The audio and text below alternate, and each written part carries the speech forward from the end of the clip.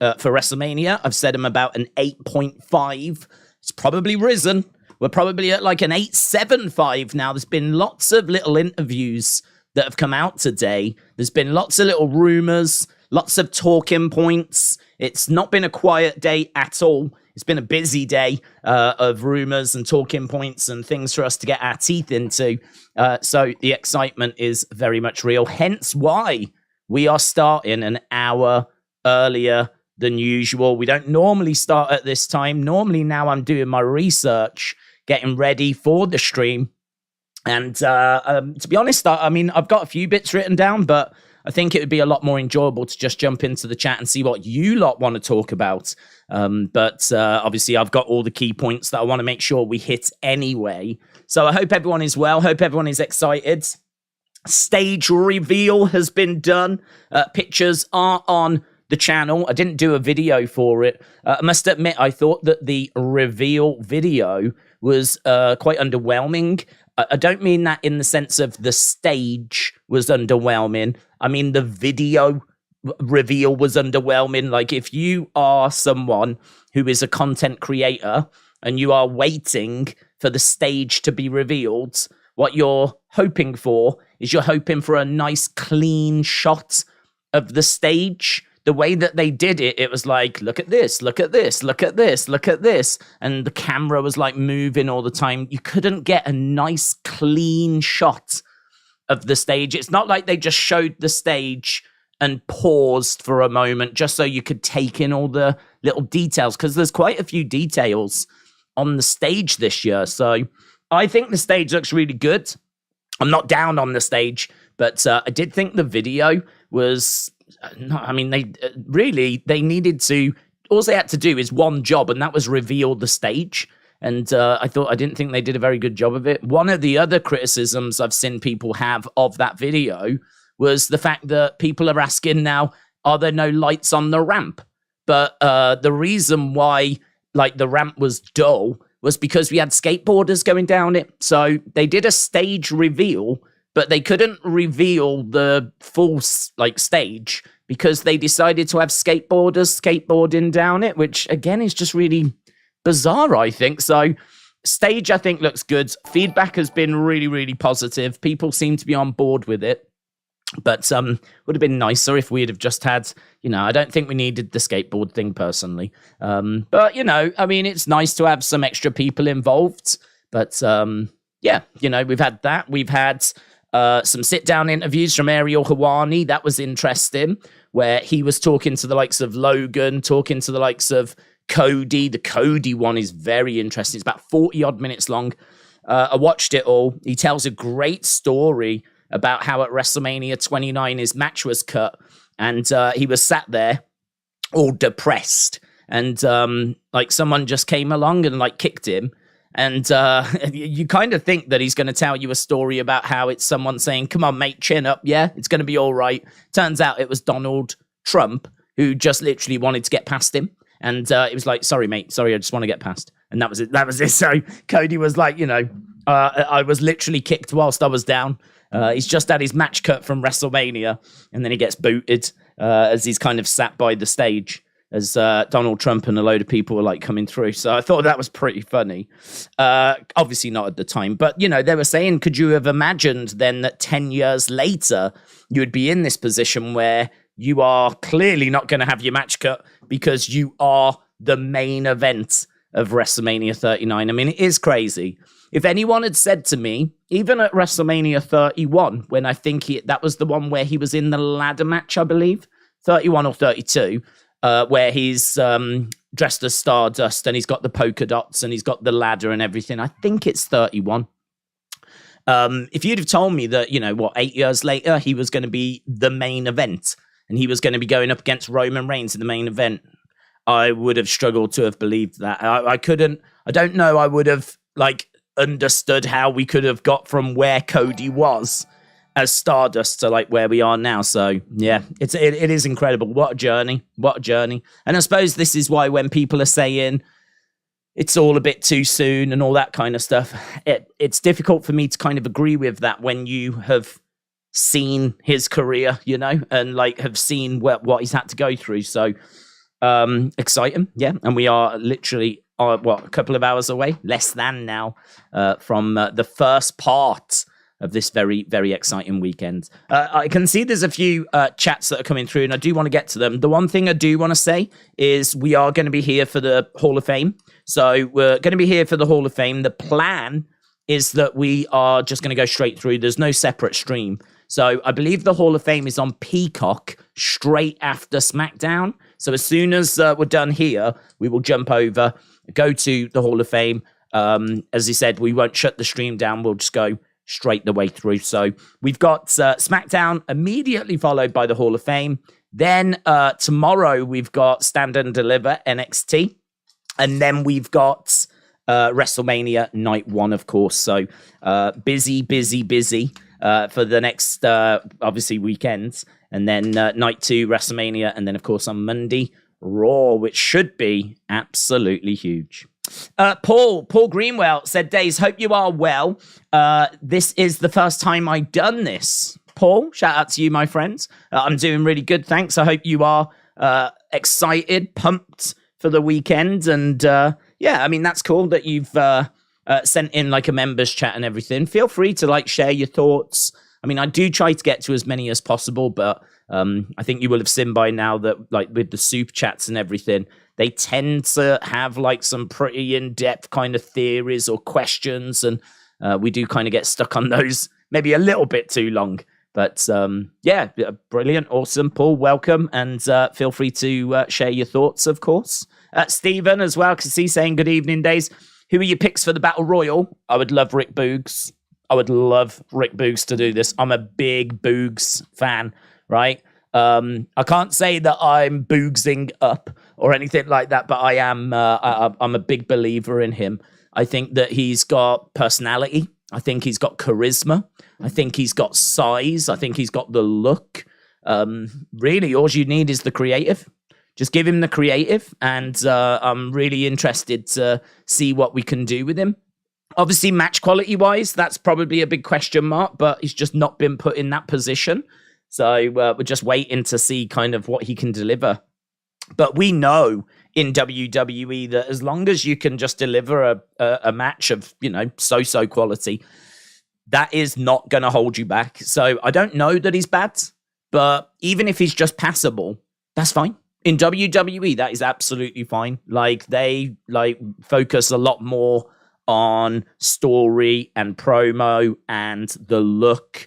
And then when you get to, you know, the match, they'll find ways of putting in little bits and bobs to make the match interesting. You know, run-ins or outside interference, or the other person can do the heavy lifting. We can, you know, we can always find ways. So I'm really high on him. I know there's question marks around him, but I'm really high on Rick Boogs. So I could sit here and say, you know, I'd love it to be Xavier or Karrion Kross or whoever it might be. But honestly, I'd love to see Boogs get it and have a nice moment, set him up really well for what is to come after WrestleMania. Danny said, I'm ready for WrestleMania 39. Very good, very good. Yeah, so you should be. I mean, it is right upon us, isn't it? Here we are. This is it. This is the dance.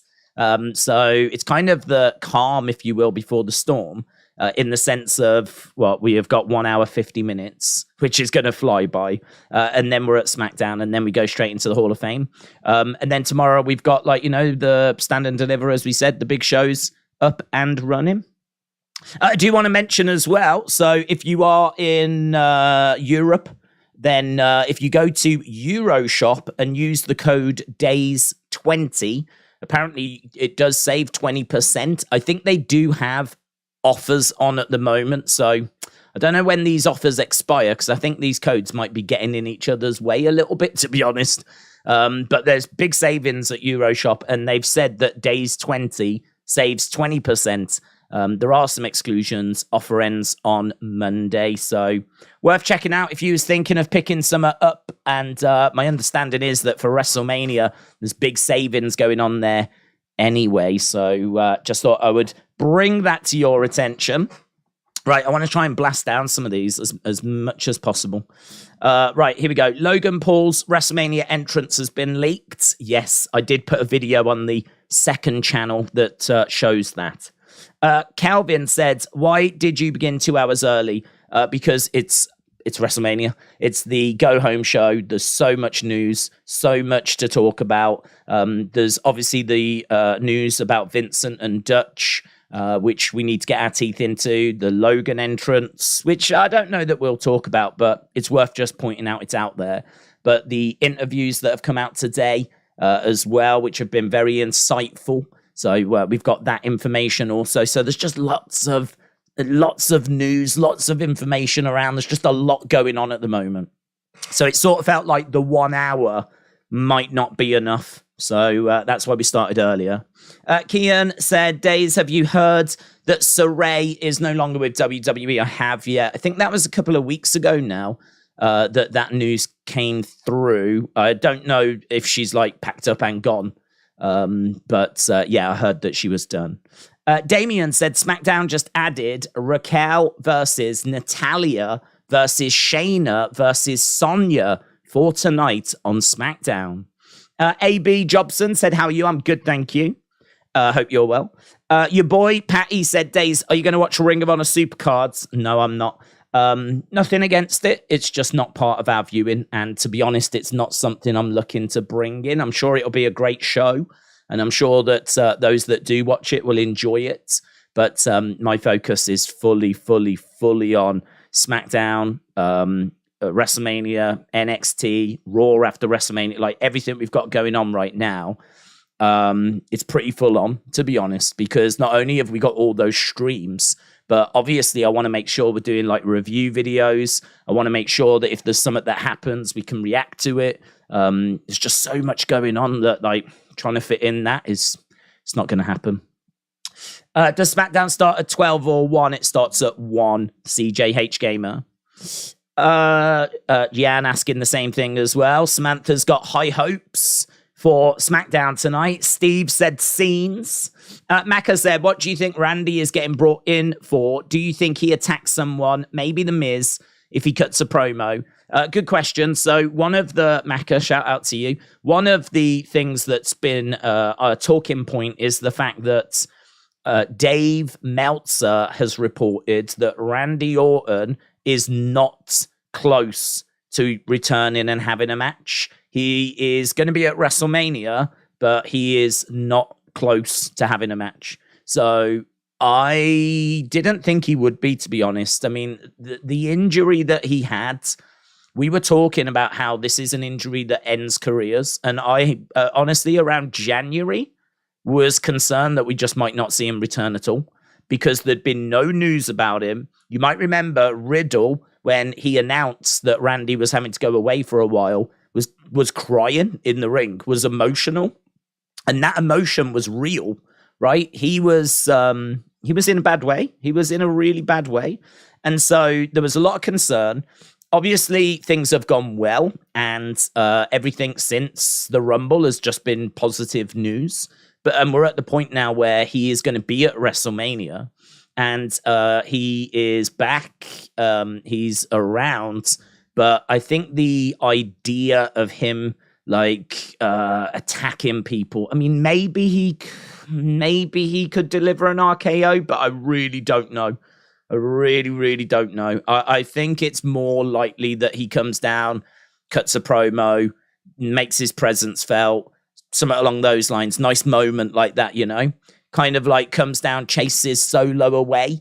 I could definitely see in the main event Solo in the ring, and then Randy's music hits. He starts walking to the ring. Solo like could go over. Randy maybe puts him down with a shot. I just don't think you're going to see a big brawl between them. I think it's going to need to be something very, very minimal. Like Solo running over to Randy and Randy just cracking him one and Solo going flying or something. Something along those lines. I just can't see it being much more than that. So rumors are Randy a little way away from in-ring return. But scroll up. Just an update on Randy. Don't expect him to do matches. He is ways away from recovering, says Bonkers. Can't wait for the Brood reunion, said Outlaw Angel. Evan said, are the rumors true about John Cena on SmackDown tonight? I don't know. I mean, I wouldn't be massively surprised because, I mean, I've got to think that he's done for the weekend.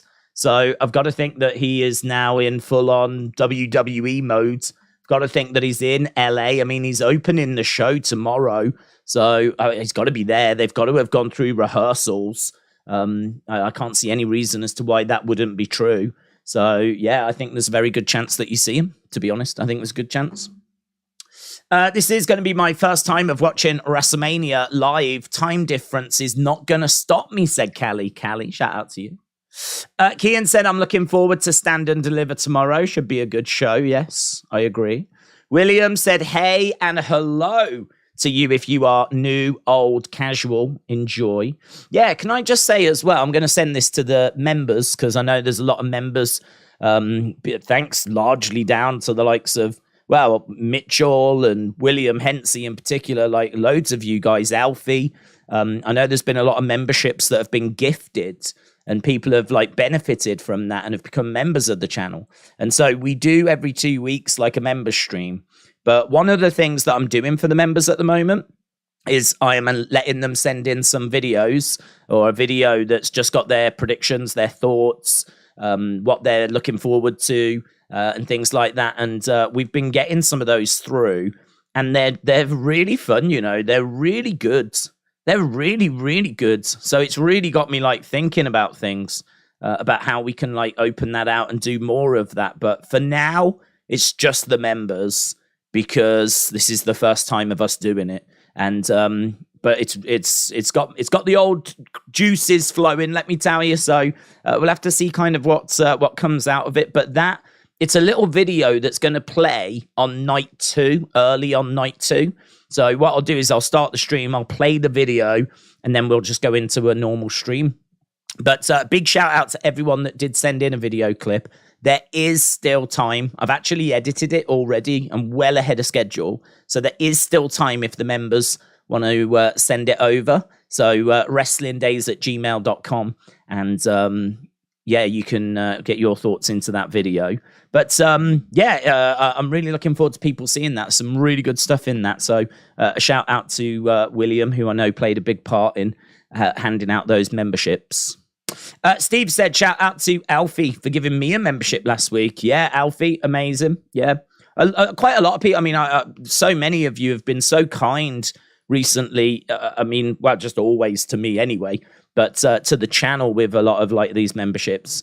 I suppose the weight of responsibility is on my shoulders to make sure that members get some obviously from it. So as we said, we do like an exclusive stream every couple of weeks. And I do like this little opportunity that we've kind of put out there for them. I think this is pretty good. And I'm constantly trying to think of new things as well. So again, if the members have got any ideas, feel free to ping them over. Gaming in real time, shout out to you, my friend. Alex Bliss Gamer said, do you think there'll be a red carpet event before the Hall of Fame? Yes and no. So I think there will. Because I think that anyone that's not at SmackDown, or even those that are at SmackDown, I think will get changed. And I think don't they normally tend to sit on the entrance stage these days? I think they tend to sit on the entrance ramp. So I think all your Raw superstars, I think anyone that wasn't actually used on SmackDown and whatever, I think you'll see them all dressed up and sitting on the entrance stage. I don't know that you'll see the likes of Roman. Cody might be there. I don't know if Roman will be there. He might be. But yes, I do expect there to be some. But those red carpet events, they're not very long, are they? I mean, we don't really see much. We just see a few like people arriving clips.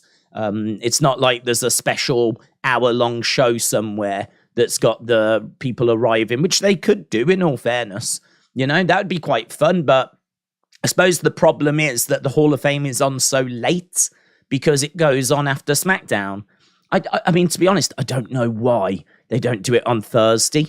I kind of feel like Thursday is just asking for the Hall of Fame. You could do it on Thursday night. You could have an hour-long like kickoff red carpet where we talk to the wrestlers as they arrive, ask them who are you wearing this evening, as they obviously are in their frocks and whatever. And, you know, you could kind of make a big deal out of it. and then go over to the actual event and enjoy the event and put it on at, dare I say, a slightly better time than which quite late, straight after SmackDown. I mean, we know that the views for, say, Rampage are not that strong at that time. So I've got to think that really at that point, kids are thinking of going to bed. Maybe adults that have been at work all week are struggling a little bit. So I don't know. I would be down for seeing it move, but equally, listen, I'm still super excited. I love the Hall of Fame. And Andy Kaufman going in. I don't know if they've announced who's putting him in. I think it's Jerry Lawler, but I just can't wait to just sit back and enjoy that one, to be honest. I can't wait to just watch the clips of him and see if they've got anything fun planned. They probably haven't. It's probably just going to be, here's a video package, here's Jerry Lawler, Andy Kaufman goes in, but I love Andy Kaufman. And I'm really excited to see what they're going to do. So yeah, I'm looking forward to it. I would say it's a good class this year. I don't think it's like an amazing class, but I think like no one's going to argue with Rey going in. Great MUTA as well for like wrestling hardcore fans is quite the name as well. So that's great. Andy Kaufman, as I said, really speaks to me. Tim White as well. I mean, Tim White, much loved. I mean, do you know what? I'm really looking forward to it. I'm really looking forward to it.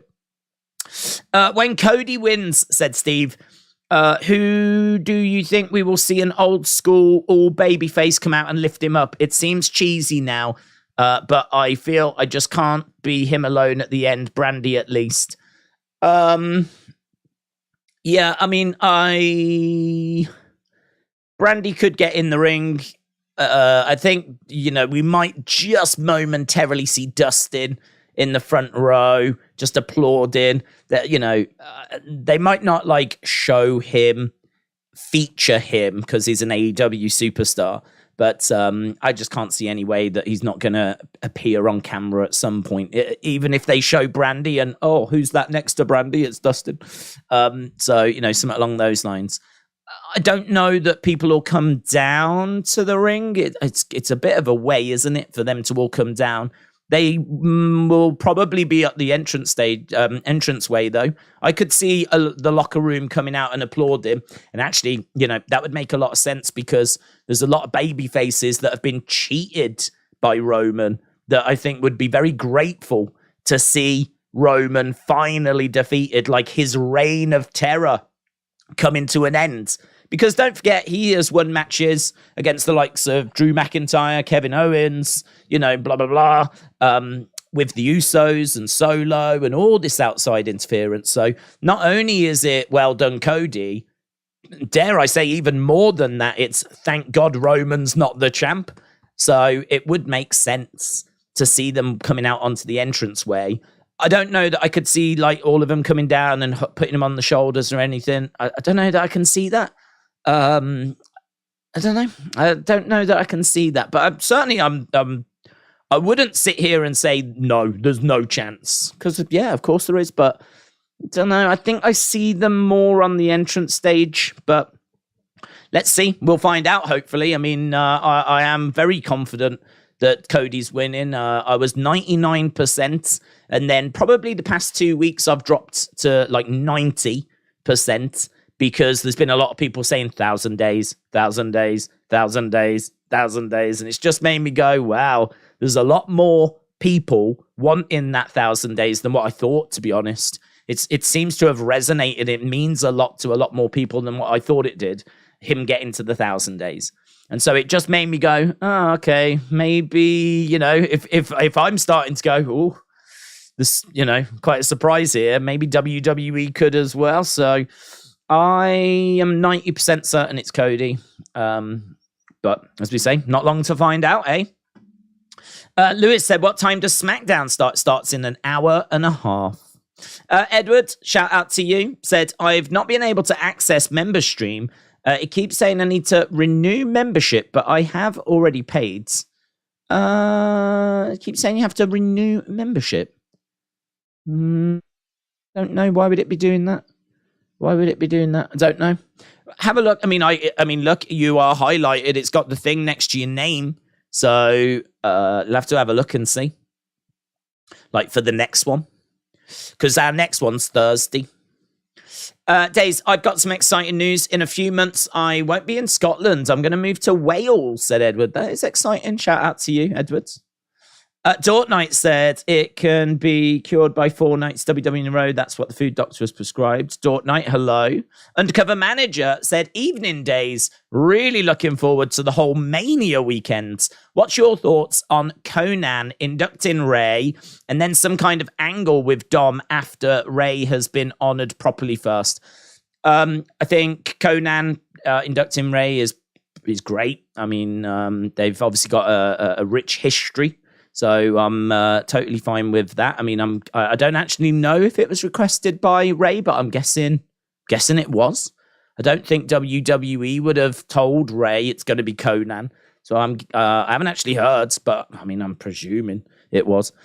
In regards to the angle, should there be an angle? I mean, I feel like there should be something, but I really do not want it getting in the way. I mean, that's why I appreciate you saying, how about we do something after?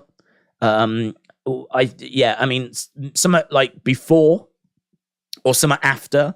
I mean, I said, like, I could totally see it being Rey's induction, and as they're, like, you know, starting to announce him, Dominik gets up, tries to interrupt, or there's some kind of commotion. And, you know, they all kind of turn and Dominik's shouting and, you know, someone's dragging him out, basically. So Dominik basically gets removed. So, because I sort of feel like you've got to get him out of the way because Dominik is going to interrupt if he's there, surely. Why would Dominik sit all quietly and polite and just let Rey have his perfect Hall of Fame induction? Like, why would he do that? So I sort of feel like you need to take the problem away. And so I think if I was booking it,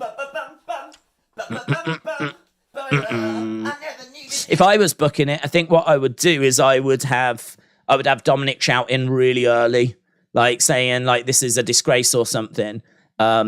Before Rey's even come out, before Conan's even come out, you know, you've got, say, Jerry Lawler, whoever it is, Corey Graves, whoever, introducing and basically have like Dominik kick off and then someone basically drag him to the back. That gets rid of the problem. It then means that you can do the induction. But Dominik has still made his presence felt, you know, so I'd be totally down for that. But honestly, let's wait and see. There's so many different ways that you could go. As you said, you could do it after. I suppose the only question I would have then would be, well, why did he sit there so politely and not interrupt when he's just been horrific? Like all this time, like since he turned, he's been horrible to his dad. So I don't know that I don't know, why would he sit there? I think I'd have to try and get him out early, get him out of the way, get him like, otherwise he might interrupt it. It's an interesting one though, isn't it? It's an interesting one. Let's scroll up. So we've got Gaming in Real Time. Shout out to you, my friends. Gaming in Real Time says, I'm calling it out now. We see Vince tonight. You think we see Vince tonight? Okay. I don't know that I don't know. What makes you say that? What makes you say that we see Vince tonight? Are there rumors of that? I know that there's been talk of Vince being an employee now, and that's definitely got people excited. I don't really read much into that, to be honest. I mean, I think there is a chance that we do see him at WrestleMania. I mean, WrestleMania, the grandest stage of them all. There's maybe a chance he does a little backstage thing. I don't know that he would come walking out at WrestleMania, but I don't know. That's an interesting one. I can't say that I'm expecting it.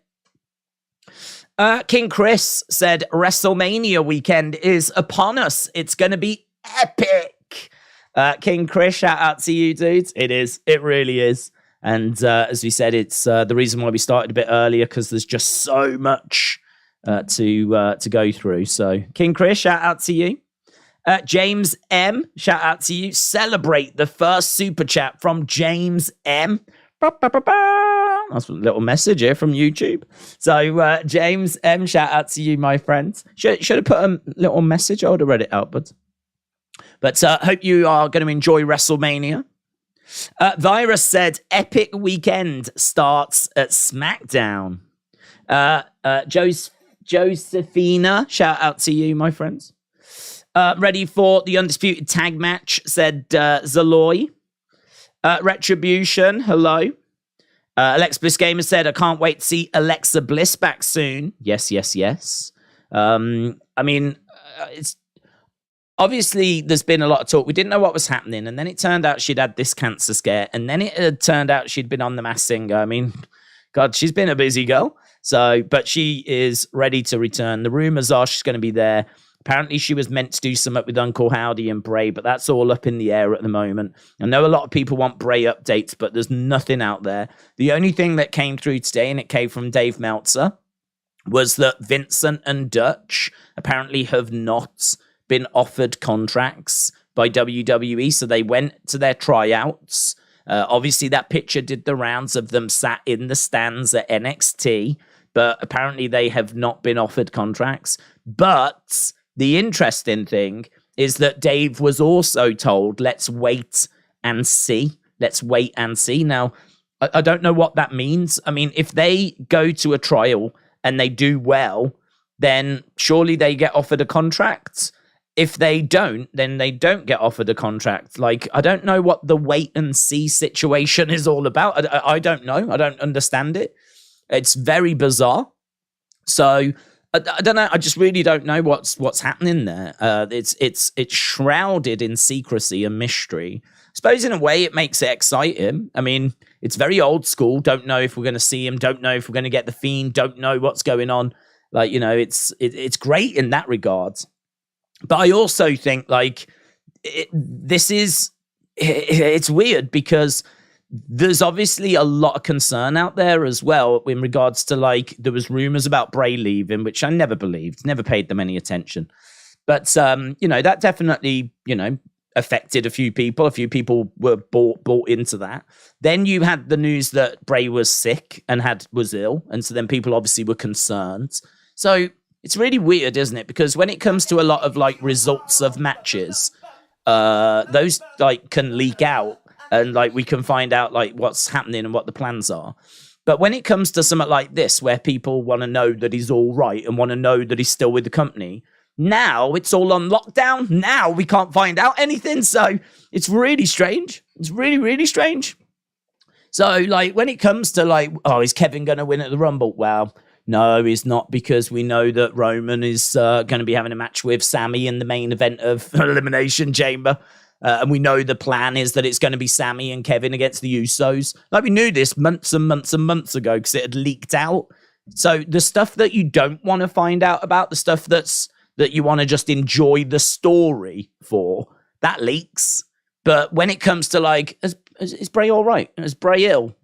I ain't got a clue. I don't know. There's no information. Like, has Vincent and Dutch signed? Are they in the company? Don't know. No, I don't know. Apparently not. So it's crazy. It's crazy. So yeah, unfortunately, we're still in the dark. I think there is a chance that we see a tease tonight, right? The reason why I say this is because I really believe Bray is at WrestleMania. I mean, there was that image of him at the airport. Obviously, we don't know where he was going, but we know that on a Tuesday, that is the day that the wrestlers went to LA. So he was at the airport on a Tuesday. You just sort of, you know, he's meant to obviously have a match with Bobby at WrestleMania. He's been up and about. We saw him out in Florida. Someone had a picture took with him. So you sort of start going, well, the chances that he's heading to WrestleMania are probably really good. So I think there's a chance that we see him. I think that if he's going to come out, they could even tease something tonight. I mean, honestly, if we got a little QR code, nothing massive, just a little something. I mean, there was rumors we were meant to get one on Monday. Obviously, it didn't come through. But what if it turns out they were just saving it for tonight? You know, of course, you always have to say, well, you know, there's always a chance the QR code news was rubbish anyway. You can always say that. And of course, that could be true. But what if there is something to it? And what if Bray is at WrestleMania and they just want to get you a little hyped, right? If they know that Bray is at WrestleMania this weekend, is already there, is in LA, it's all done, why wouldn't you put a little summit, a little tease, a little summit on SmackDown just to get people hyped? I could see them doing that. I really could. I really could. There was obviously a bit of disappointment after Raw when nothing happened. But the thing is, we always had tonight. There was always tonight. And tonight is the brand that he's with. Tonight is the show that he's a part of. So, yeah, I'm keeping an eye out for that. But I do feel pretty good that we could be seeing Bray at WrestleMania. Wrestle with Andy, shout out to you, fellow masked legend. Max Moon is gonna induct Rey Mysterio. Big Time Baxter said Masked Singer was a pre-records. Yeah, when did she do it though? I don't know when she did it. Was it like after Royal Rumble, or was this last year? I honestly, I don't know on that. Mitchell said, have you got chance to see the aerial interviews? I did. The Cody, Logan, Sammy hotel convos were all awesome. Yes. I must admit, I did find myself getting worked up and annoyed at the Logan one, unsurprisingly, right? I actually, of all this, I mean, people know I don't like celebrities in wrestling. The argument that I always come back with is that you don't see celebrities play in the Super Bowl. You don't see celebrities competing for the UFC heavyweight title, right? Jake Paul has had to work his backside off, let's word it that way, to years and years and years of training to be a credible boxer. And even then, the boxing community still hasn't accepted him as a boxer. It's not until he faces a proper boxer, he is not a boxer, right? So we've watched Jake struggle with being accepted in the boxing community. It's very strange that in the wrestling community, there's a good chunk of people, dare I say even the majority, that are just, bring him in. Canadian, destroy the Miz, it doesn't matter. Bad Bunny, do you want to be the Intercontinental champ? Logan's going to go after the world title. Yeah, well, whatever. It's just, I don't know. I view it more, I think, as a sport than I think maybe a lot of other people. A lot of other people just view it as entertainment, where I think my basis of enjoyment of wrestling has always been of coming at it as a sport, because that's how it was kind of presented as I was growing up, I suppose. Yes, they are wacky characters. No one's going to deny that. But it's wacky character A against wacky character B in a contest to find out who is the best. And, these are meant to be highly trained, blah, blah, blah, blah, blah, right? So I would give Logan, I'm going to give Logan his flowers in saying that he's got some skills in the sense of he's got an athletic background, he's got a wrestling background, he's got boxing as well because he stepped in the ring with Floyd Mayweather. And so, all of those things I give him props for. But when you listen to that interview with him and Ariel today, and he's sat there saying, I literally never train. This comes so natural to me. It's so easy. And he's just putting over how simple it is. Because, of course, he's trying to put himself over as being, God's gift to wrestling. So easy. He's I watch myself back and I'm just so scared of, I'm amazed at the things that I can do with such little training. So he's talking about stuff like this, just making it seem like the easiest thing in the world, which is just such a bad kind of image, I think, for wrestling. All you hear about is, but then equally, he talks about how he's in awe of the wrestlers because of their schedule and the grind and the work, and it's every week and they're on the road and they've got to have their nutrition right and all of this stuff. And he's don't ever talk bad about me because this is hard. He was absolutely all over the place in that interview. At times he's telling us how easy it is. And then at times he's telling us how hard it is. And then, of course, he doesn't even work that schedule. So the idea that he wants to be seen as a wrestler and be respected and talks about how the other wrestlers are working 52 weeks a year, they're on the road, they're on the grind, when he's not doing any of that. And in the same interview is saying that he doesn't even put the work in. I literally, he said training to be a better wrestler, he's probably done a couple of times. It just comes so easy to him. So I just found the whole thing like really annoying, just really annoying. And you know that he's going to be present. I mean, the entrance for him has leaked. We know it's a big entrance. I mean, they just go all out with Logan, don't they? They give him the big entrances. He even said in that interview, the match is amazing. The match is amazing. It just goes back to everything I've been saying. They know the match. It's planned from start to finish. So he already knows the match is going to be amazing. All he has to do is execute it. And you do have to give him props for that. There's no denying, right? No one can deny that Logan is a fantastic athlete, right? His cardio, his explosiveness, like the raw ingredients are absolutely there for him to be a great professional wrestler. No, I don't think you would find anyone that would disagree with that. I don't think anyone would disagree with that. But if you're not going to put in the work, if you're not going to put in the miles, if you're not going to commit to this, I just don't see what the point is. I mean, literally, it is only to boost social media.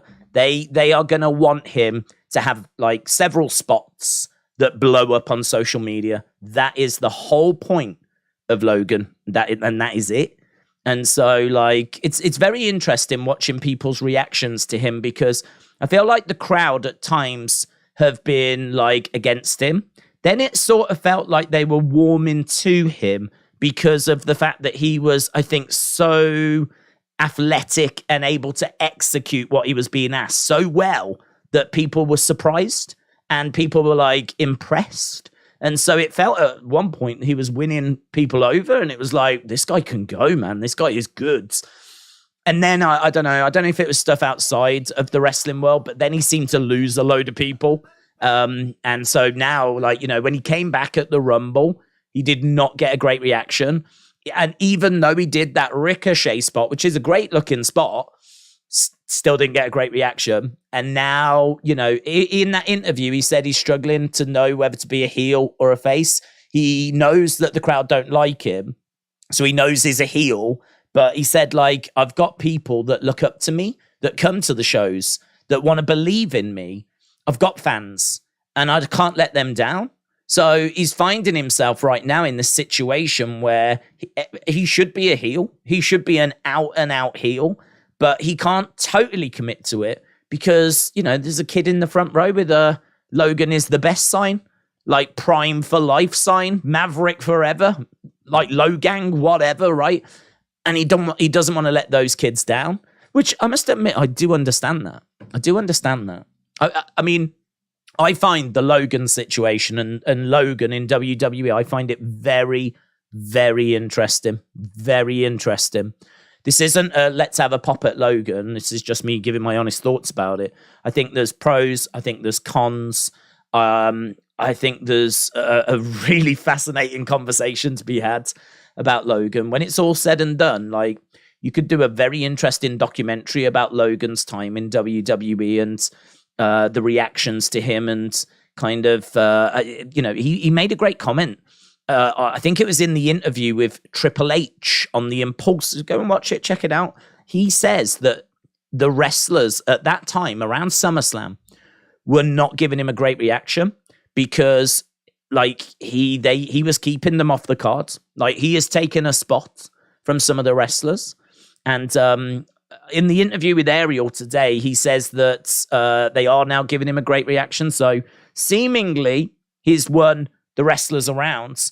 I don't know if they're just being nice to him now and like saying something different behind his back. But of course, Becky came out with some comments recently saying that she didn't think like influencers should be involved in wrestling and whatever. But of course, as he said in the interview, she is the wife of the person that he's facing at WrestleMania. So, what would you expect her to say?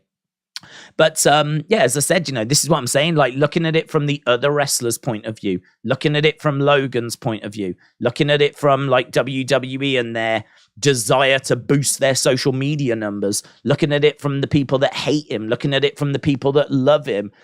It's a very interesting topic. Very, very interesting topic. So I would say watch that video with Ariel and see what your takeaways from it are. But I found him to be very contradictory, and I found it to be quite annoying, to be honest, once I finished watching that one.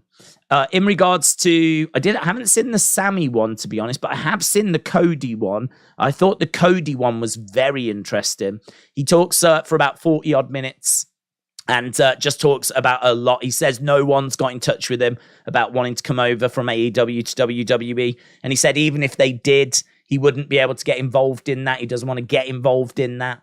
But he talks about, like, as we said, WrestleMania 29 not being on the show. He said he's got a conspiracy theory that match was never going to happen, which I thought was really interesting, because he says he didn't know at the time, but at WrestleMania 29, he was involved in a match that was very heavily connected with Total Divas.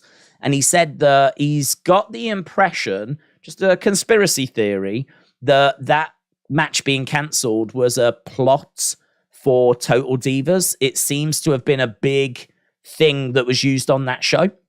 So his conspiracy theory is that match was never happening and it was always getting cancelled and it was all to do with the show. And he said, like, he was not involved in that. And I think we're far enough away from it for him to be telling the truth. So he said he was not involved in knowing that was the case. Because he said if he knew, he would have asked to have been more involved. Like, give me some scenes. Let me, be angry about it. Let me do something with it. But instead, he, thought he was having a match and then it gets cancelled. And he even said that he hated P. Diddy for a while because P. Diddy had a little musical performance on the show. And he kind of thought to himself, we could have had that time. Which, again, it's interesting how wrestlers think. He's, backstage gritting his teeth as P. Diddy is performing, thinking, you've stole my match. Which, again, is really interesting. But, that has definitely got some interesting points in it. Definitely got some interesting things.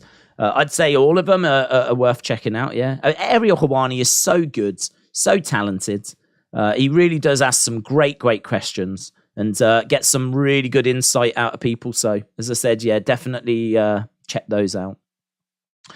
Jonathan, shout out to you. Jonathan Farvin said live stream tomorrow night.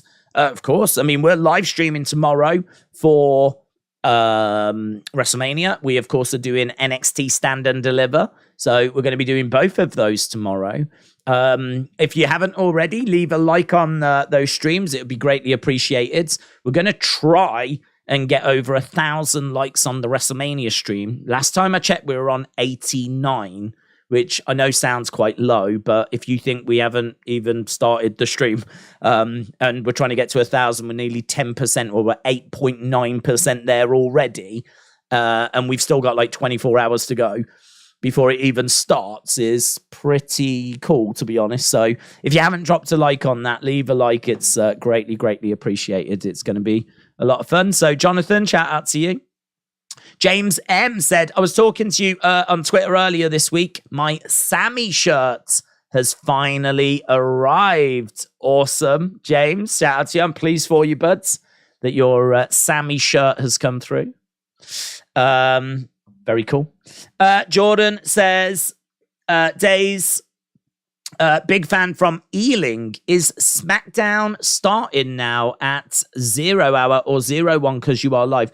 No, we're early, but the show's not changed. We're early. So we are starting early because there's so much to go through. I mean, you can see all the comments firing in. I'm desperately trying to get to as many as I can. So, yeah, we just wanted to make sure that we had that extra hour to get to as many comments as possible.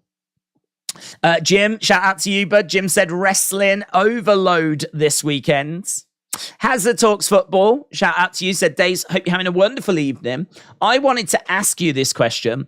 With Hell in a Cell match of Edge versus Finn, can you see this being Edge's last Mania, or does he have one more in him? Great question. So the only thing I'm going to base that on is the comment that he made last year when we were in Toronto. So we were in Toronto, and after the show, I think it was just a SmackDown, but after the show, he got on the mic and he was like, how about you guys and me? We'll all be here next year and we'll say goodbye together, because I couldn't think of a better place to end it than here in Toronto. So that just stuck with me. And obviously the talk then was Edge has announced that he's retiring basically in a year. There was a big buzz around that. Now, nothing has been said, and I haven't seen any interviews with Edge to get any clarity on that. I mean, had Ariel have interviewed Edge, that should have been, I think would have been one of the questions that would have been asked, like, how long are you going for? These comments were made in Toronto. Do you still stand by those?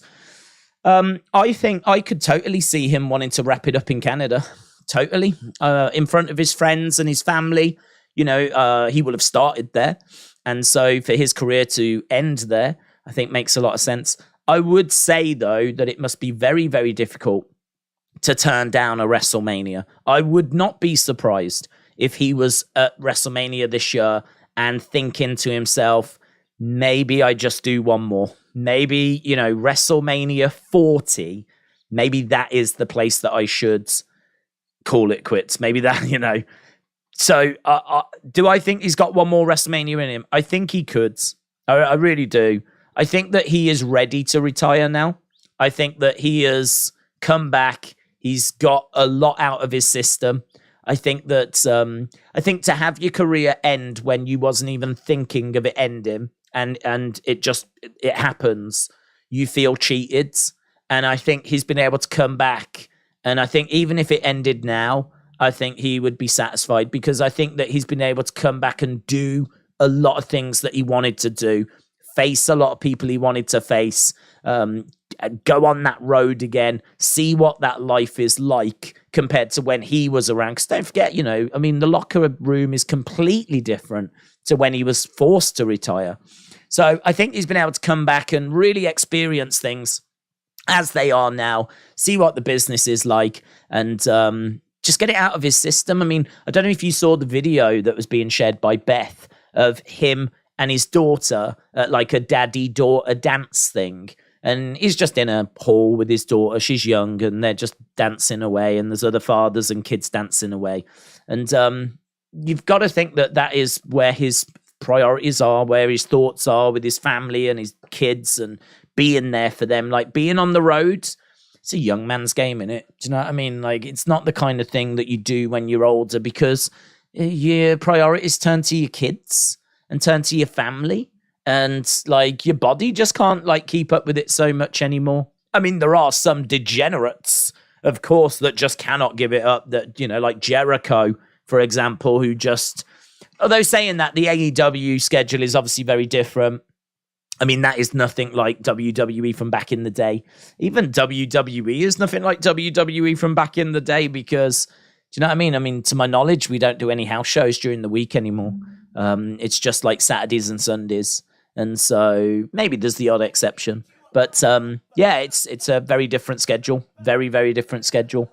But even so, I think he's had his fill. I think that when we go to Toronto at some point this year, if they could be billing that as the final farewell, they could.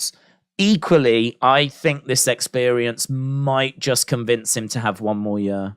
Might just convince him to have one more. Even if it's a case that he goes and does Toronto, goes away for, 6 months or so, and then maybe comes back at the Rumble and has the final run. It could be something along those lines. But saying that this could be what we're witnessing now, because don't forget, that's pretty much what we've just done.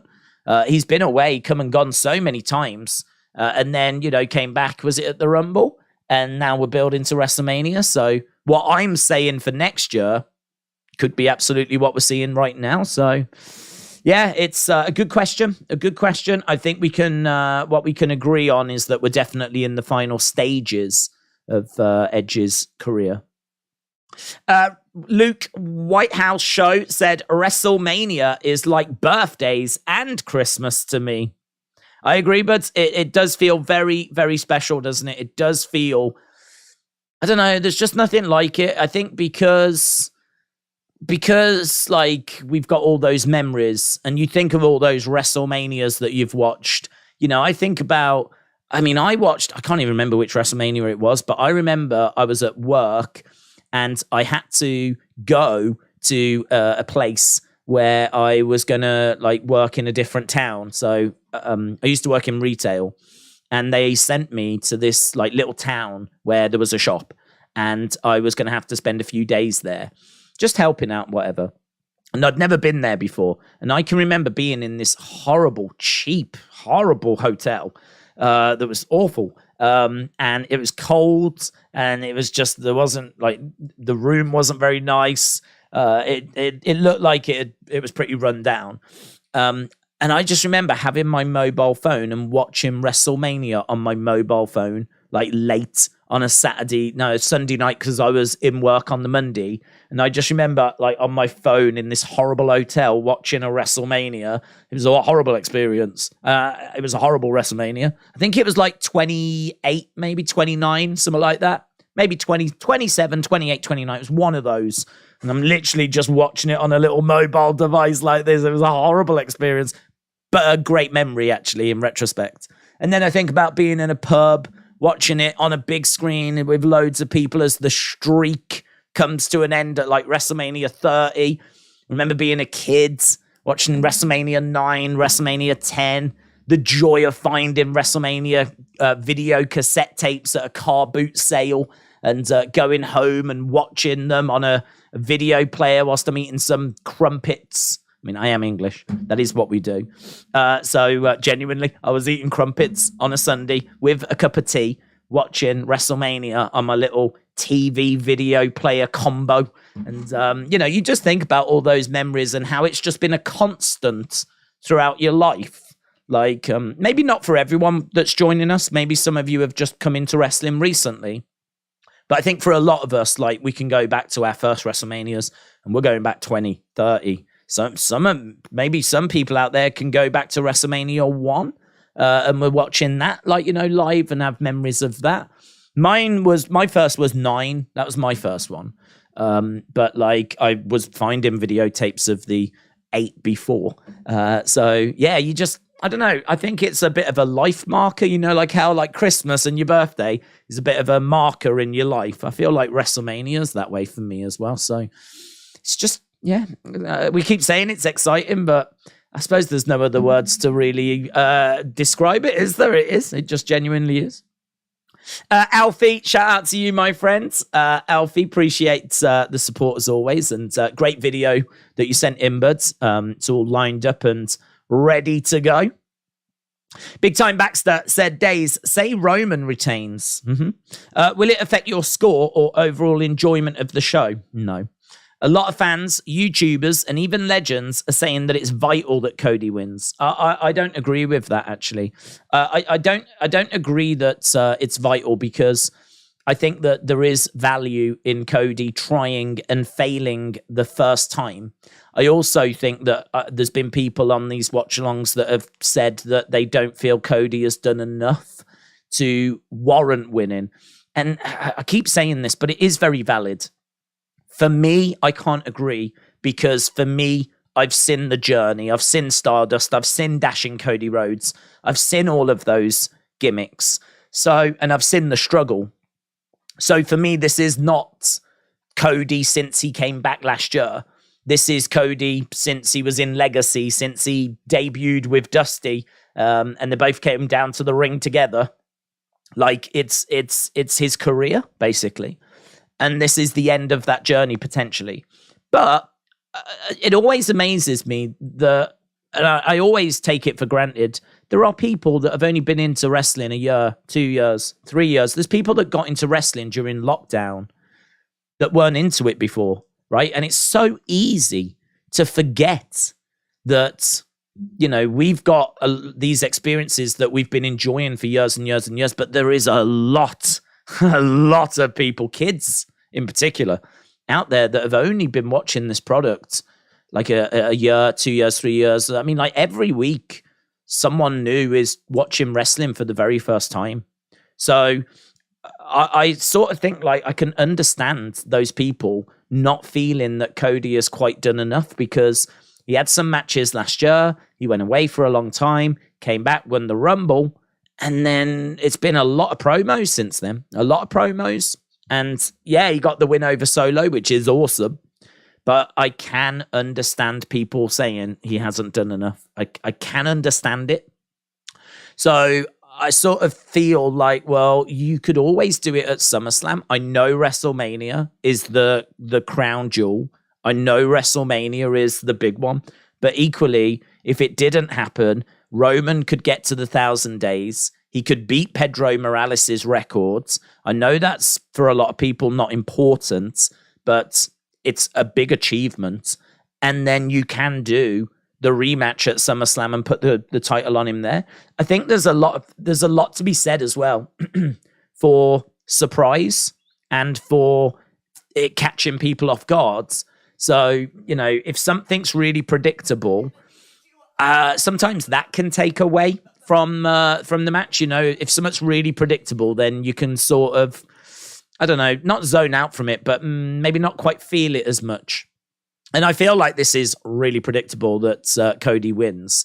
So it would actually be quite the swerve if he didn't. The only thing I would say is that if he didn't, we definitely need something to give the crowd a boost, to give the crowd a big pop, to give the crowd a big cheer at the end of WrestleMania. And that's where The Rock could come walking out. If the Bloodline cheat Cody, or maybe the Bloodline cheat Cody and then they start beating him up, and then all of a sudden The Rock's music hits and he just comes walking out onto the stage and all of a sudden gets Roman's attention. They stop beating up on Cody. Cody is able to get out of the ring, get medical attention. And WrestleMania ends with Roman staring at The Rock. And, you know, nothing needs to be said, but just that face-to-face. I'm not even talking face-to-face that way. I'm just talking about Roman in the ring, The Rock on the entrance stage, just the camera cuts of them two being face-to-face in the same stadium, like clearly not on the same page. That could be absolute money. Absolute money. And that could set up next year. I mean, next year you could get Rock versus Roman. And I did put this out on Twitter. And a lot of people were like, I don't want Roman to be holding the titles for another year. But no one said he's going to. As I said, he could still lose the belts to Cody at SummerSlam. And then you've got Rock Roman set up for next year without the titles involved. You don't need the belts for Rock versus Roman. So, do you know what I mean? Like, you are taking away the predictability. You are getting Roman to the records. And not only 1,000 days, but beating Pedro Morales. You're setting up the main event for WrestleMania next year. Doesn't need to have the belts involved. You are kicking the can a bit further down the road to give you a massive SummerSlam main event. Roman against Cody, the rematch. Massive SummerSlam main event. That, you know, ticks a massive box there as well. I also think that there's still people for Roman to face. I mean, there's other names that can go up against Roman. I don't feel like we've absolutely gone through everybody yet, because there's a big rumor that after WrestleMania we get the draft.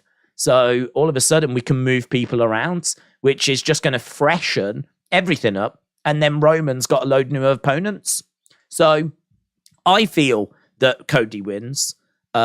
But I can't say that it's be all and end all. I really can't, because I think that you can find a way of telling the story and going forwards with Cody not being successful. He will win the belts. No doubt about that whatsoever.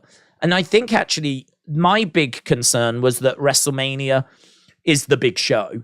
And it's like, listen, you've got to do it in front of like 80,000. Anything less is just going to be underwhelming. But I think SummerSlam this year is about 65. It's about 65,000 in the stadium. It's a big stadium.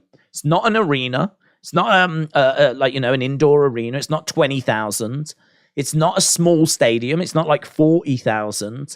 It's like 65,000 people. It's going to feel like WrestleMania. I do understand that maybe it won't have the same number of eyes watching, and that is maybe the only reason that I can really say we have to do it at WrestleMania. That's maybe the only reason that I can say, yeah, it's got to be this weekend. Because I don't think anyone would disagree. SummerSlam is nowhere near as big as WrestleMania. I'd say it could be second, but it's not a close second, right? There's a decent, healthy gap in regards to how many people and casual fans. I mean, WrestleMania just resonates with people that don't even watch wrestling. Everyone knows WrestleMania. SummerSlam, not so much. So that's the only reason I could say, yeah, you know, that it's got to be this weekend. But as I said, I can make an argument, and I think a compelling one, that it doesn't have to go that way. So to answer your question, would I be down on it if Roman retained? No. But the story would need to be right, I think. I would be down on it if Cody loses, Roman walks out, and that's it. And it's just, and it's a flat ending. Oh, that's it. Like that, I don't feel is a very good way to end WrestleMania. I feel like you've got to give us something. I don't want the Clash at the Castle ending. That was bad. I think we can all agree that was bad. I know people enjoyed the show, but the ending was bad. Solo getting involved is fine, but like them singing that song and like Tyson getting in and Tyson Fury getting in the ring and shaking Roman's hand after he had just screwed Drew McIntyre, and then Tyson, I thought he was going to get in and lamp him. I thought he was knocking Roman out. They end up shaking hands. It sort of felt to me like they didn't quite know what to do. Sort of felt like I don't know if they had properly planned out the ending, to be honest. Like, so I think they got as far as Solo's going to interfere, Roman wins, we'll end the show. I think that was probably the conversation, because Tyson Fury getting in, looking a bit awkward, standing. I mean, there was a moment where they were sort of standing opposite each other, and in the end, they shake hands, and you're like, huh? What? And then when you think it can't get any stranger, he goes over to Drew, helps him up, they burst into American Pie. I do not need, I mean, as iconic a moment as what it was, I don't necessarily need that for the ending of WrestleMania. So if Cody does lose, we're going to need something better than that, in my opinion. But we'll have to wait and see. I think you can make an argument that you can find a way for Roman to retain and it would still work. Richard, shout out to you, dude, said, do you think Lashley will come out at Mania and demand a match and then surprise Randy return, Big E return, or Switchblade debut? Yes, I could see that happening. No to every single one of those. So Randy, we've been saying for a long time, he's been out since May. That injury was serious. He ain't getting in there and having a match. We said if he comes back, it'll probably be a tag match to protect him. And then lo and behold, Dave Meltzer comes out today and says Randy is nowhere near ready to return from injury for having a match, right? And listen, that is not me with a crystal ball being amazing, right? That is just being down this road so many times with wrestlers that have had long-term injuries. You can't throw them straight back into big singles matches. So that's why it rules out Randy. That's why it would rule out Big E. I mean, Big E could be ready to return, and he could definitely do a little something, but not a match. I mean, when I say a little something, promo, maybe throw a lucky punch, something like this, but not a match taking bumps, being chucked around. No way. So I don't see Randy. I don't see Big E. And the Switchblade one is very interesting because this is a hotly debated potato. So how big is Switchblade Jay White? That's the question. How big is Switchblade Jay White? If you are a New Japan fan, your answer is going to be He's very big. If you are a hardcore WWE fan that only watches WWE, your answer is going to be, who the hell is Switchblade Jay White? Right? So if you are WWE, what do you do with him? Like, if you have got him, what do you do with him? I keep saying the same thing, but I just think it's very valid. And that is that Finn Balor, Shinsuke Nakamura, Asuka, Kushida, like even Drew McIntyre when he came back, all went to NXT. They went to NXT first. And we're talking about people that were big, not Drew, but Kushida, Nakamura, certainly Finn Balor. I mean, Finn Balor with the Demon, and Finn Balor, who is the person that started Bullet Club. Like, he was a big name in New Japan. He went to NXT. So did Shinsuke. He was their world champion, IWGP champion. He went to NXT. Kana, one of the biggest Japanese female talents, one of the biggest female stars in the world, went to NXT. Io Shirai was winning awards for best wrestler on like PW Insider, and she went to NXT.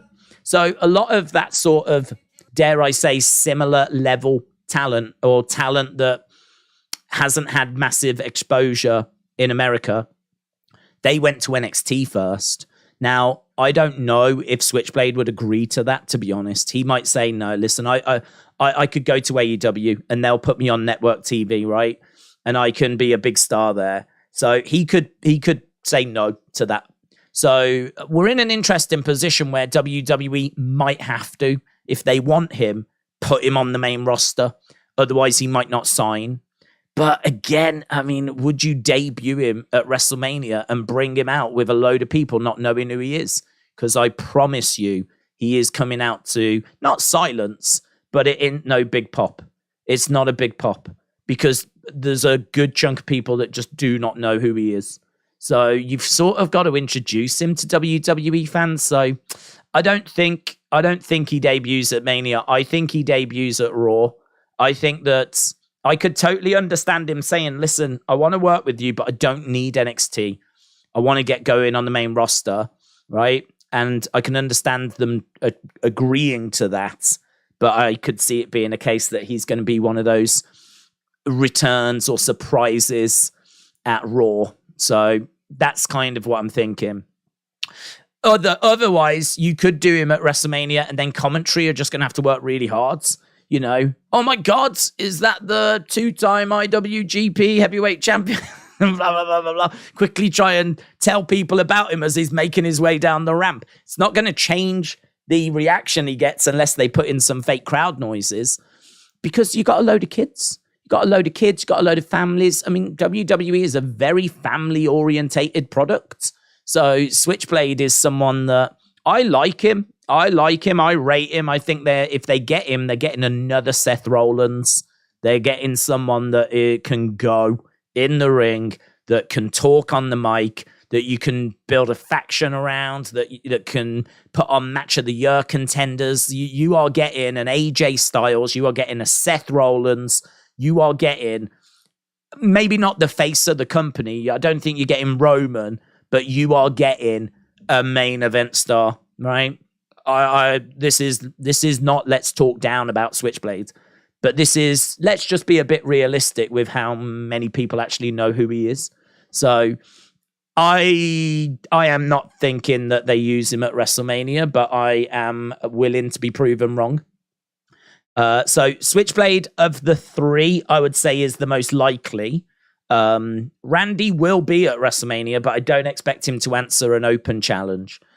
Big E, I haven't heard. I mean, we know Big E is there. We've seen promos featuring him and interviews and things.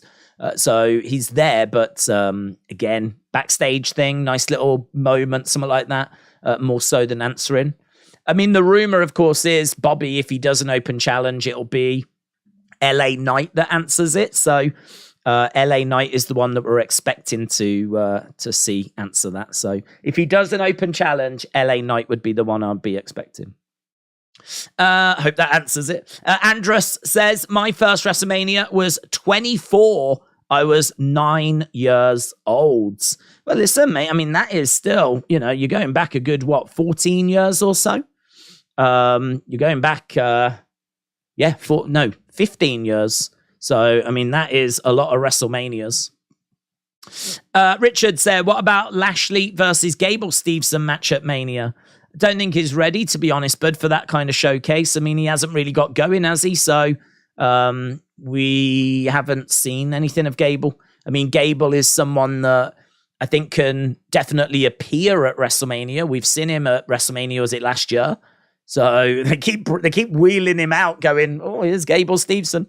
But we still haven't got going with him. But whether they were going to look to do it as a bit of a showcase type thing, but I haven't seen him compete. I have no idea if he's match ready. I mean, I would imagine he is, but I've got to think it'd be a very basic match. I've got to think that I don't know that he'd be able to go in there and put on like a WrestleMania worthy thing. But saying that, I mean, it would just probably be a little 2-minute job, wouldn't it? Little 2-minute job. Gable Steveson wins. Keep it very simple. A little bit like Undertaker Cena type match. So could you do it? Maybe. I just have to go back to rumors are that it's LA Knight. LA Knight is the one that we believe it's going to be if we're going to get Bobby at Mania. Triple T, shout out to you, my friend. Hope you are well. Tommy said apparently Fury was fuming that aired afterwards. Was he? Was he really? That's interesting. I never heard that. I never heard that he was fuming that had aired. That's interesting. I mean, it was so random, wasn't it? Really, really random. But hey, listen, that's the fun thing about wrestling. I think what I really appreciate about wrestling is obviously the great times, but even the times that are strange like that, it gives you something to talk about. And I've said a million times, we will say a lot of stuff on this channel, right? A lot of opinions, a lot of things that people will disagree with. That is absolutely fine. I do not expect everyone to be agreeing with even 50% of what I'm saying. But everyone is absolutely entitled to their own opinions. But I think the great thing about wrestling is that there's so much to talk about. There's just always things to talk about, always conversations to be had. And that's what makes, WrestleMania so exciting is it's just going to be nonstop. I mean, actually, too much.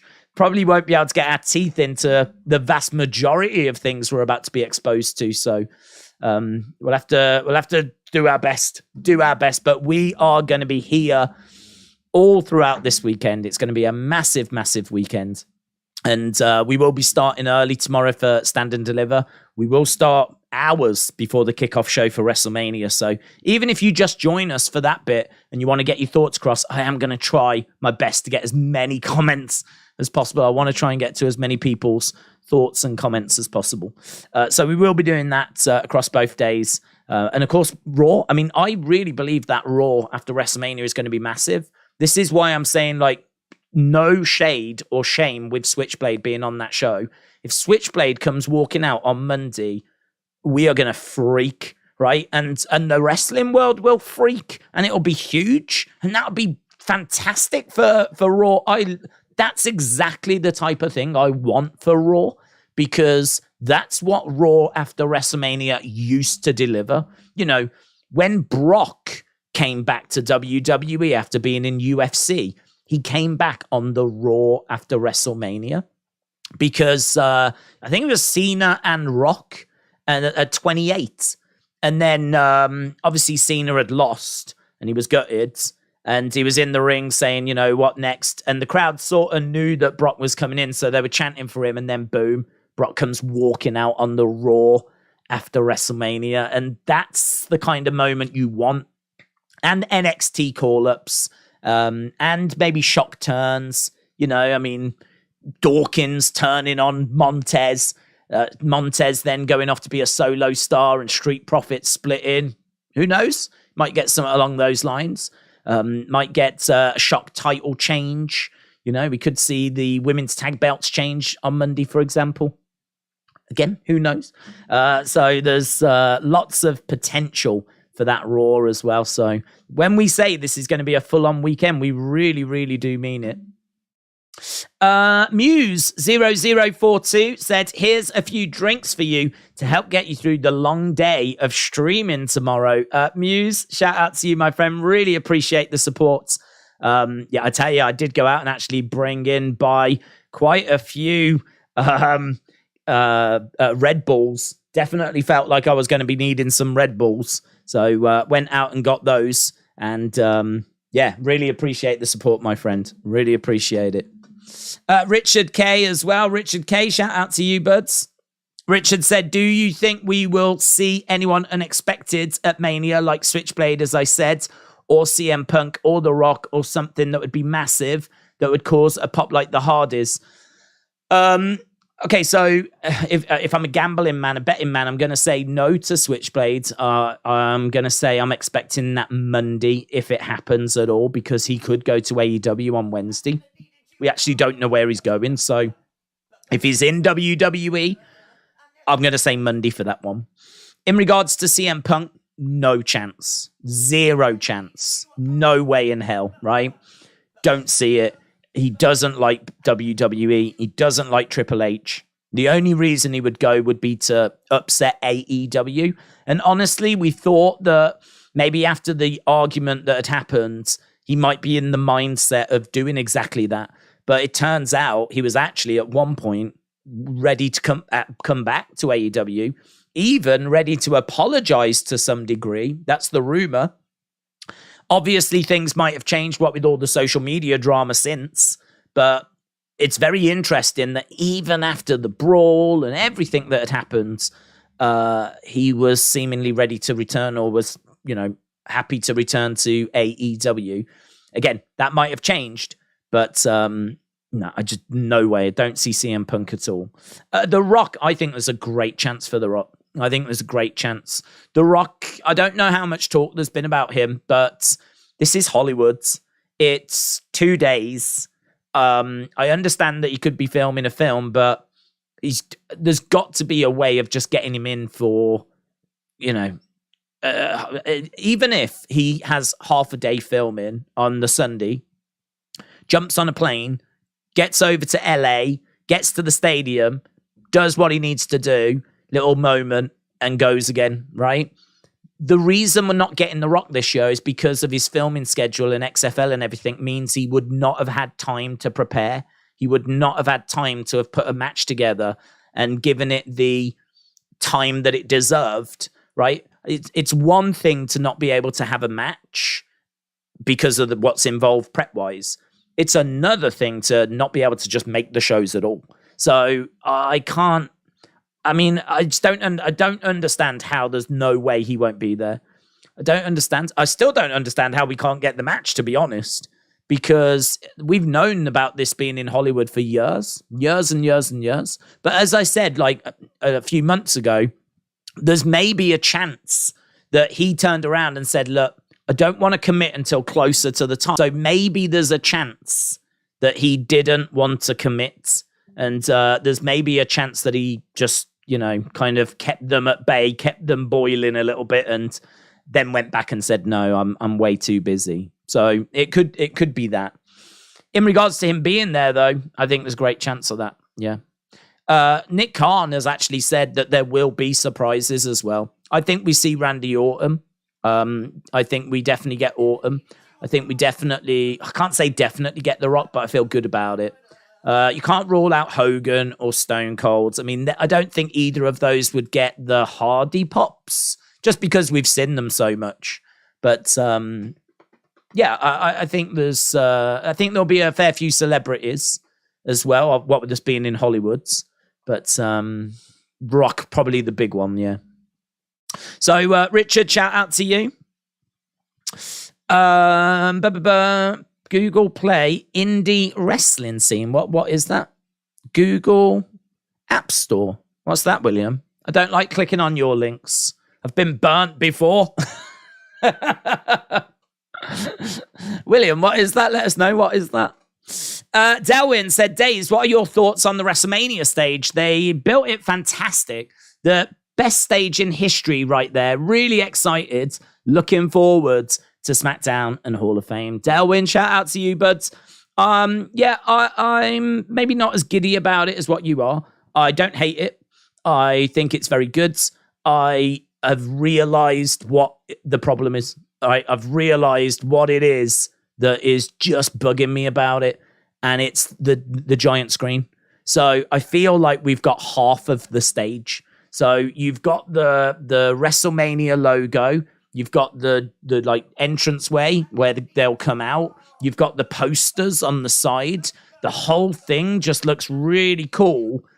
I'm just missing like the top part of the building, if you will, because what you could have had is just a big screen above, and then you could have just made it look like a building, right? You could have just had windows, brickwork, made it look like a building with the little canopy thing at the bottom, with the WrestleMania sign, the posters and all of that, right? And then obviously, when they're making their entrances, there's just a massive screen there for you to use for their Titantrons and to show replays on and do whatever it is you want to do. I think the reason why it's not smacked me in the face, like, oh my God, this is 100 out of 10 type situation, is because you're getting the bottom bit, which looks amazing. But I think from what I've seen, it's just lacking a bit of height. It seems quite a low stage. But what they've given us is amazing. I wouldn't change anything about it. As I said, the only thing I would do is add to it. I would just add a screen above and just have it look like a building that then you can then use for Titantrons and everything and use, like, you know, as it is. So I would say it's, for me, probably an 8 out of 10. I could maybe go 8.25, something like 8.5 maybe, around that sort of ballpark. I'm really into it. I really like it. I think the detail on it is great.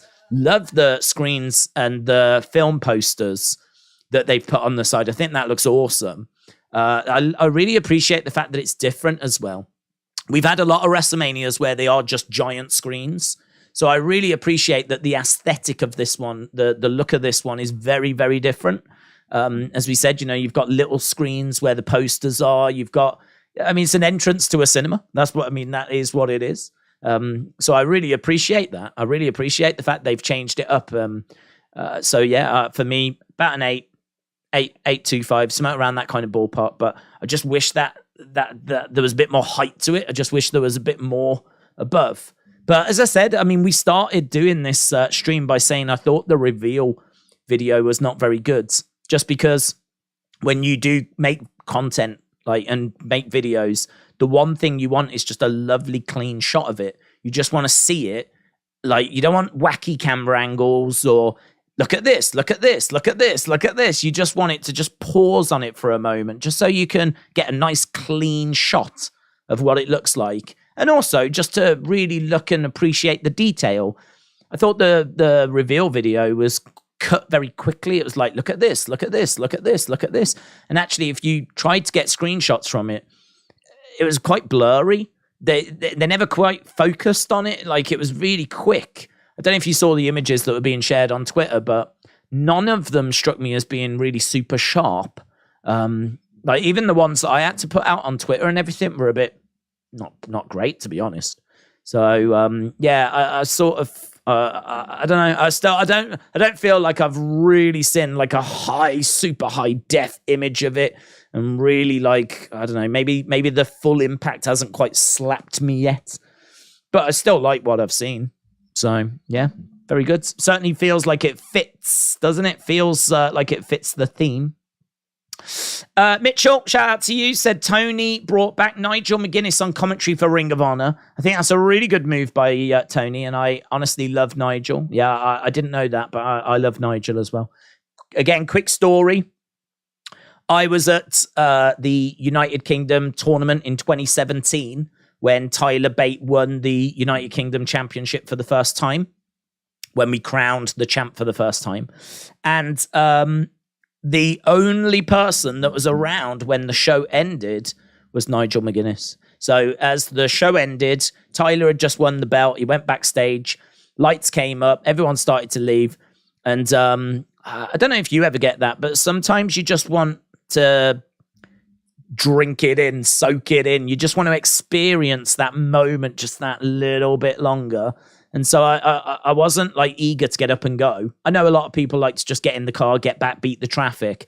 I'm not that way. I'm someone that just, the lights come up. I just want to take that moment to just, I don't know when I'm going to be back enjoying live wrestling sometimes. So you just want to, take that moment.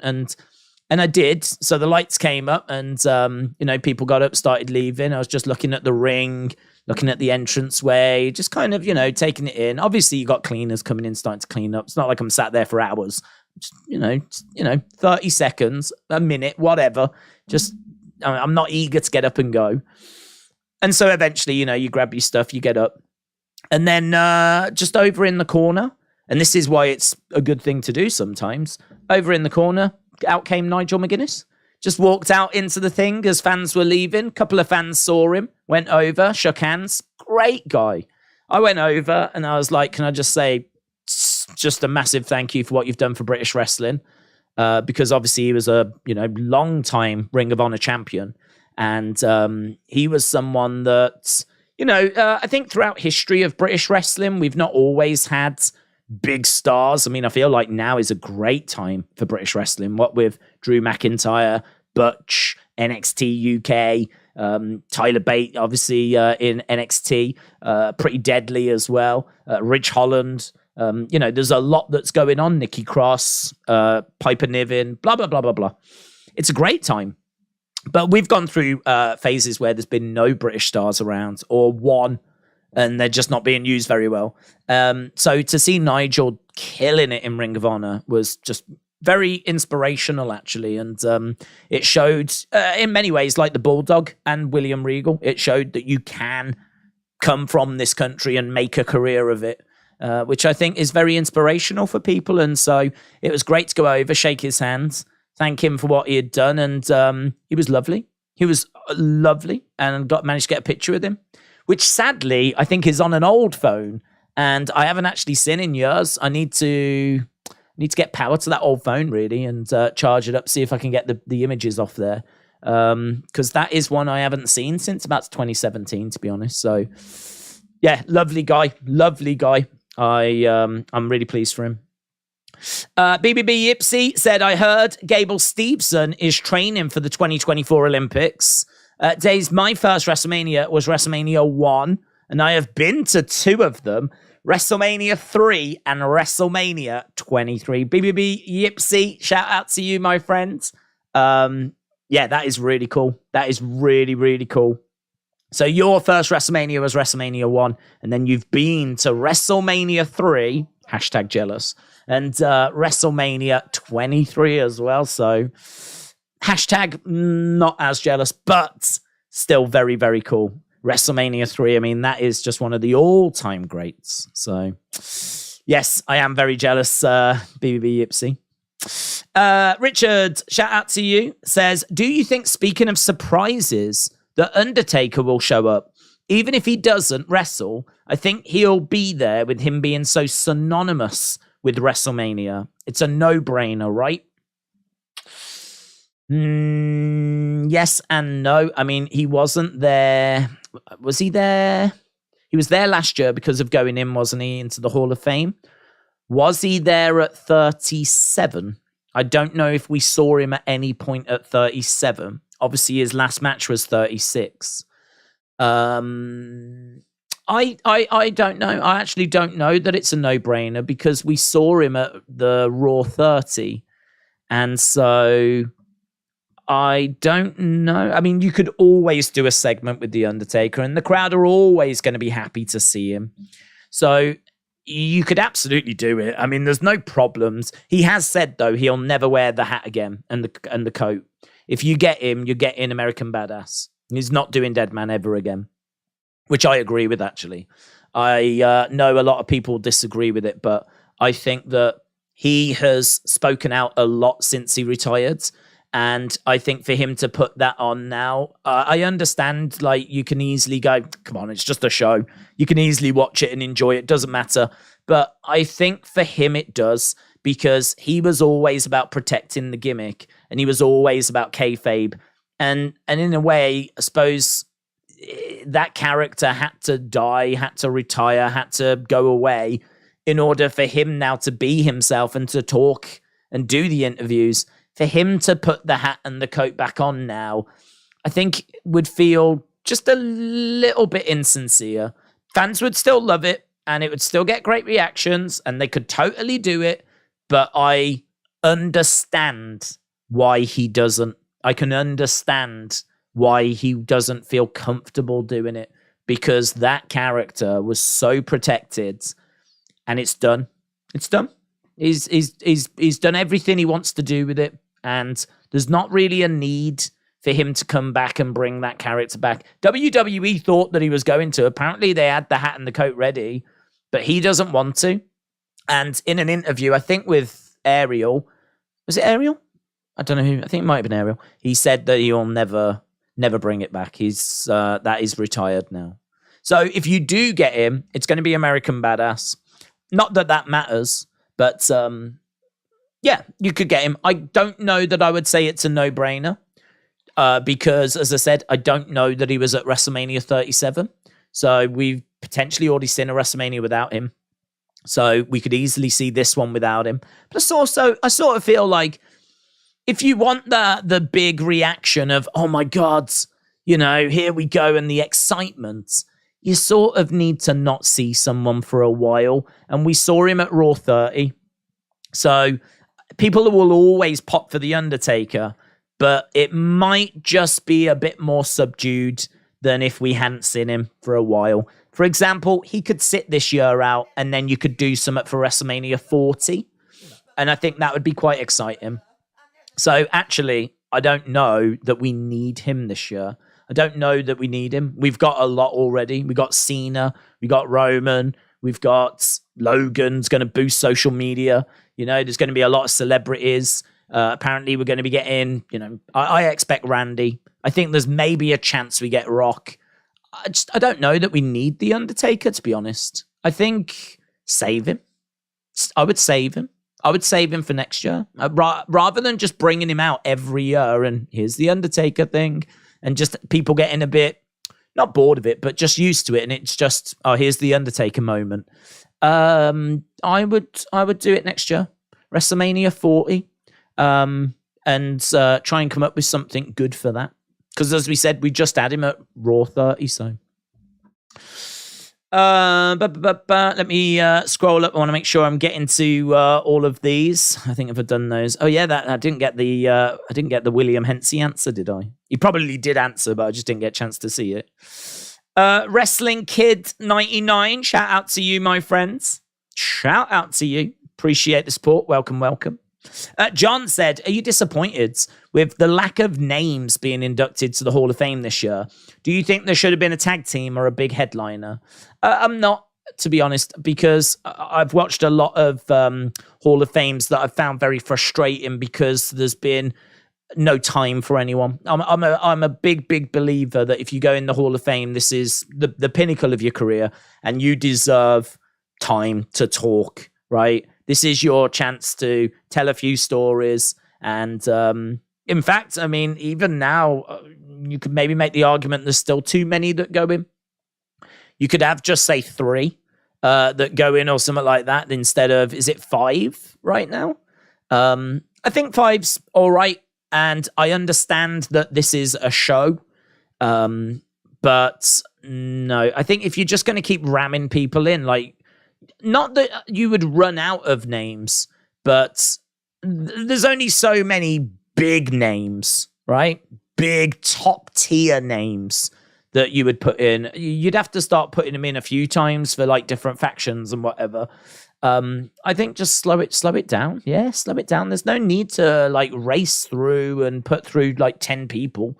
There's no need. I mean, I'm a big believer in putting people in, giving them time to talk, really honoring them, looking at their careers, really focusing on what it was that they brought. You know, I mean, for example, if you put 3 people in, they're only going to get 20 minutes each if it's an hour, and they won't even get that because you need to do intros. The headliner's always going to get more time. So even if the show's an hour long, I don't know how long it is, but say it's an hour, you do intros and everything. By the time, like, you know, your main eventer is going to have extra time, 2 of the people are probably going to get 10 minutes.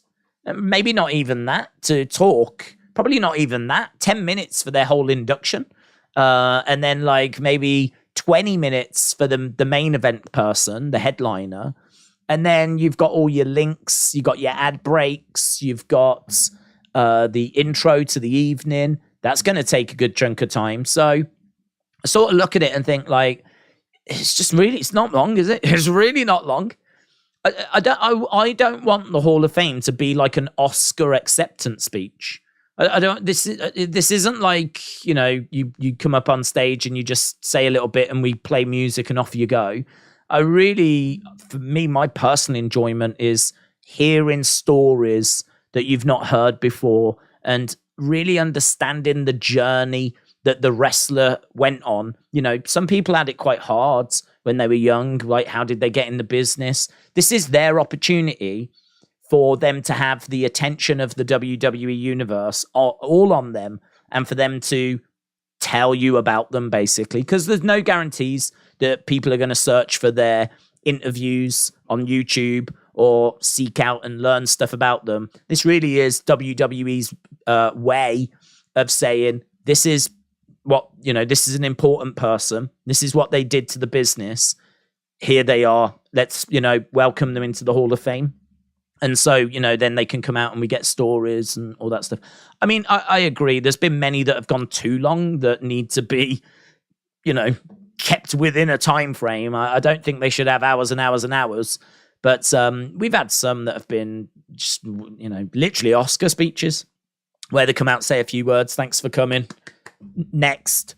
Like, and I'm just not a fan of that. I'm not a fan of that. So I think if the show's 2 hours, I don't know how long the show is, but if the show's 2 hours and we're putting 5 people in, I think that's probably fine. It's probably fine. Across 2 hours and everything, it's probably enough time. I don't even know if it's that long. I really don't.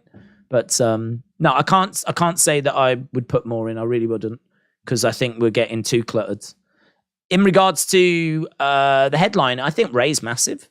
I think Rey's a massive headliner. I think part of the problem is Rey doesn't necessarily feel like a big deal, maybe at the moment. I think his feud with Dominik has been amazing. But I think for people that have got into wrestling recently, Rey in that tag team with Dominik was very uninspiring. In fact, you know, a lot of Rey's matches in recent years have not quite reached the levels of Rey from back in the day. You know, Rey 2005, Rey at Halloween Havoc. You know, I mean, you just can't compare to that. I mean, that was Rey in his prime, killing it. Late 90s, early mid 2000s. I feel like this more recent run has been a bit more subdued, and actually the focus has probably been on, you know, Dominik, him getting Dominik over and like really fully committing to that. But you can make a really good argument that there is, I mean, almost certainly he's in the top 10 mass wrestlers ever. Almost certainly, right? And for a lot of people, they would have him as number 1, right? The only thing I would say is that there are some big names in Mexico which he would be competing against. Then you've got the likes of Mil Mascares, which is a massive name as well. But Rey Mysterio is right up there. Right up there. If you're talking about the lucha style, you're talking about even the greatest little guys, Rey is right up there in that conversation. And if you're talking about masked wrestlers, Rey is right up there in that conversation. He's huge. He is huge. I went to Mexico, and in the shops and in the streets, pretty much everywhere I went was easily to find rip-off Rey masks everywhere. I think they're just great tourist presents, aren't they? But Rey's masks are obviously very distinctive. And it was Rey masks, basically. Like, I was going to like these little towns. I went to this one little town. I was on a coach. We were going to like some excursion somewhere, see some ruins or whatever in Mexico. And we went to this like little village just to grab a snack. Like, you got off And there's a little shop in the corner outside the front, just a whole load of Rey Mysterio masks that are like knockoff cheap ones. I mean, the impact that he has had is just phenomenal. It's phenomenal. So I don't know that I can agree that he's not a big headliner. I think for me, he is worthy of that headline status. What did you think of Kalisto, said X Music? I must admit, like, the lucha style is a style that I personally struggle with. I did enjoy it more when I was younger because I think in WWE, it's not something that you see much of. So, like, there's not, like, loads of, like, Mexican wrestlers that tend to come into WWE. It tends to be an attraction, really. You tend to get, like, the odd one here or there.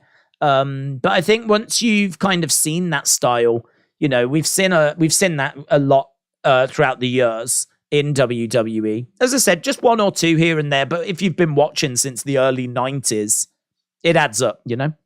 And then, of course, we've all seen WCW and all the other brands over the years, all the other companies.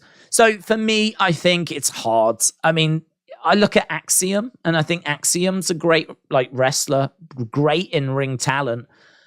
I just don't find myself getting excited for Axiom. I don't look forward to, say, Axiom matches because I don't feel a connection to those matches. And I think the same is true of Kalisto.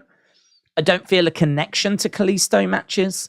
He's very good in ring and he can do fantastic aerial moves.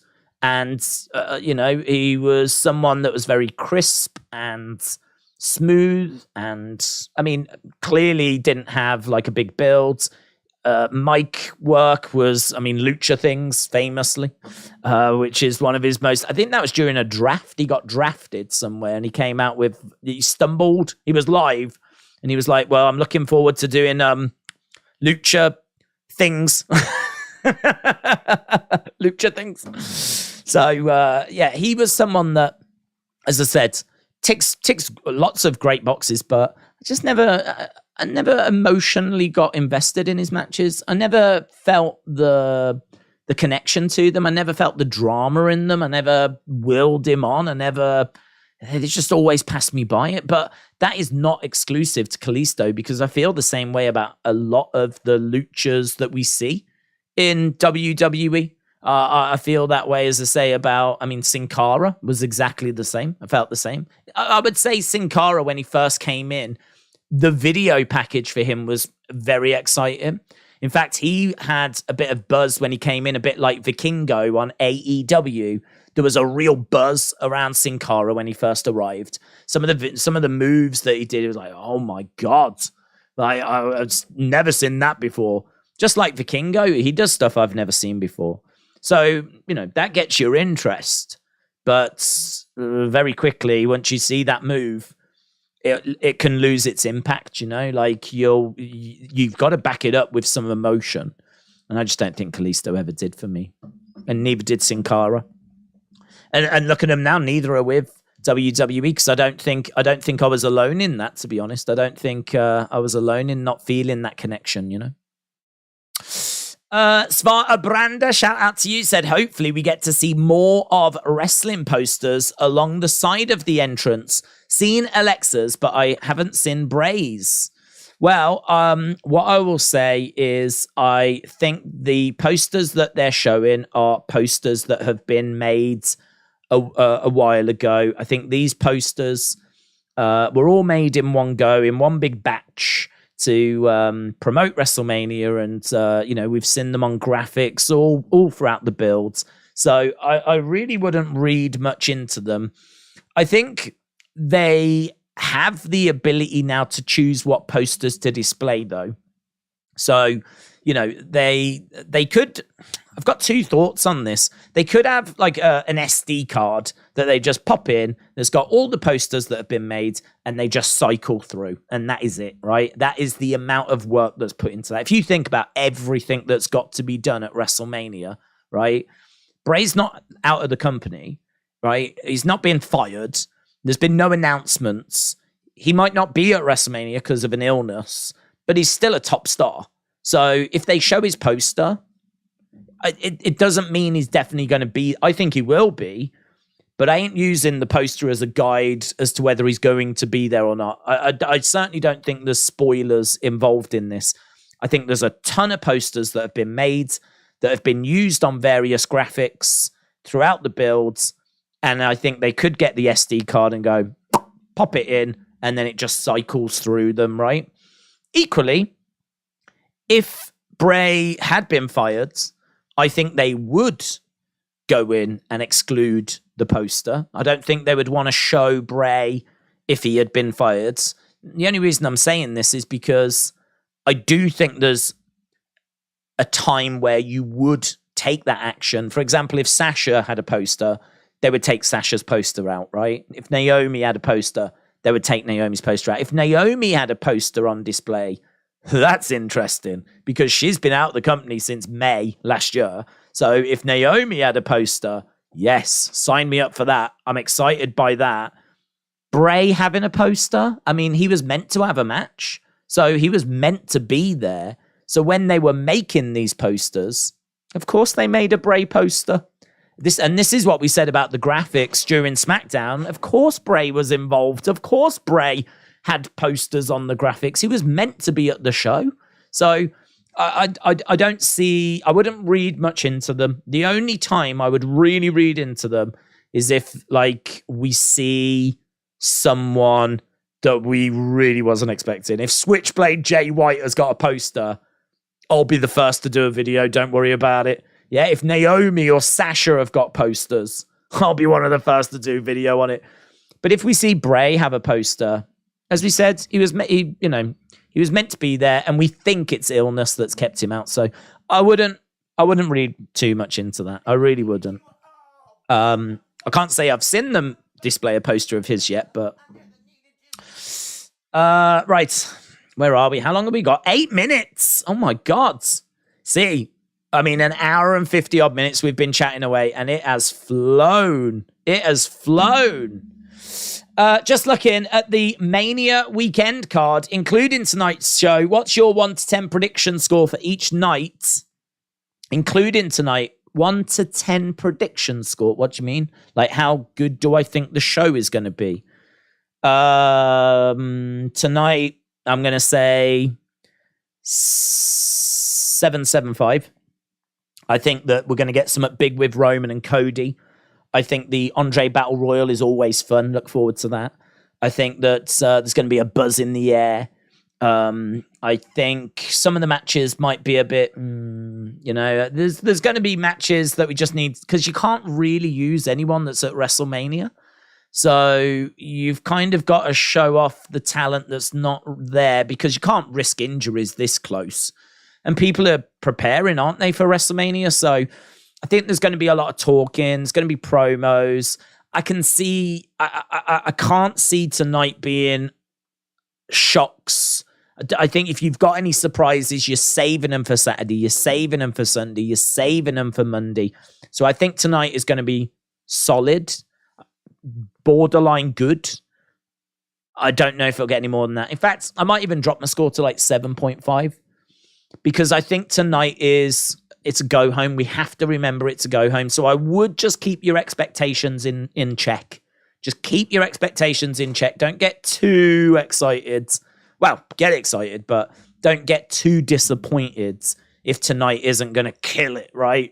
If you sat there going, oh my God, we might get The Undertaker tonight. We might get Switchblade tonight. We might get John Cena tonight. We might get Bray returning tonight.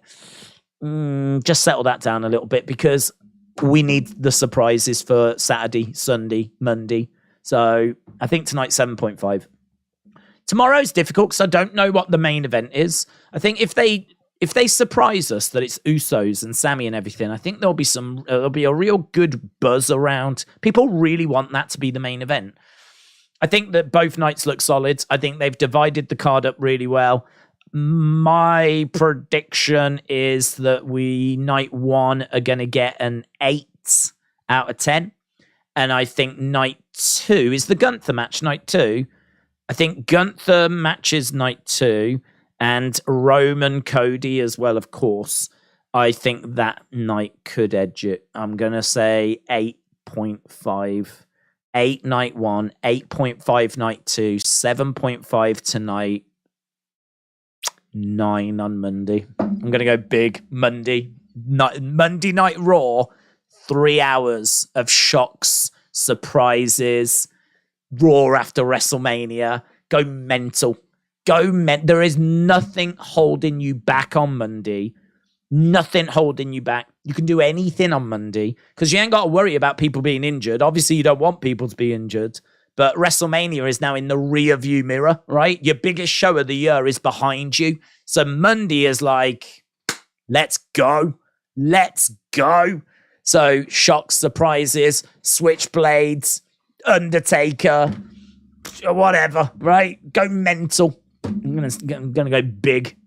I mean, honestly, that it used to be the best Raw of the year by a mile. By a mile. The Raw after WrestleMania used to kill it. Kill it. So, as I said earlier, that's the show that Brock came back on. That's the show, like, that just, honestly, just people, I mean, do you remember we had, like, beach balls being chucked around in the crowd and the crowd olaying and some of the chants. I mean, after WrestleMania 33, you had Roman being booed out the building for 10 minutes straight. He would try to talk and they just wouldn't let him. They just booed him for 10 minutes because he had beaten The Undertaker and we thought he had retired The Undertaker. And he just got booed out the building, man. And then, like, Paige coming up and, like, congratulating AJ insulting her. They have a match. Paige is the new women's champion. She's been on Raw for all of 5 minutes. She's just beat AJ Lee. And then we've got, the Izod Center, the cash-in, Dolph Ziggler cashing in on Dolph. Oh, God, it's amazing. Enzo and Big Cass being called up, which was awesome at the time. Them coming up, which was sick. So many great call-ups. So many shock returns. Just go big. Go mental.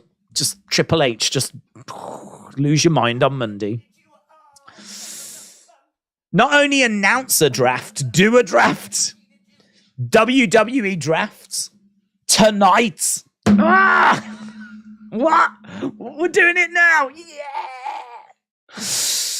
Yeah. Man, you could, I mean, honestly, just go mental. Just go absolutely mental.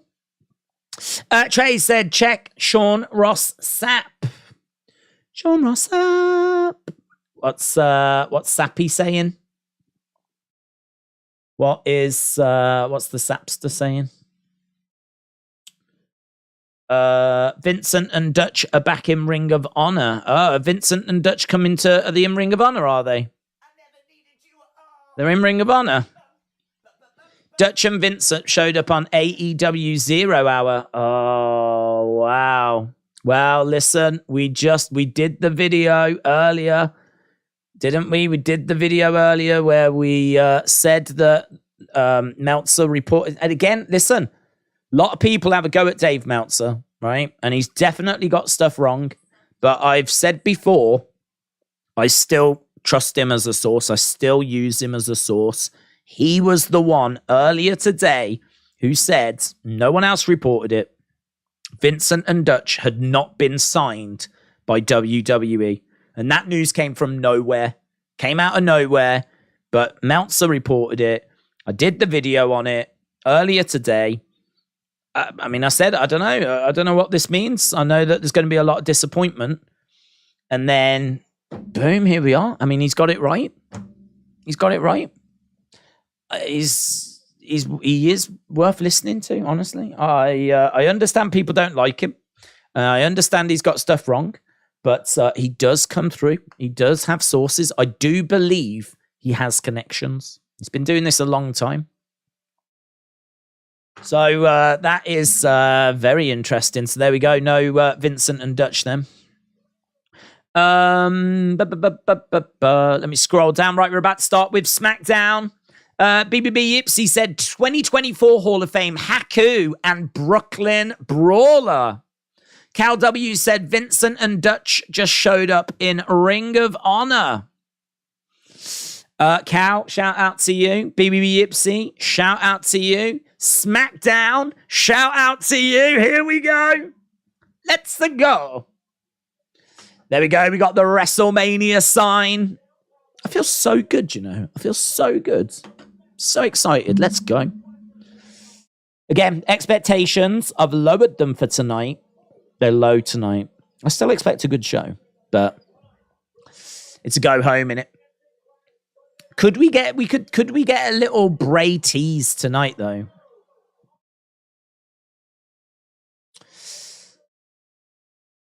Cody, Roman face to face.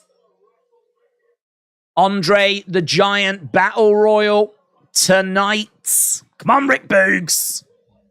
Come on, Rick Boogs. Ooh, so right, we're starting with the Usos.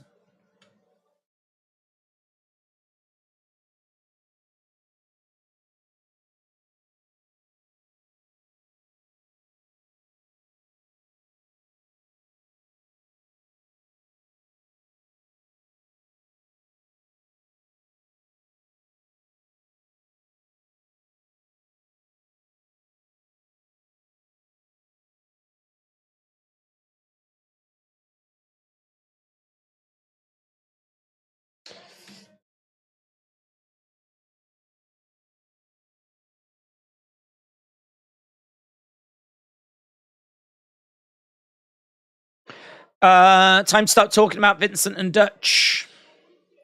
Yeah, I mean, you know, without sounding like a douche, and there's no way of saying this without sounding like a douche, I've never bought into the tweets.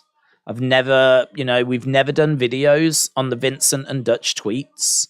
We've never sat and speculated about the Vincent and Dutch tweets because we keep saying it again and again and again. Social media, it's there to get clicks and views and all this kind of stuff. It's just constant teases. That's all it is, just teases. And until you see some of substance, you know, I just err on the side of caution. But I am disappointed for a lot of like big Bray fans, Wyatt 6 fans. They really did want that Dutch and Vincent to come in, you know. Doesn't matter. I just put a tweet out saying, you know, it's nothing but a bump in the road. There's lots of different ways Bray can take that story, so. Okay, Usos in the ring, and here comes Sami Zayn. Whoa, whoa, whoa, whoa, whoa, whoa, whoa. Dun, dun, dun, dun, dun, dun, dun. Sami Zayn making his way. He's got some nice new graphics, actually, old Sami Zayn. Look at his entrance graphics. Whoa, da, da, da, da, da. I wonder if that'll start getting over. Da, da, da. People singing Sami's entrance theme, which is good. Bum, bum. Sami fired up. We've got a stage. Is that a stage? Oh, it's going to be a stage for the Hall of Fame, isn't it? Right. I was like, is that a stage and a ramp? We don't ever have that. But Hall of Fame in it. I love that new the Sami Zayn graphics in the background. They look fun. Tomorrow night, says Sami. We put an end to all of this once and for all. So Sami making his way down to the ring. Tomorrow night, we put an end to this once and for all. But tonight,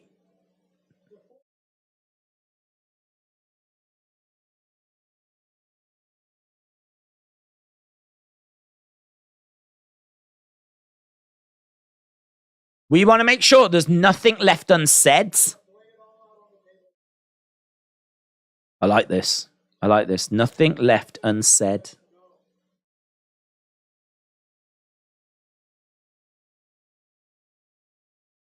Kevin said he's conflicted.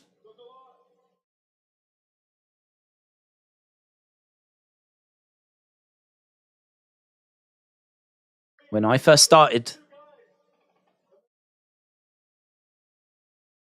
the first guys that made me feel welcome were the two of you, says KO, talking about the Usos.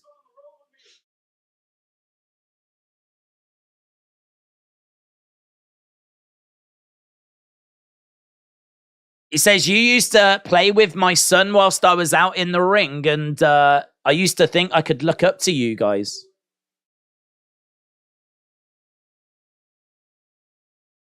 This is interesting. I mean, this is so interesting because he is making them out like they're baby faces. Look at me when I'm talking to you.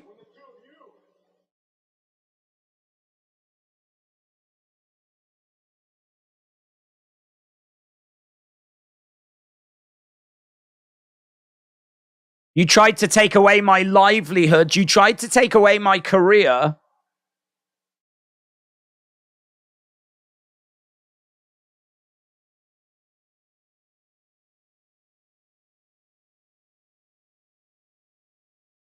Part of me doesn't want to do what I've got to do, but part of me can't wait to do what I've got to do.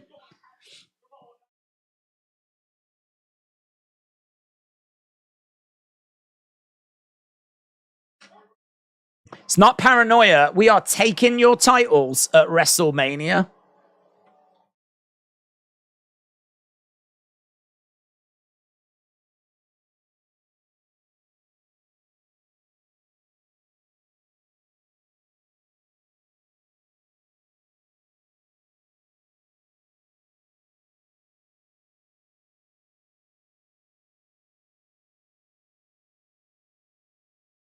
We ain't got no love for you. And we ain't got no love for you.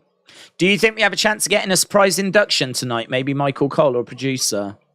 I don't think so, just because of time. And also, I don't think we've ever done that before. So it'd be unprecedented. So I'm going to say no. Could happen one day, though, couldn't it?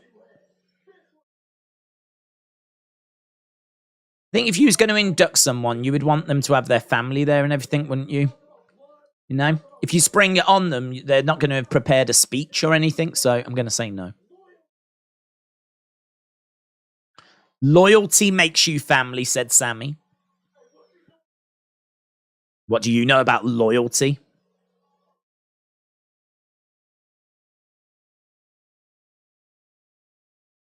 What do I know? Okay, here's Sammy now.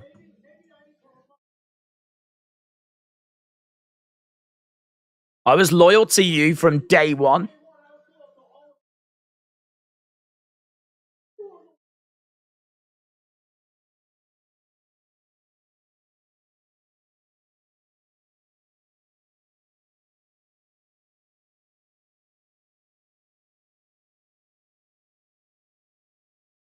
Roman has never been loyal to you or to you.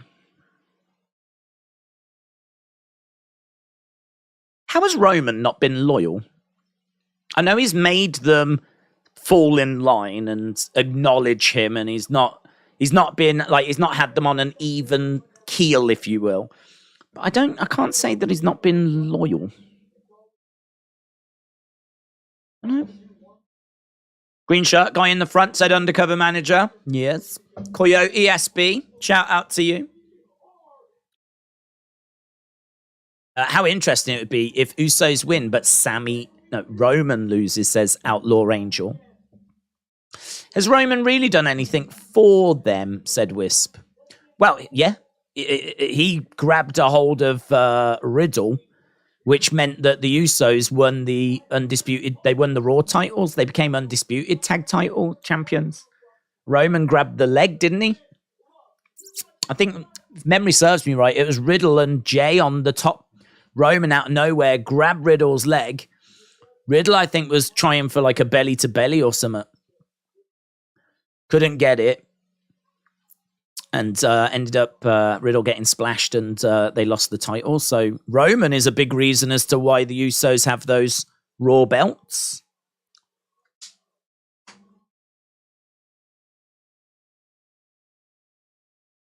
Gotta say, though, I mean, the Usos, they're not happy with the position they're in. That's very clear.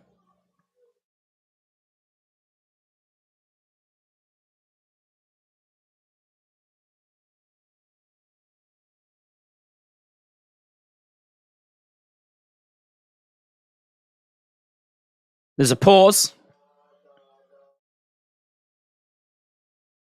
Jay said that ain't it. Sammy said you're not going to have those tag titles anymore.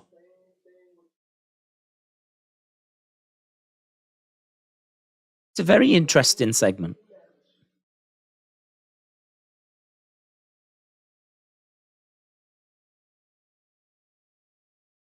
Kevin Owens will stab you in the back again.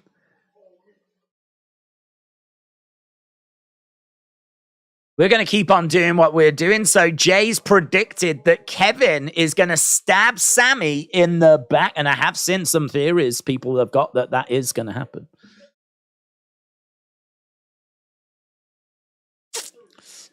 This is when like people before TV used to listen to baseball games on the radio. And Herd Studio, shout out to you. Bloodline going into Monday Night Raw with no belts, said Johnny. Jay looking a bit sad. He is, yeah. He is. He's conflicted. We know he's conflicted. I think he genuinely was trying to decide what to do after the Royal Rumble.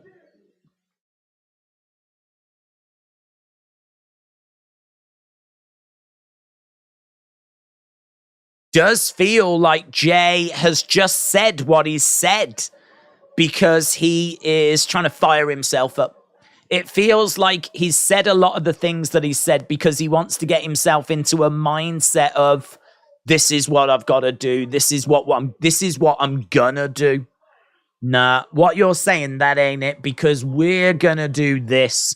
And he's sort of talking it into existence rather than maybe really feeling where he is at the moment. He's very conflicted. He is very conflicted. That seems to be what's coming across. I think there was something wrong with the mic. It was very crackly, wasn't it? There was some crackles in there. I think, honestly, I mean, I think it was a very good segment. I think that there's definitely a few things you can take from it. I feel like there's potentially, Kevin trying to make them out to be baby faces. I mean, it's so weird. These are meant to be hated heels. And he's come out and said, you were playing with my kids backstage. You were amongst the first people to congratulate me. I mean, he is making out that they are good people. And I think that's very interesting. Because are we foreshadowing a face turn for the Usos? And then not only that, but also we've just seen, Jay be very conflicted. Again, are we foreshadowing a turn there? But equally, they have also said Kevin's going to turn on you. You're gonna fail in the big match, Sammy, and Kevin is going to turn on you. And as I said, I've seen people saying these things, so it's always great. I always enjoy it when a lot of the conversations that we're having as wrestling fans, that they're acknowledged on the screen.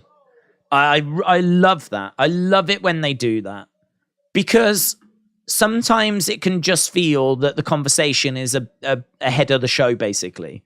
So something will happen on the show. We then talk about it, and then we speculate a load of stuff, and, we end up being, several steps down the road.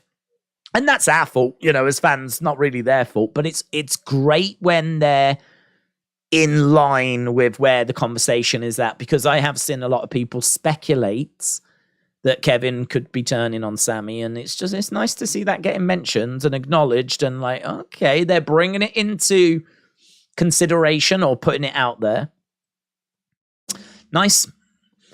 Please say this out loud. Ronda has the most boring, predictable matches in women's history, says Bert. Botch said, I want the Smoke Street Profits have come out. Fatal 4-way. So Ricochet against Montez, against Chad, against, I think it was Eric or Ivar, one of them. Alfie said, I've got a good feeling this show is going to fly past. Godfather said, put the Sapphire picture on screen all weekend. It will help Cody win the giant battle tonight. Will Logan pull a blue blazer at Mania? I mean, I certainly hope not. Undercover Manager said, what do you think of the idea of having a draft and making NXT more of a number 3 brand so that they can spread all the stories across the 3 shows and give a chance for the smaller stars? Definitely no. Definitely no. Or totally down for a draft, but NXT is developmental. So if you want NXT to be a 3rd show, that's fine. If you want a 3rd brand, that's fine. But then you need a new developmental, because you can't clog up the top of the card in NXT with stars from the main roster. Like, there's a couple already down there. I'm thinking like Jinder, for example. You know, we tend to put a few down there that just need a refresh. You know, I mean, Apollo completely lost. What do we do? Then we just don't know. And he ends up going back to NXT. Jinder, exactly the same. Mandy Rose, exactly the same. New Day, I think, came in because, you know, NXT is still a show. It needs some sort of ratings. And, you know, New Day just went down and just, you know, helped a little bit. But, you know, that is just, you know, once in a while that we will have someone come down and just, you know, a few weeks, little run, month or so. But people actually being drafted and being there permanently, you can't clog up the top of the cards. You know, you've got Bron Breakker trying to come through, Carmelo trying to come through. You got like all these talents, Grayson Waller trying to come through in the women's division as well. You know, I mean, it's a stacked women's division at the moment. So you've got to have a developmental. You've got to have a developmental. I mean, before NXT, we had FCW. Before FCW, we had OVW.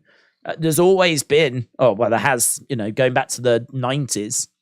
And even then, I think we were using like some regional promotions. But you've got to have some form of developmental promotion. So currently it's NXT. If you want to use it as a 3rd brand, that is fine. I wouldn't argue it. I ain't got a problem with it. I think you could space things out a little bit more. I think, you know, you could have that room. But if you're going to do that, you're going to have to create a brand new promotion for your developmental. So, yeah, at the moment, I wouldn't do it. Zoom Station said, who is going to win the Andre Battle Royal? I'm hoping for Boogs. I love Boogs. I would love for Rick Boogs to do it, but don't know. Honestly, I mean, it could be Carrion. I mean, he's a decent name. Could be Xavier. I don't think it'll be Bobby or LA because there's rumors that they might get in each other's way. So I don't think it'll be those guys. I don't think it'll be like one part of a tag team. I don't think it will. Although saying that, Jey Uso did win it before. So, you know, they did give it to Jey Uso. But I want Boogs. I'd love Boogs to do it. Lone Star Friend wants Bronson Reed, though. Yeah, that's a credible winner. That's credible. Justin said Corbin could be a 2-time winner. Dagmawi, shout out to you. Eric says LA Knight. Yeah. Right, how long? We're nearly 20 minutes into this show already. 20 minutes into the show. If you are joining us, we have been live for 2 hours, 20 minutes, and it has absolutely flown. It has absolutely flown. It really has. And we obviously we're here for the next hour and a half for SmackDown, and we're sticking around for the Hall of Fame as well. So busy night. I don't know how long we're going to be here for tonight in total, but who cares, to be honest? Just going to sit back, relax, enjoy it. Right, so this is one member of each team that's going to be in the showcase match. So Ricochet, Montez, Chad, and Eric. This weekend is going to be awesome, said George. Tony said Solo should be in it and he should win it. Is Bray Bobby cancelled? We believe so, yes. I do think both will still be there, but I think due to illness, I think it has been cancelled. Mr. Unfamiliar said the first thing we'll see at WrestleMania, at Raw after WrestleMania, is scripts. Bert said, who's got the best promos? LA Knight, Rock, or Stone Cold? I'm voting Team Yeah. I don't think we can say that LA Knight is a better promo than Rock yet. I don't think we've seen much out of LA Knight at all, to be honest. I think that he's very comfortable on the microphone. I think that he has really won over people. But I think to say that he's better than The Rock is... I can't go there personally. But LA Knight's got a lot of love. Look, a lot of love in the chat. Lance said Vikingo versus Commander is amazing. Chad, thank you. Tree Trunker said, imagine if Cena squashes Theory to kick off Mania and then immediately holds an open challenge. Bray answers and finally beats Cena at WrestleMania. Could be interesting. Horror King said, time for me to change my YouTube name back to something Bray. LA Knight should win it. That way, over the weekend, he can talk about how he won it and was overlooked for WrestleMania, said Undercover Manager.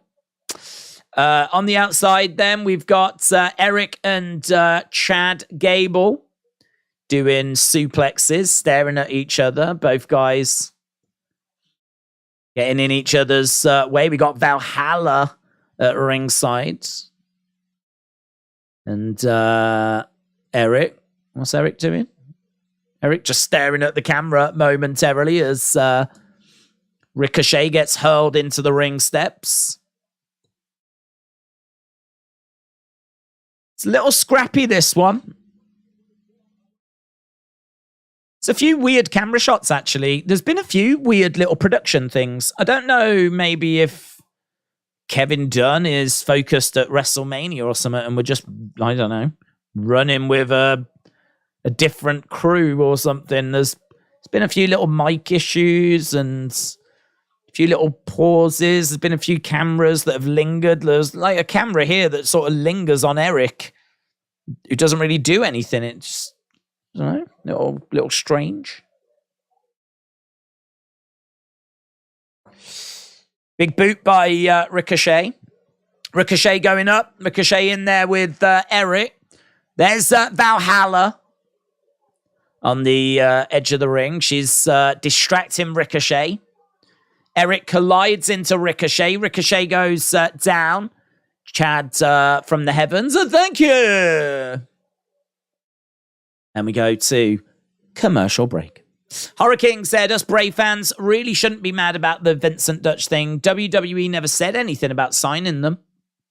Days What Superstar will make their return or debut from NXT after WrestleMania. I think RK Bro, AJ, NXT debut, the Dyad, Indashia. What would you pick? I think there's a good chance. I think AJ. I haven't heard anything about AJ. I think Randy's coming back, but the word is he's still a long way from a match. But I expect him to be at Mania. I think we could see Bray. I think there's a chance we see Bray. I don't know what Bray does, but I think there's a good chance we see him. I think Alexa as well. Seemingly she's ready to come back. So, I mean, honestly, Nick Khan said expect a lot of surprises. So I think a lot of returning stars. I think we can see Randy. I think we see Alexa. I think we can see Bray.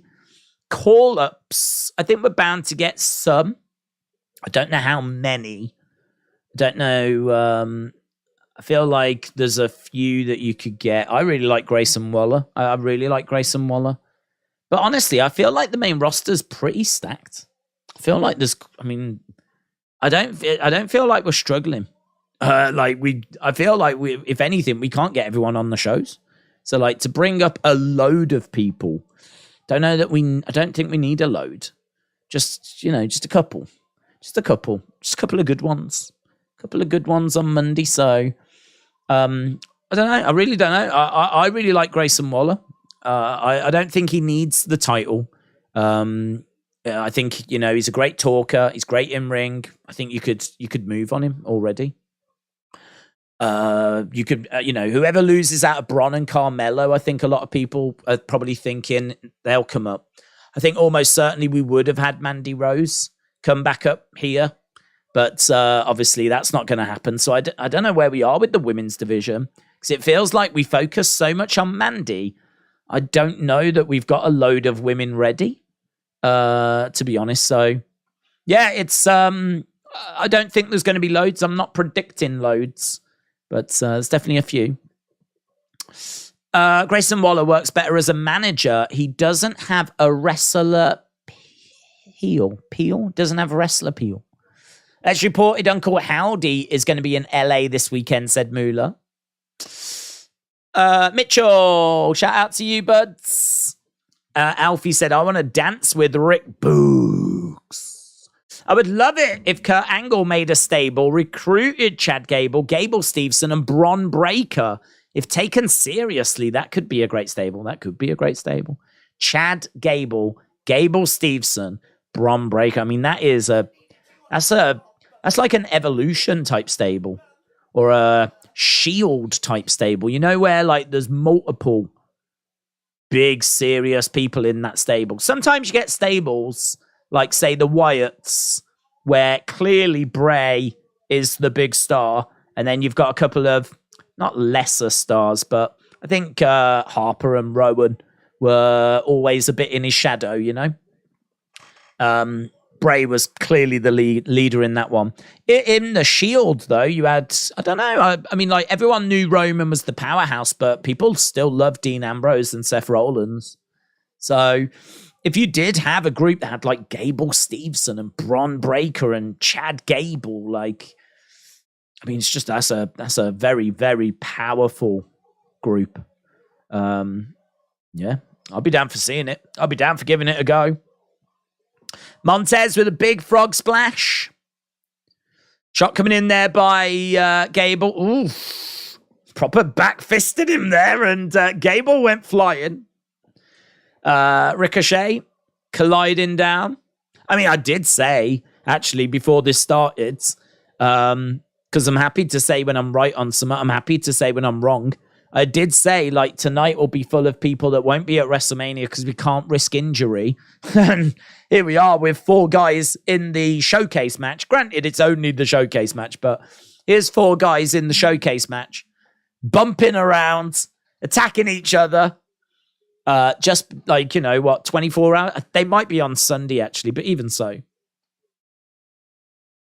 To be honest, if one of these got injured, right, and I hope they don't, can sort of easily replace them, can't you? This isn't the most high-profile match on the card.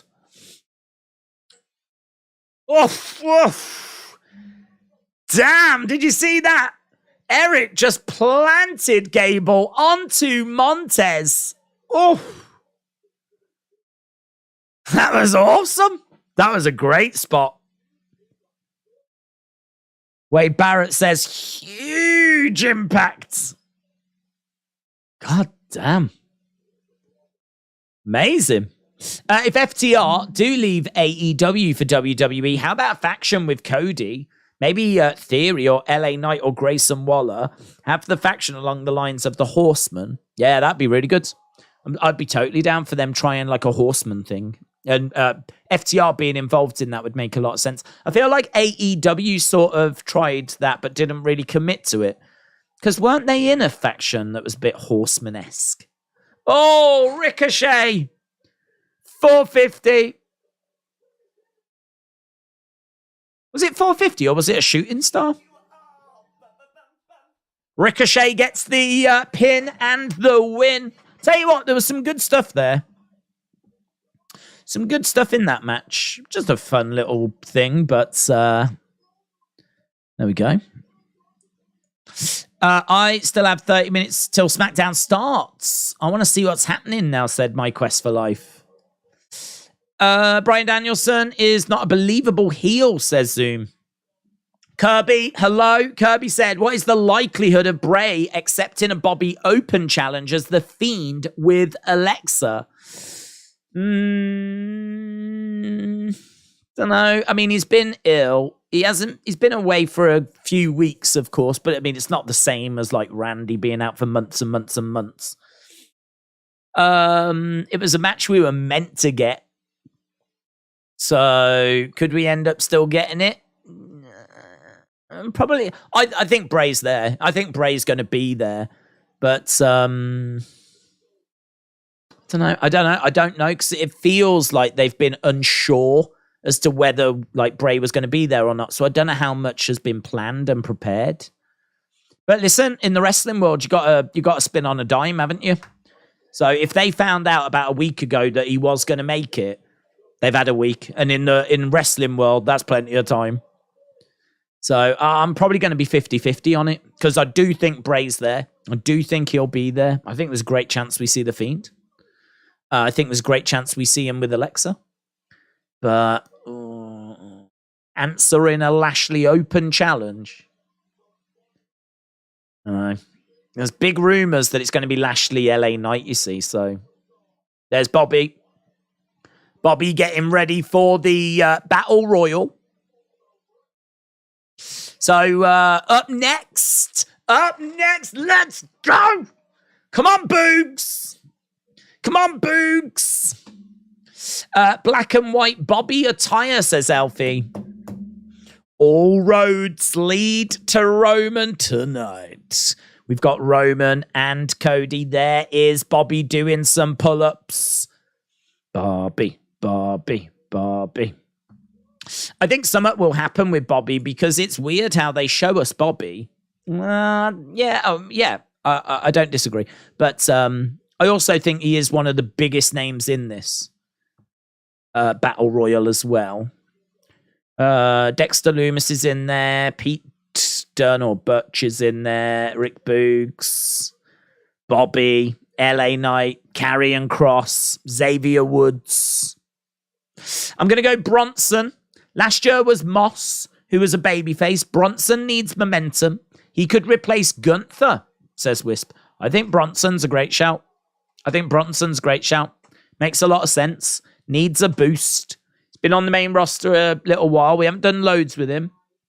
Needs a little reminder of, listen, this guy's still around. So, yep, I could see it. Bobby who, says Meave. The fact he had to be moved to the Battle Royal, I'm mad, said the EST. Have you eaten yet? Have I eaten? Yeah, I had salmon. Salmon, it was lovely. Salmon, some potatoes, nice salad. Yeah, lovely stuff. Right, we are at commercial break. Missing it in Chicago. Mighty Lara, shout out to you. Sorry to hear that. Let's go Dexter. Let's go Cross. Someone asked me a question. I was just trying to see it there, but I can't see it. John wins on WrestleMania. LA Knight challenges and wins on Monday, said Benji Boy O. My Quest for Life said, I can't wait for DIY to reform. Undercover Manager said, I know some people want quicker stories with Bray, but wrestling as a whole is better when things are slow builds. And with Bray being supernatural, you can't do stuff too often as it burns out. Big Time said, fun show so far. LA versus Bobby at Mania. Do you agree? I do agree. Plus Roman retains. Do you agree? I don't agree. I think it's Cody. But I don't mind if Roman retains. I know it's something we've spoken quite a bit about. I'm adamant that it's going to be Cody. I really think it's going to be Cody. I will be shocked if it's Roman. But I won't hate it being Roman. I think there might be a bit of a misconception that people will, maybe some would, but I wouldn't hate it if it was Roman. We spoke earlier about a way that it could be Roman that retains and how it could still work, and Cody gets it at SummerSlam. I think I was very much under the impression SummerSlam was, quite small, 40,000, but it's about 65,000. I mean, it's a stadium. It's a big show. So, you could do it there. It's going to be huge. So, but I still think it's WrestleMania. I think the thing with WrestleMania is it's so special.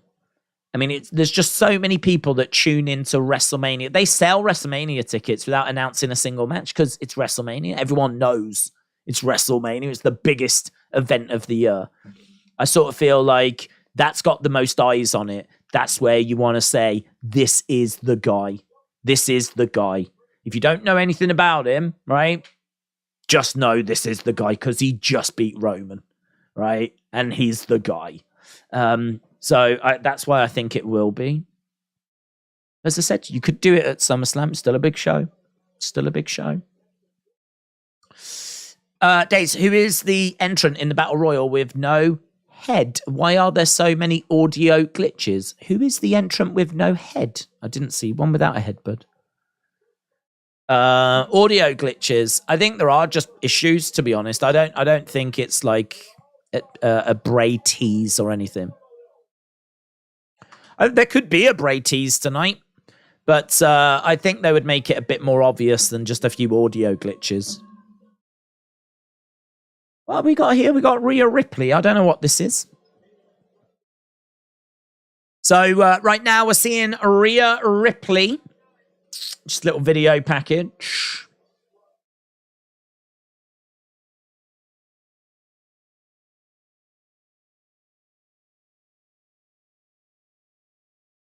So Rhea going to WrestleMania. So coming up next, we got the Battle Royal.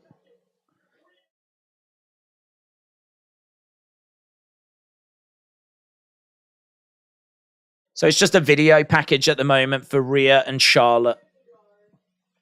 I can't watch SmackDown. There's tornado warnings. I tell you what, there's a lot of people unable to watch SmackDown tonight, isn't there? That's for various different reasons. Listen, as long as you can get it sorted by tomorrow for WrestleMania. That's what you want to be here for. It's called to see Cormier backstage. Miss Clown, shout out to you. Hey, Miss Clown. Where was your WrestleMania prediction video? Hey? I was expecting a WrestleMania prediction video from Miss Clown. Miss Clown always sends one of them through. Haven't seen one from Miss Clown. Dom and Rhea wreaking havoc, said Mr. Quake. That's how you win a Rumble. From the number 1 spot. Not from 30 like Cody, said JoJo. That's another one, actually. That's another point I've seen a lot make. Well, you know, I say a lot, a fair few. That Cody came back, won it from number 30, which is like the easiest spot to win it from. Again, you have to remember, though, he's been out a long time. You know, I think it was like, was it June? Something like that? When he did his injury. So, you know, it would have been a big ask for him to have come in early and hung around and won it. So, did you watch my Mania video that I sent? I had fun with it. I did, Mitchell. I did. I must admit, though, I think you're brave. There's a bit of goading people, isn't there? Where you're like, oh, all the people that think this is going to happen, well, it's not boo-hoo-hoo and all this. I was like, well, brave guy. Yeah, it's good. It was good, and I think the whole video is really good. As I said, as I was putting it together, I was like, we should have done this sooner, man.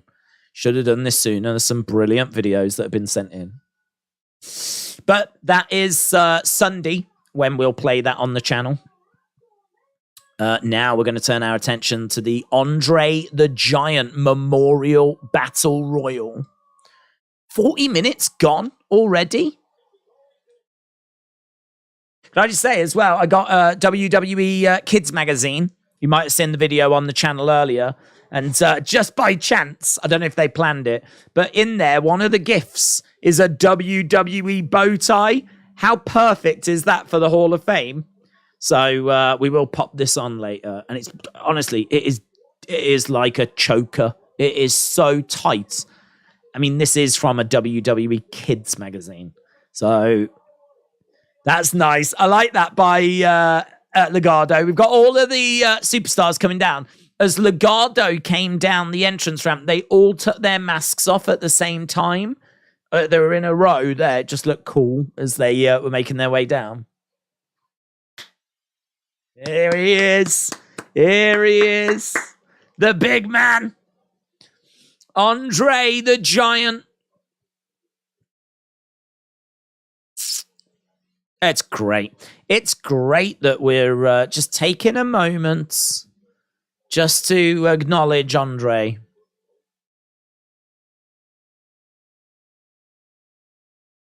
Brilliant.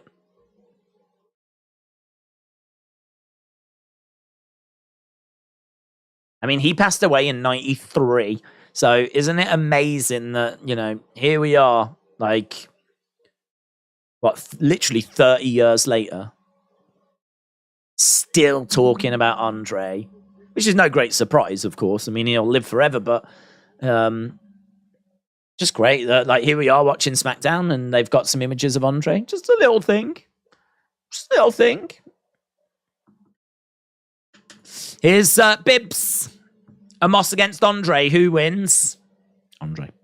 King of WWE, Andre the Giant. Thank you, Andre. There will never be another Andre, says A1.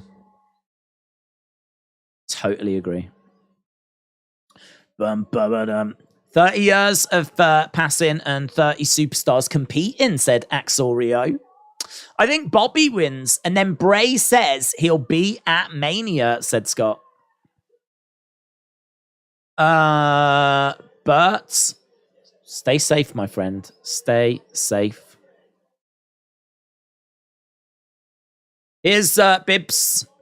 How come Bibby is the only one with an intro? This could be interesting. Yep. Bum, bum, bum. Is LA Knight already in there? Dun, dun, dun, dun. Oh, I can't see him. Are we going to commercial break again? Is there another commercial break? Friday night commercial break. That's what this is. Days now replacing Triple H with the bow tie. Bam, bam, bam, bam, bam. Bam, bam. Well, listen, guys, you got to get dressed up for the Hall of Fame, haven't you? Be disrespectful not to. I mean, I wasn't going to, in all fairness. It's only when WWE Kids Magazine gave me this magazine that had a bow tie in it. Can I say, actually, do you know what? Let's do a card. We'll do a card opening. I'll show you what I mean.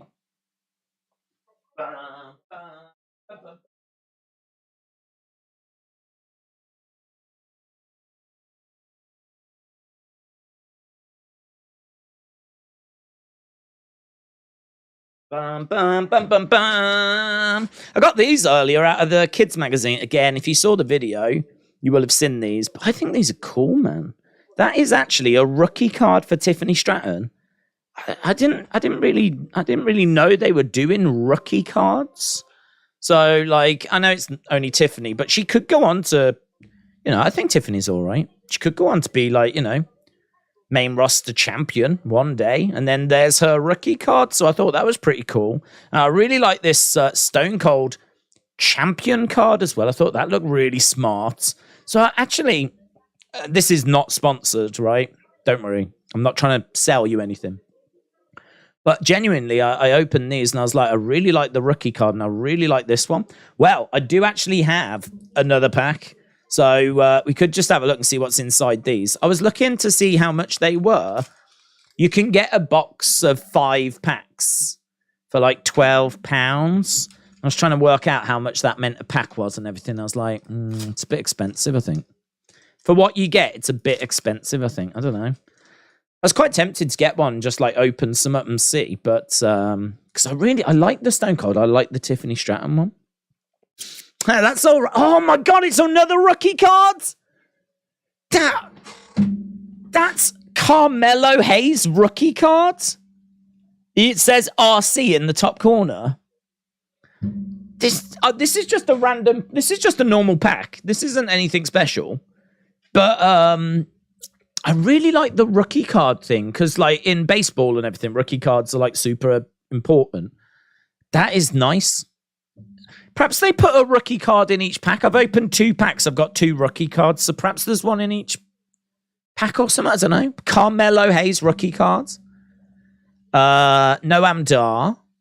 No. $1 million. That's pretty cool. $1 million man. $1 million man. I'm down for that. Damian Priest red card. I don't know if red means something. I haven't had a red one before. I've never had a red one. So that's a red.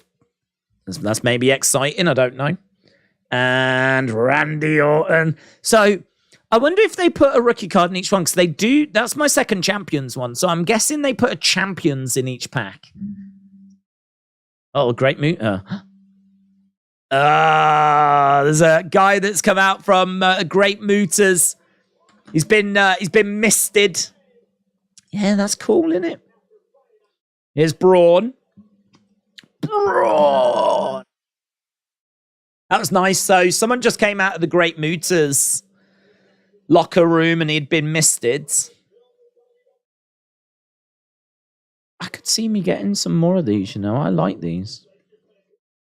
I like the rookie card thing. I like the... Okay. Right, we're underway. Right, here we go. Pop them there. MUTA misted a guy.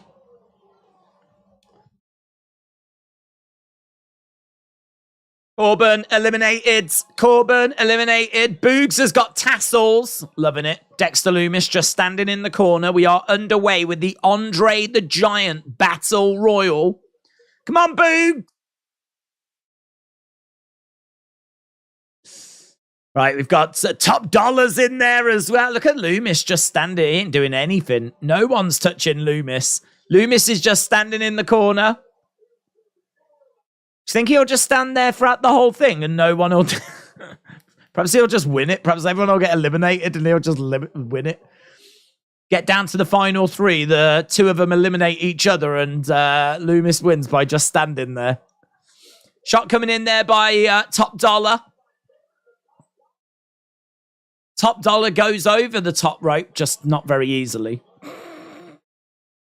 We're seeing him exchanging shots with Bibbs. Kicks coming in. We've got Lumis again, just standing there.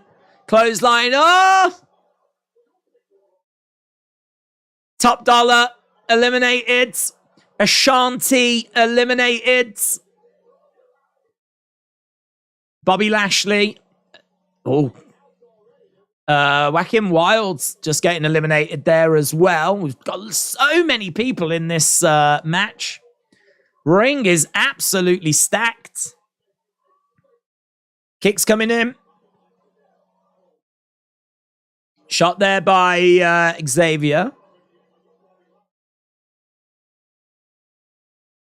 Other kicks coming into Marseille. Oh, we got Braun just stared at Dexter. He was like, nah, forget it. So Braun decided not to go after Dexter Lumis. Elimination there by... Oh, there's Marseille and Mansoir. Otis is coming over as well. Yeah! Marseille and Mansoir. Ah! Lumis gets involved. Marseille's gone. Marseille's gone. Oh, God. Johnny just kicked Mansoir in, like, the midsection. He just hurled himself over the top rope. Johnny kicked him in the midsection. Mansoir just went... That Mansoir elimination is funny. Oh, man. I want to see that again. Over the top rope. He just like, it was a little kick in the midsection. Before you knew it, it was flying in the air. Oh, this is what makes wrestling so great. Look at that. Bang, bang. Over the top goes Dolph is holding on. Who's winning? Oh, Gallows has gone. Good Brothers are gone. Maximum Male Models are gone, but Otis is still in there. I hope that that's not going to ruin things. Ah! Hope Otis is still willing to join Maximum Male Models. To the outside goes Elias. Elias gone. LA Knight is still in there. I just saw LA Knight. Boogs is still in there. Bibbs is still in there. Is Bronson Reed still in there? I think he is. Yep. Angel eliminated. Boogs. Ooh, I don't like Boogs. I don't like Boogs being next to the edge of the ring. Oh, good. He eliminates both of Los Luther. Ah! It's your time, Boogs. It's your time! Yes! Nervous with Boogs over by the side of the ring. This is not a good match, says Wisp.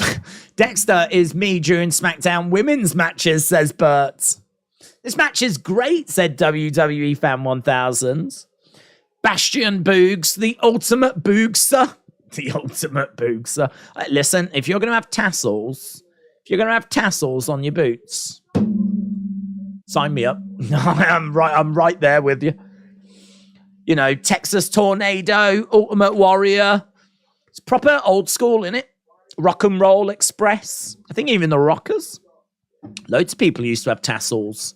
And it's something that's gone out of wrestling, unfortunately. And Boogs is helping bring it back. So, love to see it. I got Dexter in the last 3, said Moolah. I just brought Rey's signature belt, said Andy Reid's cheeseburger. I'm such a sucker. Oh, well, that's beautiful.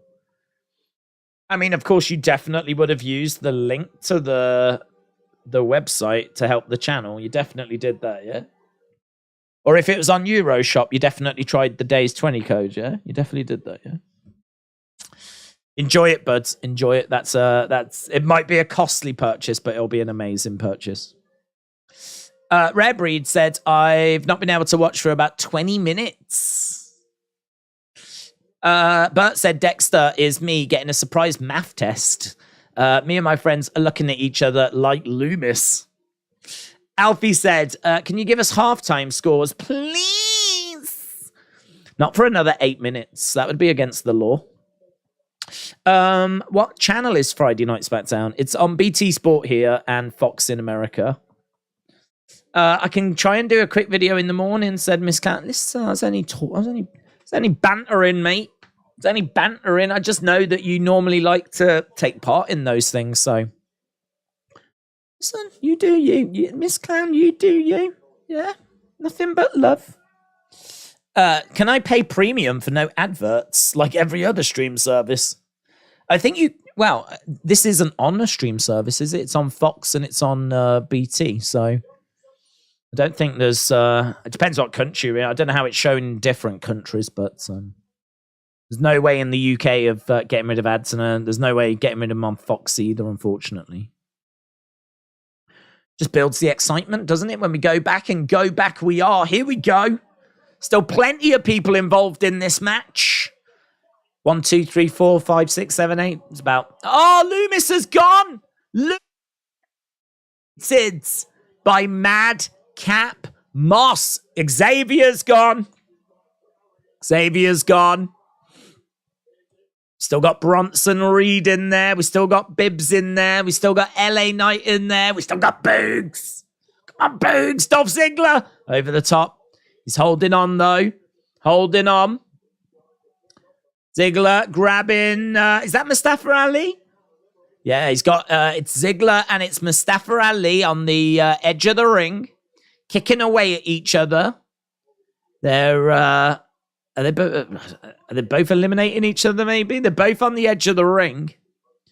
Here's Ali. Ali gets caught and eliminated by LA Knight. Yeah. Yeah. Oh, Carrion grabbing LA Knight. Cross jacket applied by Carrion.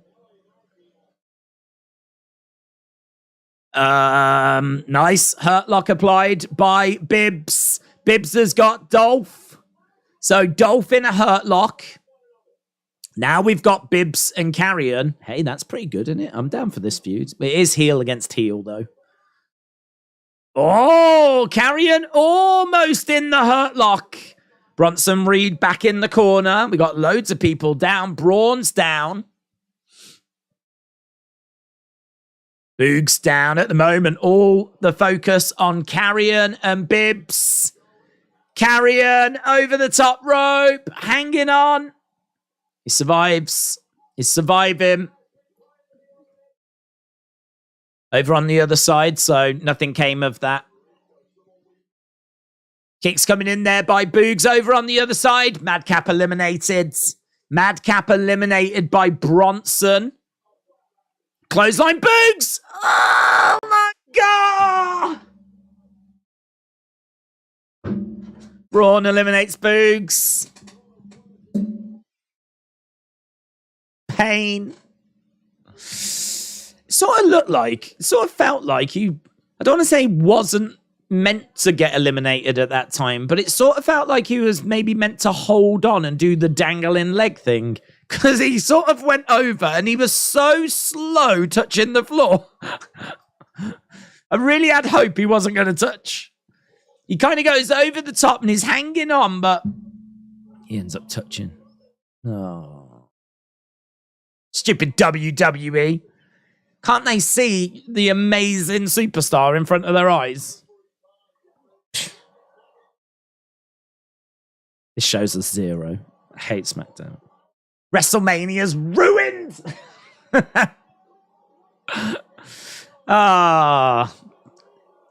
Bobby is my prediction, said Mogus. Kick there by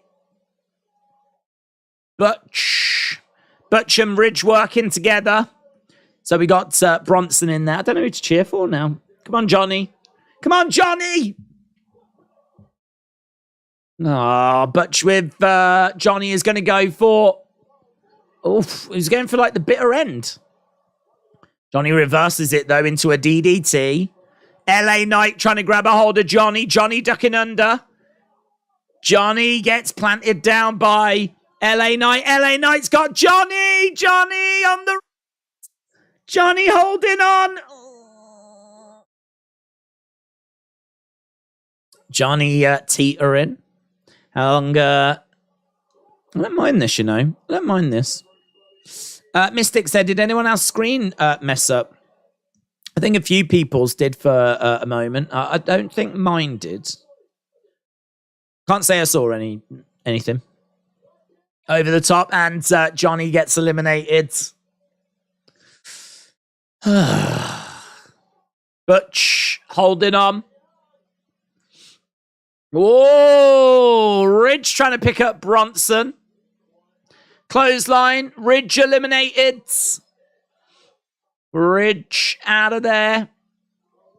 Bronson knocks Butch off. He gets caught by Ridge. Ridge puts Butch back in. Butch jumps up. He's got Bronson in a headlock.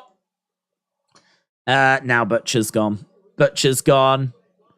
We're getting down to like a final four, I think, of Bronson Reed, LA Knight, Braun Strowman. Oh, LA Knight!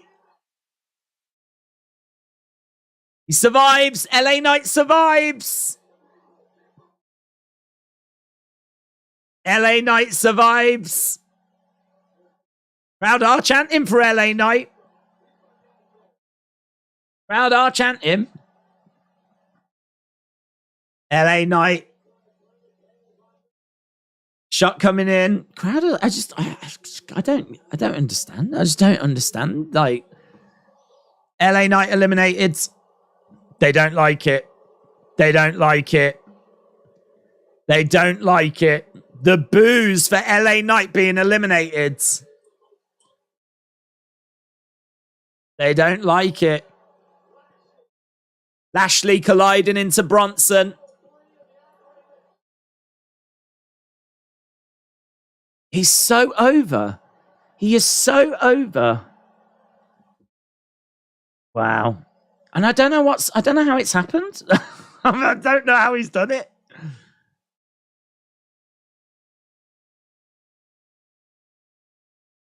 LA Knight is eliminated.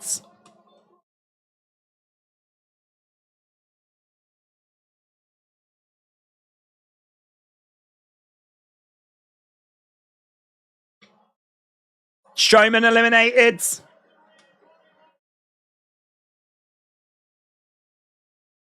Bronson and Bobby.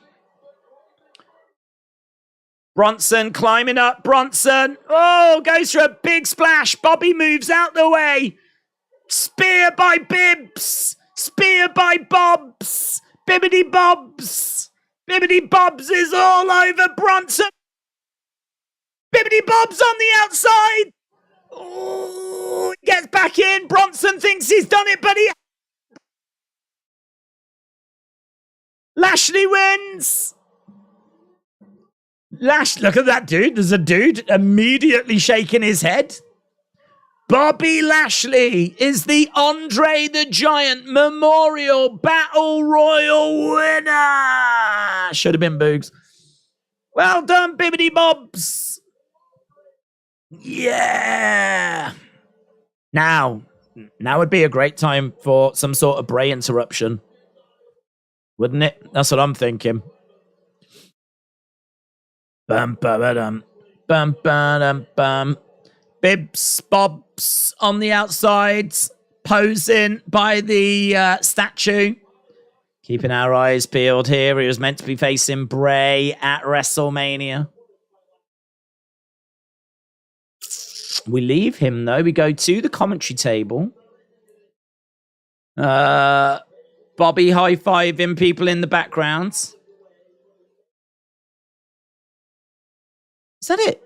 Is that like nothing? Damn, man, nothing? We've gone to a Cody video package. That's it. Hey, there was big rumors that this... I tell you what, if you're a Bray fan, one thing I will say... In fact, I'm going to save it. I'm going to save it. Going to save it, guys, because you know me. Love doing videos. Love doing videos. I'm addicted to doing videos. We need to do a quick little video. Let me just get the screenshots over here. Well done, Bobs. Well done, Bibbidi Bob.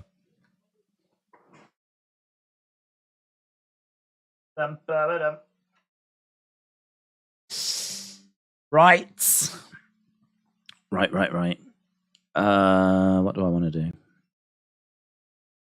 So, yeah, I mean, I'll tell you. I think that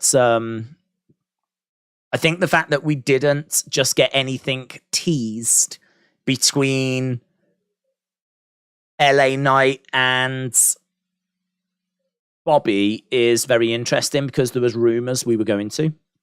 So the fact that we didn't makes me think that we're not doing Bobby LA Knight tomorrow.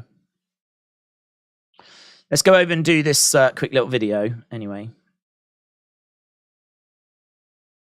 Mute that. Right, here we go. So, big news coming out of SmackDown. Bobby Lashley has just won the Andre the Giant Memorial Battle Royal. There was a big reaction when LA Knight got eliminated. The crowd really wanted him to win.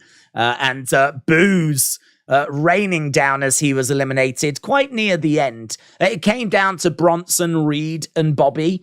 Bronson thought he had got the win, but Bobby held on, got back in the ring, and eliminated Bronson. So it was Bronson and it was Bobby. Bobby picks up the win. Of course, we were waiting then for something to do with Bray Wyatt. That never came. We didn't get anything Bray, which I think was a big surprise because I am expecting him to be at WrestleMania. And I thought there was a chance that we could get a QR code or something flicker, maybe a howdy on screen or the logo, something. I didn't see anything. Bobby gets the win. But as I was just saying during the watch along, I do think that the fact there was nothing teased between Bobby and LA Knight is very interesting because there was a rumor that something was going to happen here between Bobby and LA Knight that was going to set up a match or a moment at WrestleMania. We didn't get anything. So that makes me wonder what the plan is now. Could it be that Bobby comes down to the ring, demands a match? Maybe LA Knight is going to answer that. Maybe it's still going to be Bray. So, yeah, I mean, look, I don't know if we massively learnt anything from this, but even so, we've got a new winner of the Andre the Giant Memorial Battle Royal, and it is Bobby Lashley. Right, we did just see Cody as well. So Cody was just backstage. He was just sat there. Obviously, we're building towards Cody, here's Liv and Raquel coming out now.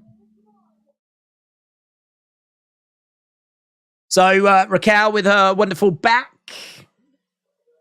And here is Liv. So we had a Fatal 4-Way earlier. Now we've got a Fatal 4-Way with Natalya, Raquel, Shayna, and someone else that I didn't notice. Didn't see who it was.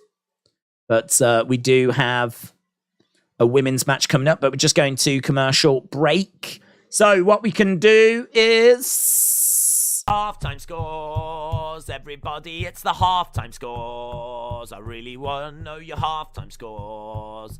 Put it in the chat.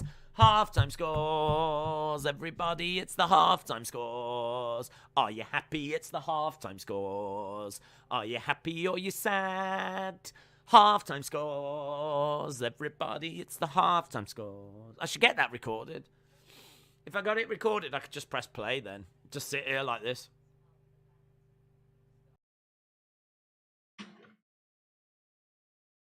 Right, they just got an advert for Stand and Deliver. If you are just joining us, you're not missing anything. We've gone to commercial break.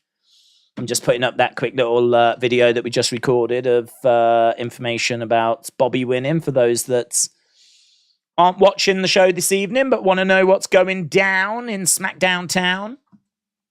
What's going SmackDown. And yeah, I think Bobby winning is pretty big news. Obviously, people always want to know who's won the Andre Battle Royal. As I said, I think it's interesting. There was nothing there between Bobby and LA Knight, but I do think the crowd reaction could definitely play a part there, because if you're Triple H and you've just been sat backstage and you've heard that reaction, you're probably going, we need to do something with LA Knight here. We have got to get... they want this guy. We've got to get him on the card. I wonder if that's bad for Bray. You know, I wonder if the fact that the crowd are taking more to LA Knight is... because if LA Knight wasn't as over, would that increase the chances of us seeing Bray? I don't know. It's really interesting. Really interesting. Right, scores. Travis with an 8, EST with a 5, Brennan with a 6, Roll with Rich TV with a 7, WWE Fan 1000 with a 6, Gaming Content says FFS, Justin with a 7, Knight Rider 7.7, Roll with Rich TV 6.9, Let Him In said 7, DJ Poison with a 2, Urangi Official 8, Svarta Branda with a 6, Loopy Girl with a 7, Alfred Lopez with a 7, Logan Meds 180 6.5, LD Cool said I need a hug because Bobby went over Bronson. Listen, Bronson got down to the final 2, so he did very well. Yeah, how do you think I feel? I was back in Boogs. He went out middle of the match. Hayden with a 7, Theodore with a 5. Meave said, why are the Bray posters on Mania all over? Well, if there are Bray posters there, it's because he was meant to be there. And so that, you know, they would have made the posters for his match with Bobby. Plus also, he's a big star, isn't he? He's a big talent. So again, when these graphics are being made, they will take the big stars and they will use those for the posters. So if he had left, if he'd have walked out, then I think they might have gone in. I think they would have gone in. Let me correct myself. I think they would have gone in and took the posters away, right? Because you don't want to display posters of someone that's not a current active star. But he was only, well, we believe it was an illness. So, you know, it's not like he's no longer with the company. There's not really any reason to not show the poster. So I think they got made months ago, and there's not really a reason to not show them. Because honestly, I mean, it's all speculation, isn't it? But I reckon up until about a week ago, I reckon they didn't, I don't think they knew if he was going to be able to do the match or not. I think they've waited and waited and waited and waited to see if he's going to make it back as to whether they can do the match or not.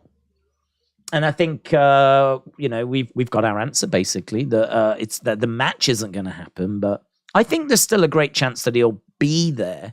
I do still think he'll be there, but I've said it before. I really wouldn't be using like posters as any sort of guides. for me, the poster conversation is very similar to the Vincent and Dutch tweet conversation. You know, people have been paying a lot of attention to the Vincent and Dutch tweets. And they've just debuted in Ring of Honor. Do you know what I mean? They've just come into Ring of Honor. They're not coming into WWE. So it's a lot of stuff that just happens for various different reasons. Sonya, Chelsea on the outside of the ring.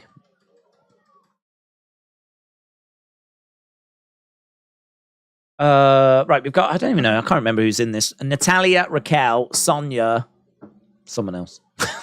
Someone else is in it. I don't even know who it is at the moment. There's only 3 women in the ring. We got Shotzi.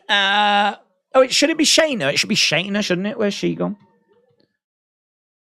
Natalya looking for a sharp. There she is. There she is.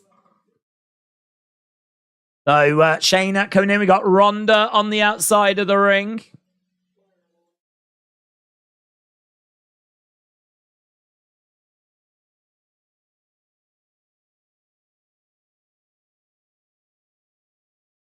Raquel has managed to get Shayna and Natalya on her shoulders. She's in the middle of the ring. Oh, man, that's moody. That's moody. Chop block by... so that's moody, man. So she had them on her shoulders like this. She's struggling to walk. And then, her legs get taken away from underneath her by Sonya. So her leg buckles. I mean, momentarily, there would have been a lot of weight coming down on that one leg then as the other leg had buckled, you know? That's moody. Raquel has managed to catch Sonya in the air.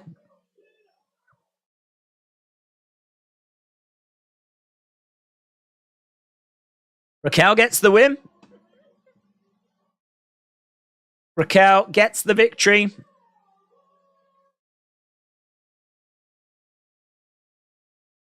Raquel and Liv in the ring then. Going by times on the network, the Hall of Fame is going to be on for 2.5 hours. Summit's going to happen. Could you see Vince being inducted? I don't know. I again, sometimes those aren't quite...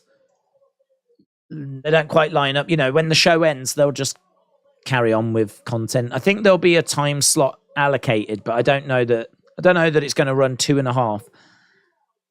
I don't know. I'm trying to think. Last year we did SmackDown and went straight into the Hall of Fame during last year's stream. I've got to think it's probably going to go as long as last year. And last year had Undertaker. So, I mean, that was a monster induction. So, I can't imagine it's going to be longer than last year. So, but I can't remember. I remember the stream being about 5.5, nearly 6 hours long. I do remember it being a very long stream, but I can't say that it was, I don't think it was 2.5 hours last year. Don't know. Well, we'll find out, won't we? We'll find out. Did you see my super chat, says Mitchell? I don't know, to be honest, but I was just doing that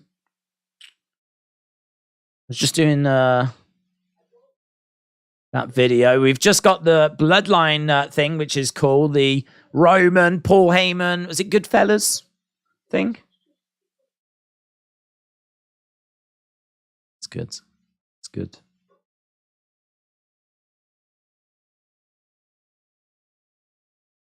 You better watch this guy.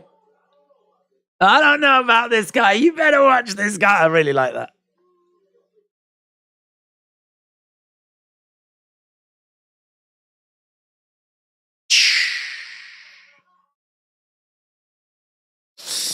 Love it. Right. Mitchell, I can't see it, but I can't see it. Put it in again. I'll don't super chat it. Just put it. I'll read it. Ezra said, Days, do you think there will be a lot of ECW legends inducted next year in Philadelphia? Don't know. I mean, you could potentially do that and make it ECW themed, but I mean, if you put Paul Heyman in, then it makes sense, doesn't it, to do that and make it like a class all around that. But equally, it's also WrestleMania 40, and that's a big WrestleMania in it. You know, we said before, WrestleMania 10, WrestleMania 20, WrestleMania 30, they were all big WrestleManias. They were all milestones.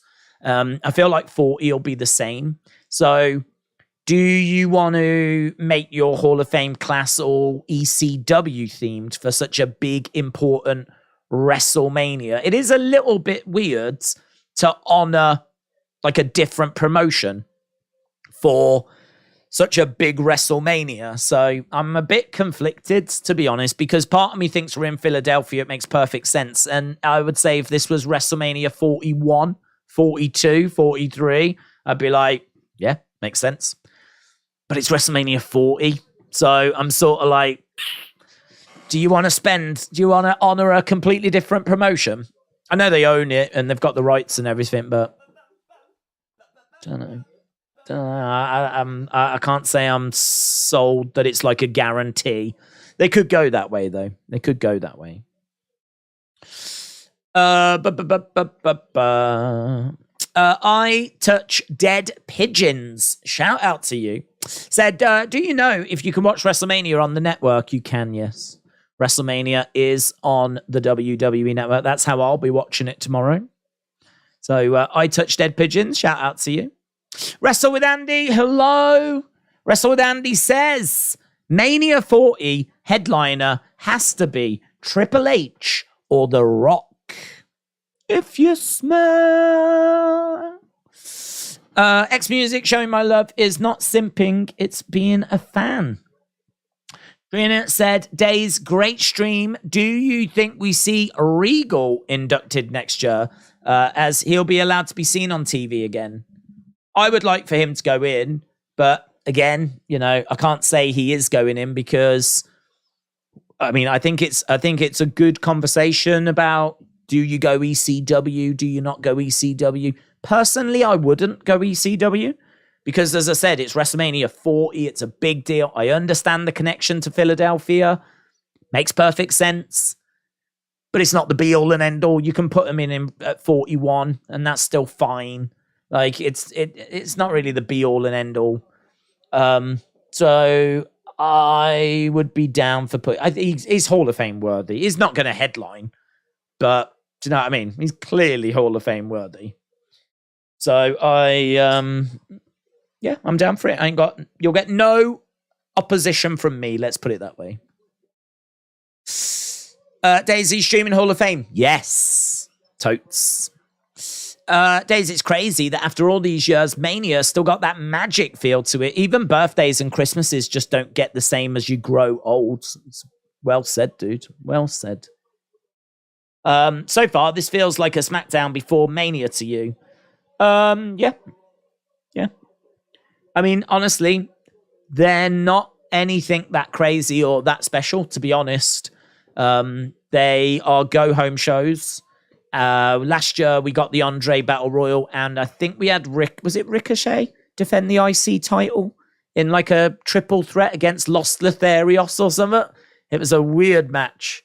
And a load of video packages and stuff like that. Like, I think if you're under the impression this is like shocks and, you know, spills and thrills and all that kind of stuff, it's not really what this show is. This is the last opportunity to promote WrestleMania, put a few touches in place. So yeah, I would say this feels pretty standard. Andre the Giant I'm a bit conflicted because I sort of feel like that should be at WrestleMania, but equally it does help make tonight feel a bit bigger. Because if you didn't have the Andre Battle Royal on this, it would be a little, I don't want to say flat, but like, do you know what I mean? It's all about tomorrow. It's all about Sunday. But the Andre Battle Royal, I like the fact that's involved tonight because it makes it feel a bit bigger. Yeah, Dom saying to his sister, you're too stupid to understand. Shut up! His mom's having her words. Shut up. Crowd ain't having that. Can't speak to your mother like that. I love how she was applauding as well. Get him, Rey! Mess him up, Rey!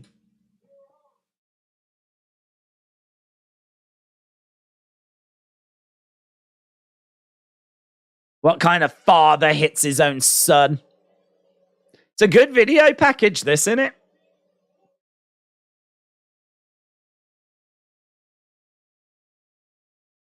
Brilliant.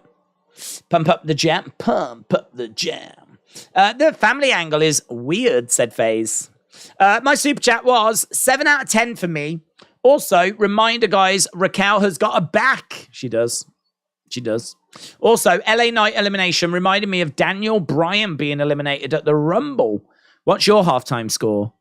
I'm probably at about 6, 7, 5. I mean, to be honest, the matches we've had, the showcase match things, it's funny because the showcase matches don't mean anything. I don't think there's anyone that really cares about them.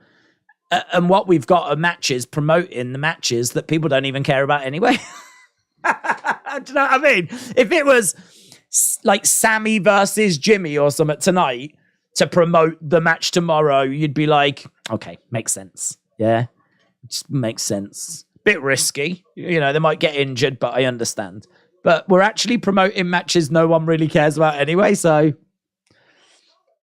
it's just kind of killing a bit of time, isn't it, I suppose? But I did like the Andre Battle Royal, and I did like the Open earlier, so yeah, it's probably a bit... Right now, it's probably a bit below where I wanted it to be, but still got Cody and Roman. Lovely mask that Rey is wearing. Look at that Rey Mysterio mask. Beautiful. We got you back. We got you back.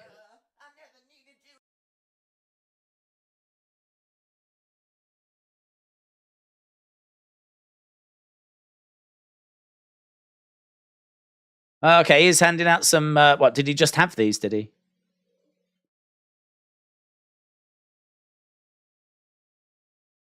Yeah, what are they?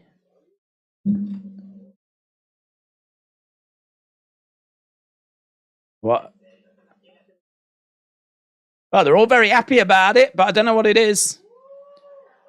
LWO.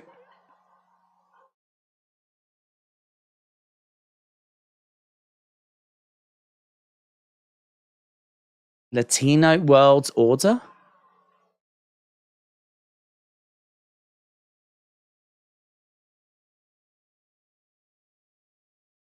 So is that going to be like the new faction? Even though we've had that faction before. I don't hang on, I don't understand. I don't get it. So is this... Are they all together now? And they're using a faction name that we've had before? I'm not against it. I ain't got a problem with it. I'm just trying to get my head around it. LWO for life. That's cool. Legado is dead. LWO forever. Well, in all fairness, Legado wasn't really... They were kind of spinning their wheels a bit, weren't they? So they are going to bring it back. LWO for life. I'm definitely for it. It's an Eddie tribute, said EST.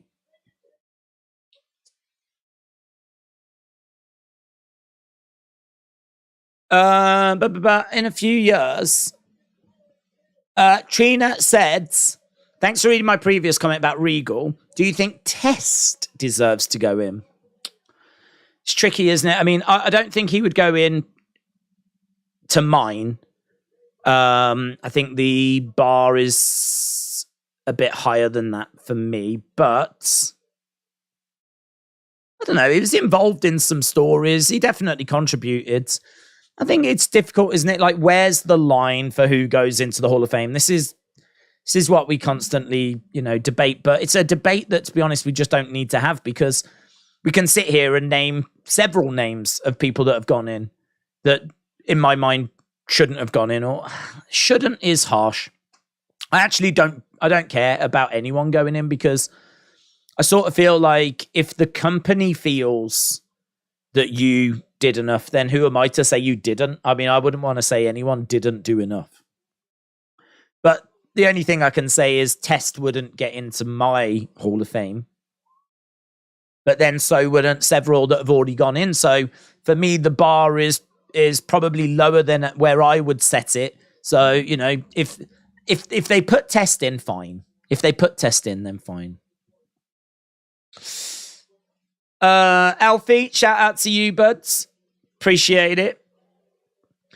3 Diglett said LWO. Oh my God, I am marking out. Yeah, so 3 Diglets is very excited about the news. Really appreciate the support, dudes. It says you can expect a reference to LWO. LWO is back. You love to see it. Looks like Legado will be ringside for Rey and Dominik's match. LWO is back. He's smiling. Lots of people marking out on Twitter. Very cool reveal. Be interesting to see more of that. This new LWO will help out Legado get over more. LWO are back. The shirts are popping.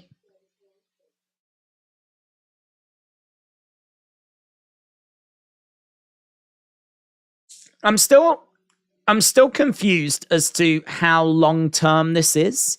Like, the shirt reveal was a cool moment. Yeah, even people online are like, are they back for just one night? Is this just a short-term thing? LWO feel was awesome.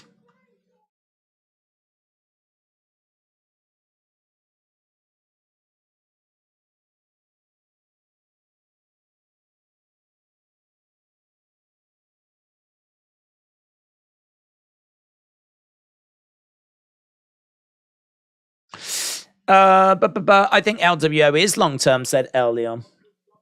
They need to bring Chavo into the Mysterio storyline.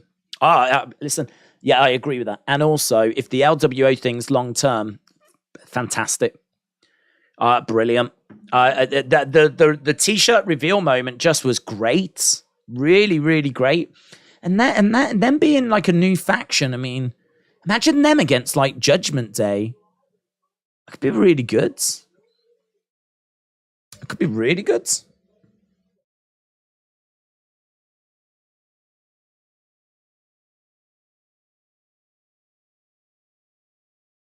Right, here is Imperium then. How long have we got left? Half an hour left to go. Half an hour left to go. Giovanni Vinci. Vinci. I love how she says that. I know there's a few people not into her as a ring announcer, but I like her.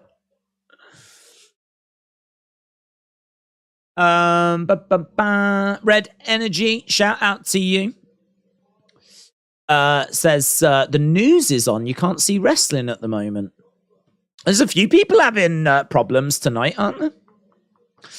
She's great. I like her. Giovanni Vinci. Right, what is this match?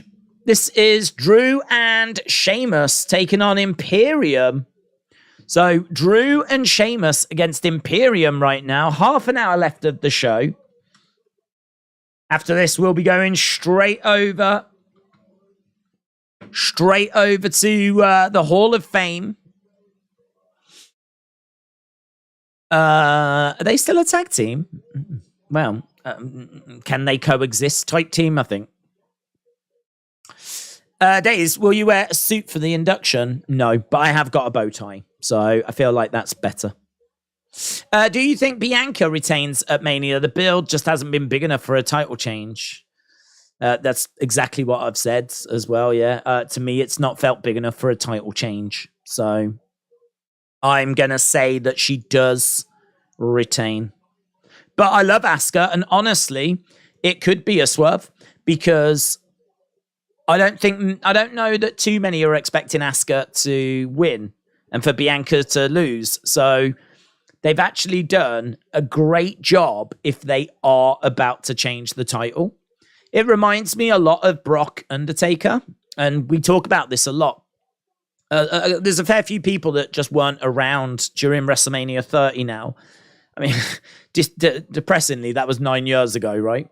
So even though I can remember watching it in a pub and watching the builds and all of that for it, there's obviously a lot of people that weren't watching it at that time.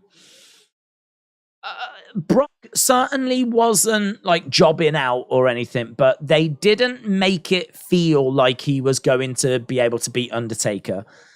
Undertaker was still coming off, he still had the streak. He was coming off amazing WrestleMania matches. Brock just sort of felt like he was just the next person that was going to be fed to the streak. And you look at it now and it's amazing that we were so surprised, but this is why the shock was real. Brock beat Undertaker and we were all genuinely shocked. I mean, you wouldn't get away with that now because I know a lot of people say that he shouldn't have beat the streak, but honestly, if you think about how we didn't expect him to beat The Undertaker and how shocked everyone was when it did end, I think it definitely did elevate Brock to a level that he wasn't at before it. I think that kickstarted his, in a way, I would say him beating Undertaker kickstarted Brock's second run with the company, because I think he came back after WrestleMania 28 and he was doing stuff, but I mean at 29, he's having a match with Triple H, which no one ever talks about. He was kind of bobbing around and doing a few bits and bobs, but it's when the streak ends that we go, okay, all right, here we go. And we are off to the races with Brock Lesnar then. So I sort of feel like this is a bit like that. Like, no one's really expecting Asuka to win, but if she does, okay, we're off to the races now. So it feels a little bit Brock Undertaker to me. Bianca, Asuka. Might turn out to be that Bianca just retains, and I have predicted Bianca retains. But honestly, if I was doing predictions for WrestleMania 30, I would have predicted Undertaker wins. So again, this is why I'm saying the parallels are there for me between this and that, because I just don't think anyone's expecting Bianca to lose. Or if they are, I ain't seeing them being that vocal about it, because everyone seems to be with Bianca. But it could be a swerve. Could be a swerve. Right. We are at commercial break. We are 26 minutes left. Then we'll be flipping over to the Hall of Fame. Does Bianca get misted in the face? Mist will certainly play a part because it's been a big part in the build, hasn't it? So I think she'll get misted, but there's a chance that she misses. Maybe Asuka hits the ref, or who knows, But I think the mist will play a part, yes. I think Asuka loses and then goes back to Japan, said Zoom Station. I will riot if Bianca retains. I'm definitely pulling her hair out, said Maggie.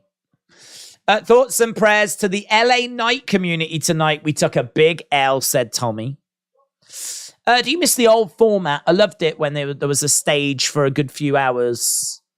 Yeah, I don't know if I mind the old format going away, like the format, the staging. I don't mind the ring, you see. I think taking the ropes away from the one side of the ring is such an interesting visual.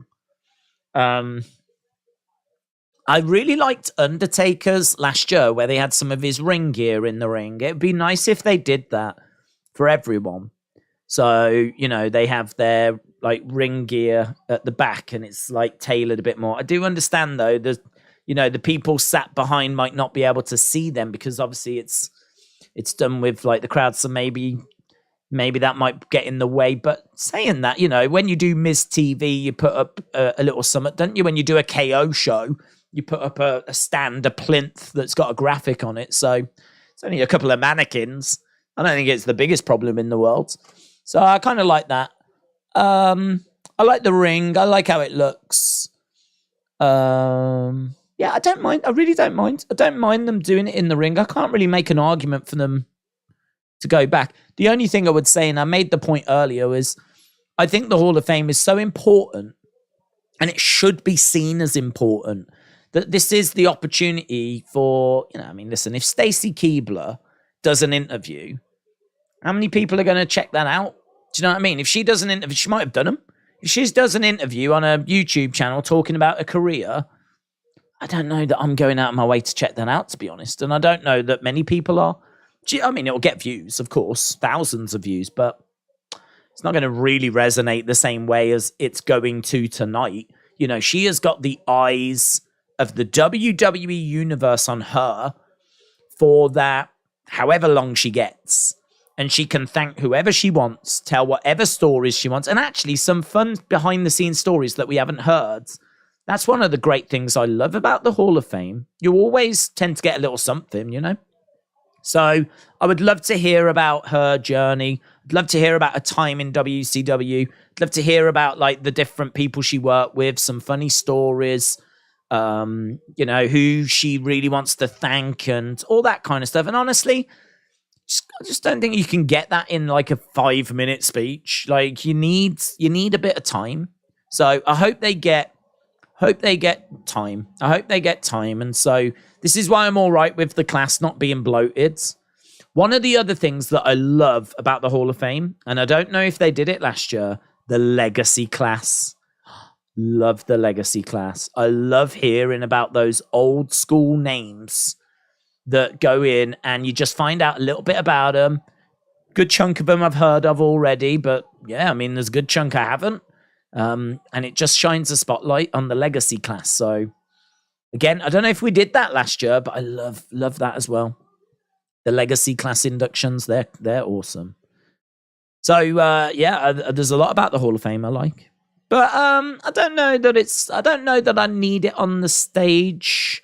I did like the old one when it was like everyone was on the stage, sat in a row, and they were on stage all the time. I did like that. I did like that. Maybe you could do that. Perhaps they could all be in the ring. Perhaps they could all be sat in the ring, and when it's their time, they stand up and come to the podium, say a few things, thank everyone, then they go back. So they're always like there. That's kind of nice. Don't know. Doesn't really matter, does it? Drew and Sheamus are victorious.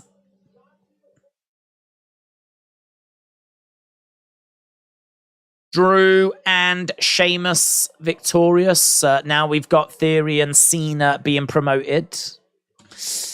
The movie commercial parody, should they do some with underneath talent and save for Mania to put the highlight stars not on the show but have spots for everyone not in the ring? What?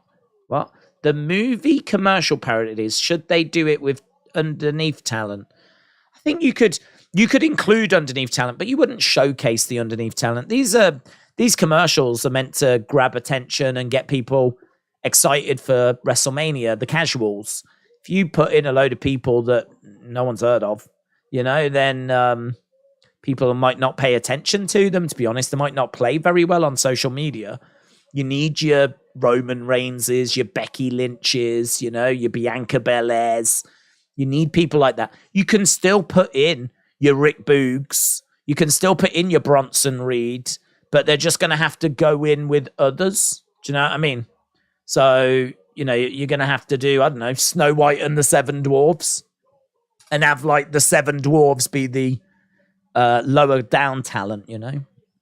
So Because it's got to grab attention. It's the bottom line. That's the whole purpose of it, isn't it? It's got to grab attention.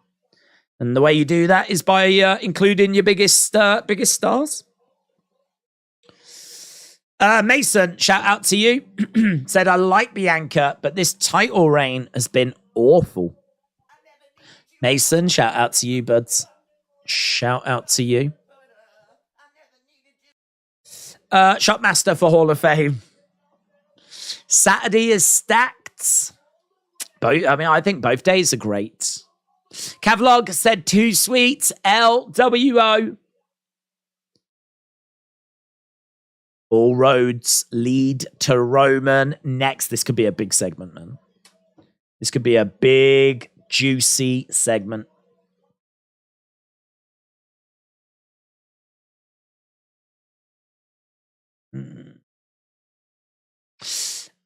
Tornado watch headed east from me. Thoughts and prayers to everyone in the path. Please take appropriate precautions. William, shout out to you.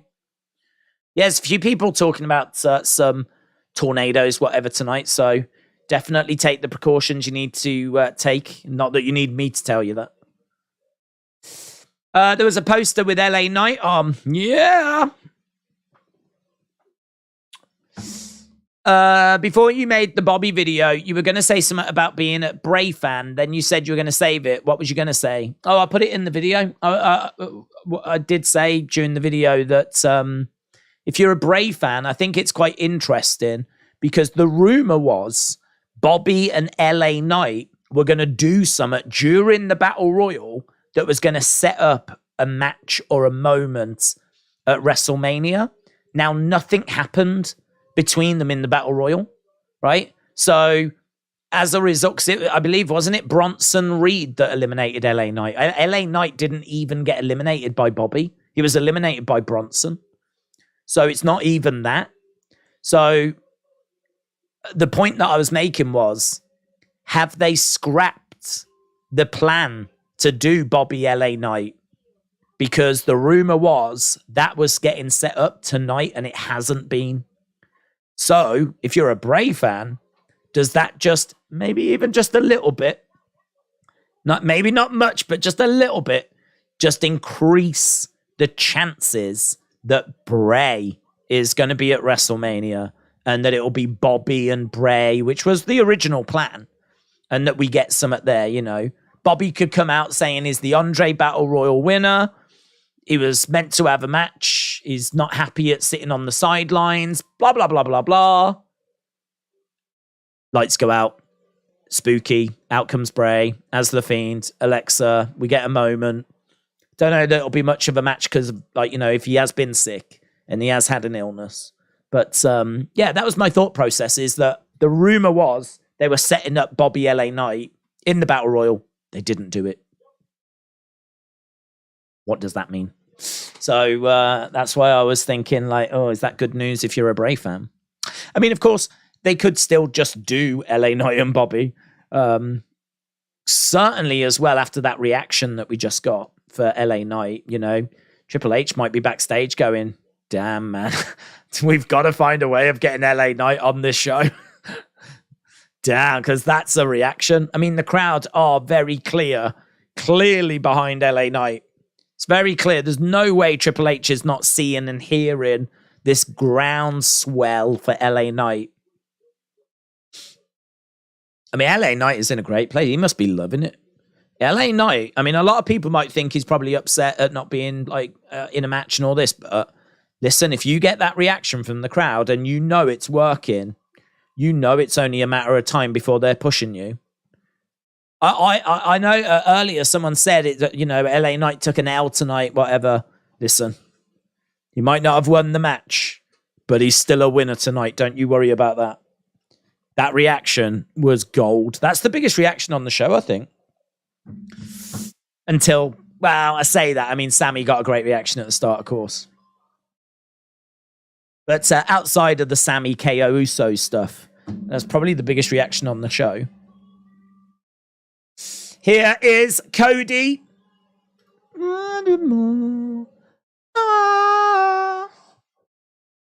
Cody Rhodes. Cody Rhodes. He was telling a great story earlier about how he walked into the hotel check-in just the other day, and it was carnage. Everyone was checking in, people around, and he just went back to his bus. He was like, look at that. Cody signing the weight belt. Those weight belts. Nice socks. Lovely suit. He dresses so well. I want to be like Cody when I'm older. I wish I had that kind of fashion sense, you know? Just, you know, it just always looks great. He just looks like a world champion.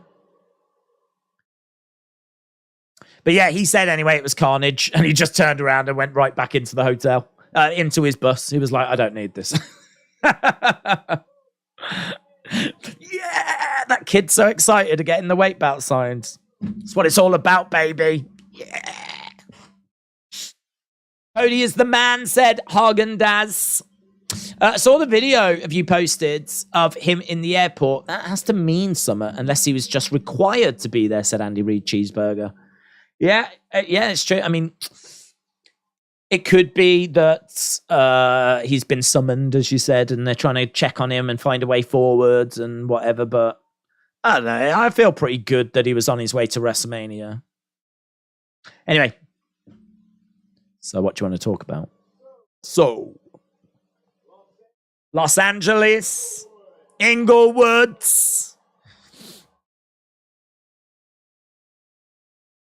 What do you want to talk about? Cody in the ring then, looking sharp.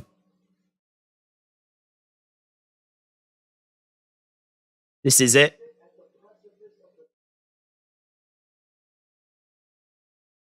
The biggest event in sports entertainment history.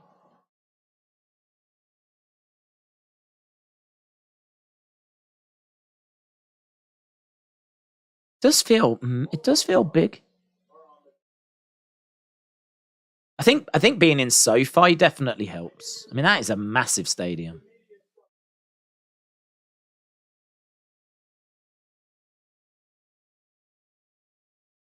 Talking about the nutrition, talking about the workout.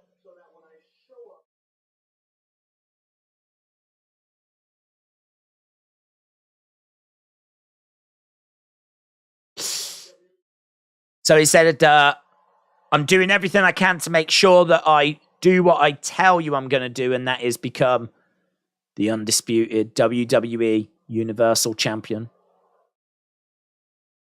Cody Chance. Cody Chance. Little smile on his face.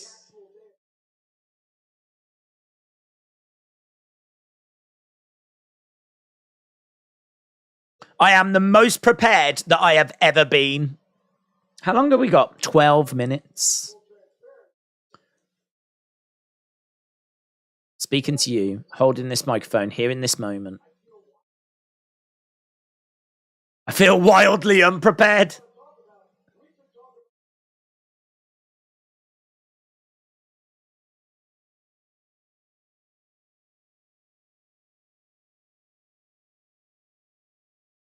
You want a showdown? You want a duel? The fight needs to start.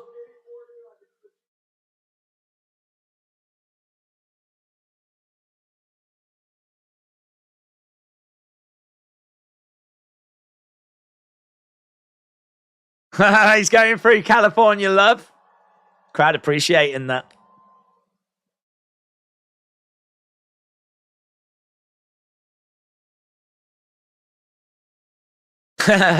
He said, I'll end it there. Might be a bit too much for Fox.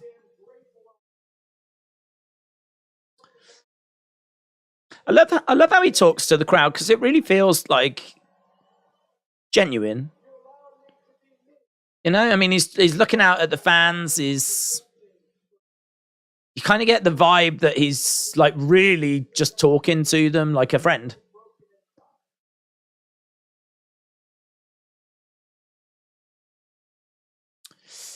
The Rock returns at 39, said and Cal Vlog. So he talks of defeating Roman. 1 Minute Wrestler said, Days, we'll see Randy at 39. I think so, buds. I think so. They could do a Honey, I Shrunk the Kids parody using Moss or Braun as the dad mowing the grass and have Ray, Ricochet, Gable, Alexa, Bianca. What parody would you do? Don't know. I'm not really a film buff, to be honest.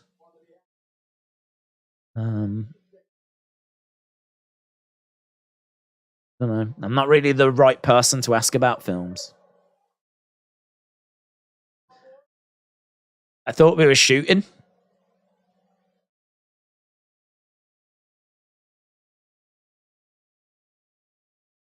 So he's going after Roman now.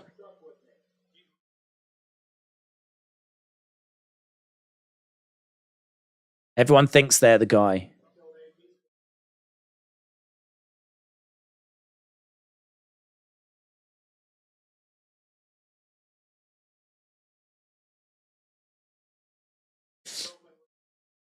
Okay, that's interesting.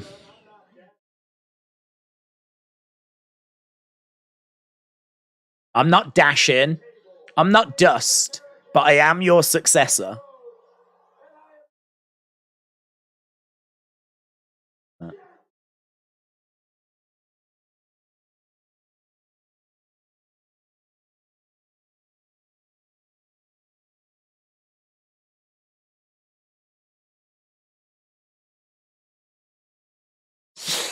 Not that sentence. This Sunday at WrestleMania, I finish.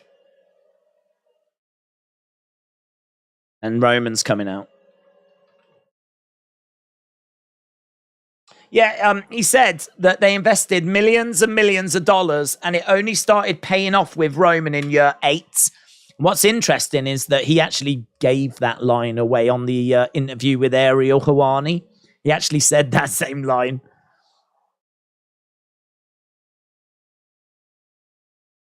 He did say he had a few lines up his sleeve. That provoked a ooh from the crowds.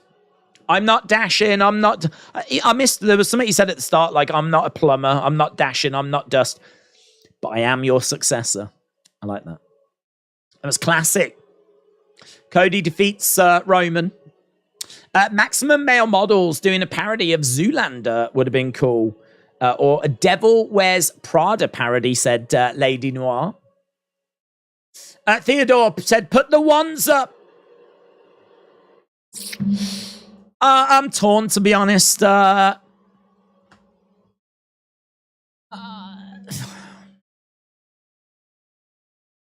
don't know.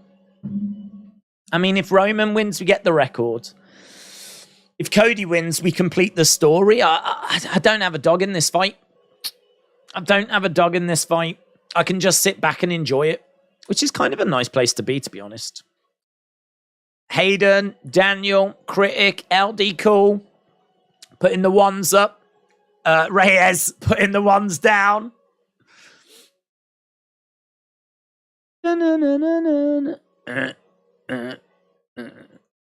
Here's Roman, Paul Heyman. We've only got 6 minutes left to go. I'd love to see them do So Long Farewell from Sound of Music, said Dad Stuff. This could be the last SmackDown we see Roman with those titles, said Supreme Rose. Very true. Very true. This could be the last time we see Roman on SmackDown with those titles. Good point. Roman has got the one around his waist. The WWE. Heyman has got the Universal Championship in his hands. Thank goodness we've only got 6 minutes. It'll take 3 to say acknowledge me. Maggie said I'm going to cry so much if Roman loses. Cadence says I'm on Roman's side. Do you know what? Let's do a poll. Not who do you think is going to win, but who do you want to win? That's a good question, isn't it? Not who do you think is going to win. Who do you want to win? Who do you want to win? Who do you want to win? Do you want Roman? Or do you want Cody? Who do you want? Very different from who do you think is going to. Right, question is up in the chat. Get your votes in. We've got 5 minutes left to go. Roman is in the ring. Cody is in the ring. These two face to face. Roman laughs. Roman laughs. Someone's tickled Roman.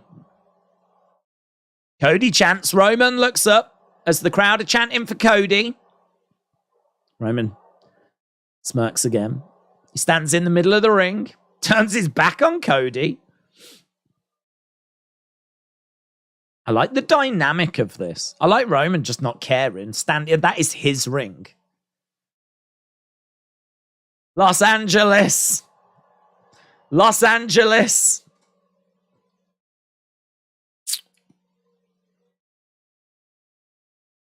Ooh.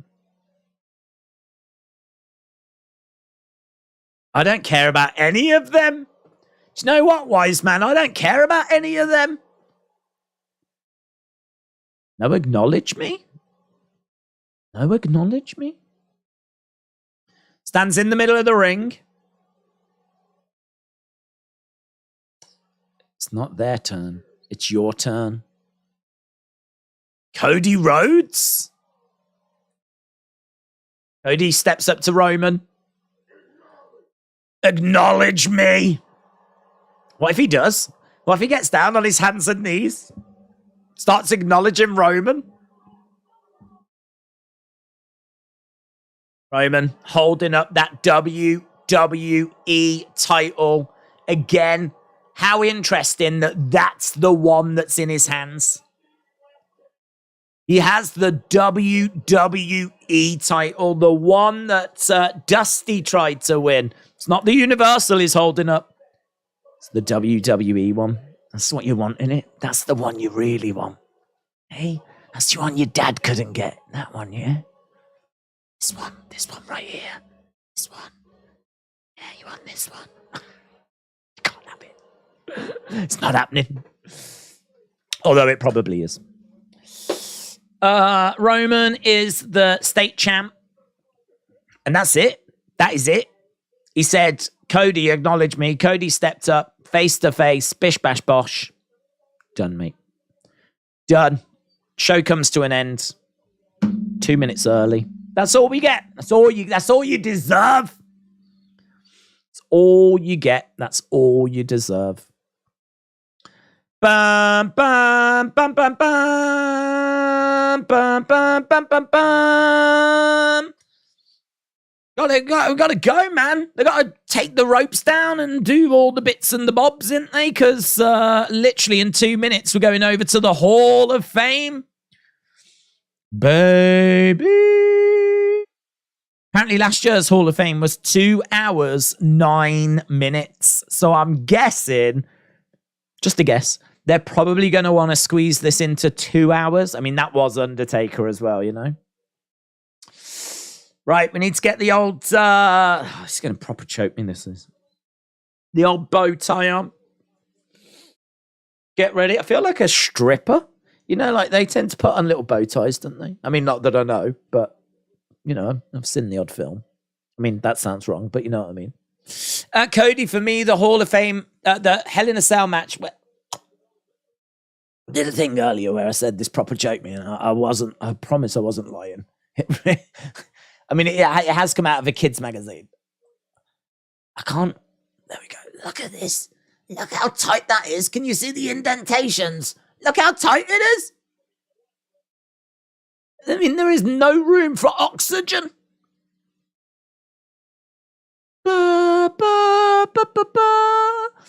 He only held up the WWE Championship. Yes.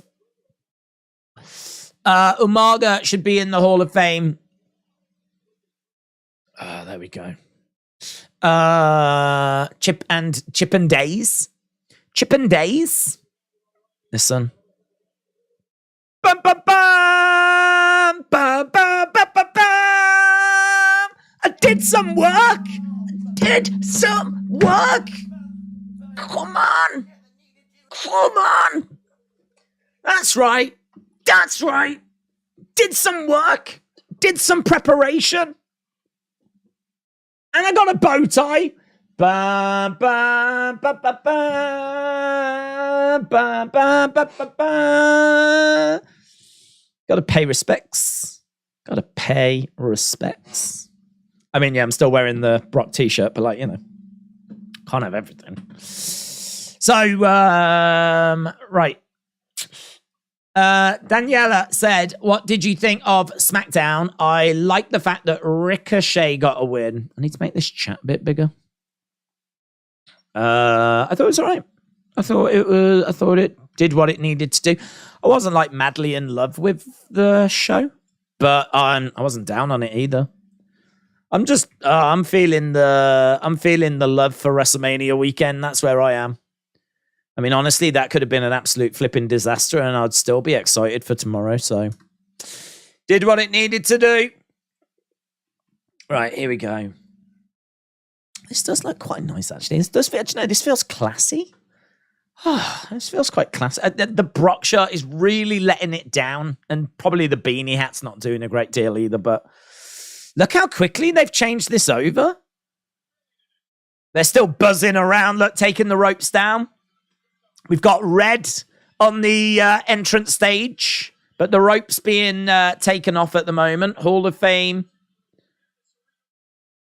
Michael Cole said we will be getting the arena ready. The seats are being put out. It's like a military operation.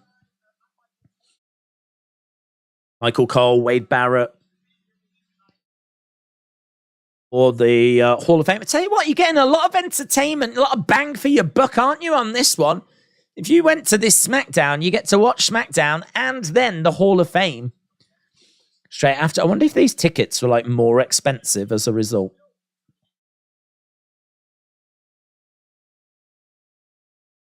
Got some hosts backstage.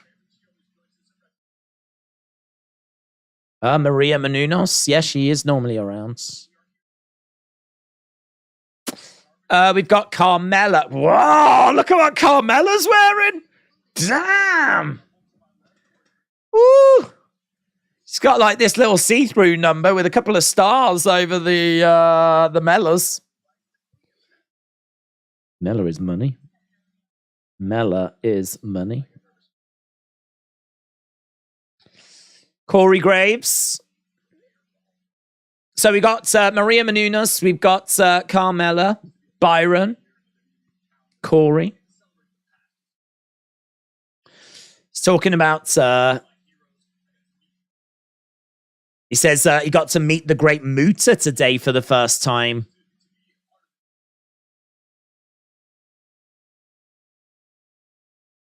Who's your favorite? You better say Carmella.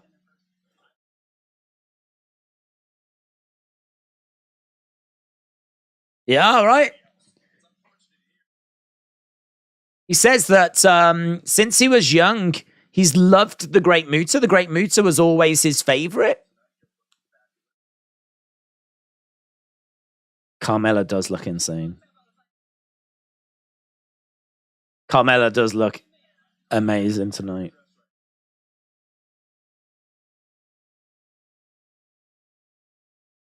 Michael Cole said, I'm trying to figure out what Byron's wearing. They're having to kind of fill a little bit of time at the moment because of the fact that we're still changing over the ring and everything.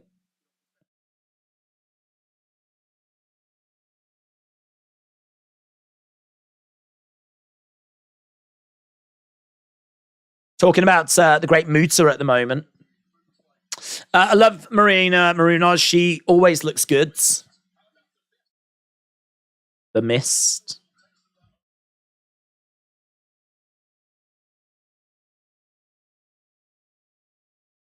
Kathy Kelly backstage now. Okay, we're going to Kathy Kelly with Queen Shamel and Booker.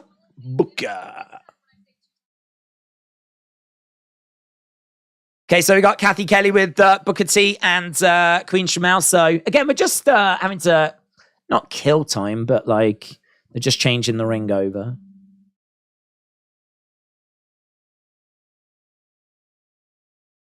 Booker says this weekend is so big, but we can't look past the Hall of Fame.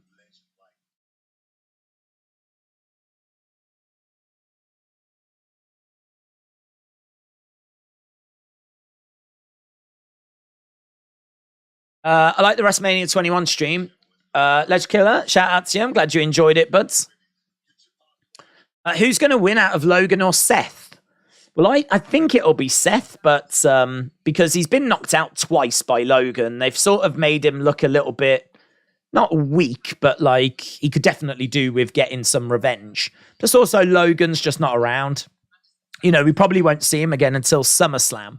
So, you know, if he gets a win, who benefits? Like, what, you know, we won't see Logan again till SummerSlam, so might as well have Logan attack Seth and then Seth get revenge at WrestleMania. Michael Cole says Booker's looking great tonight.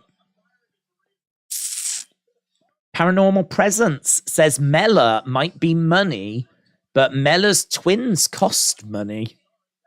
She looks great. Money well spent.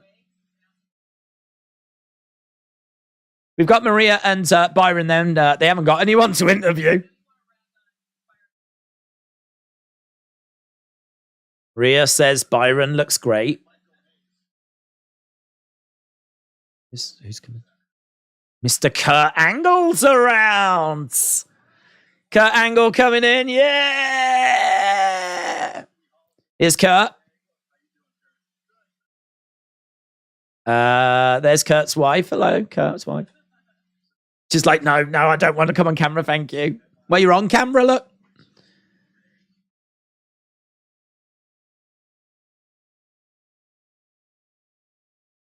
Kurt said it's been a long time deserved for Rey. Must be a lot of awkwardness backstage, you know, just a lot of people that you just don't know, you know, like partners and whatever. Be exciting as well, though.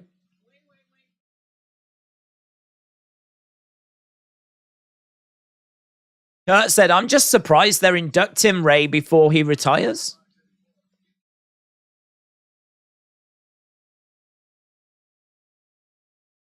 It's going to be a good speech. Only 50 more minutes of this, said Mr. Unfamiliar. Kurt is a lucky man, said Kambam. Yeah, he is.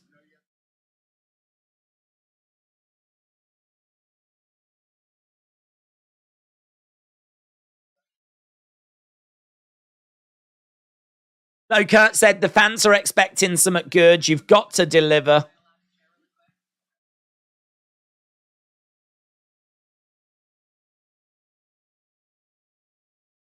Yeah.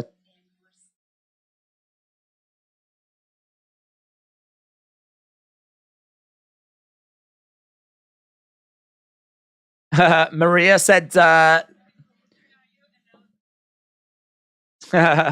Maria said that Kurt was one of her favorites and she got onto a plane. He was a couple of rows behind and she was like having a heart attack. It's like, now I get to stand here and interview you. She was like marking out. That's cool. I really like Maria. She's so good. She's such a big fan.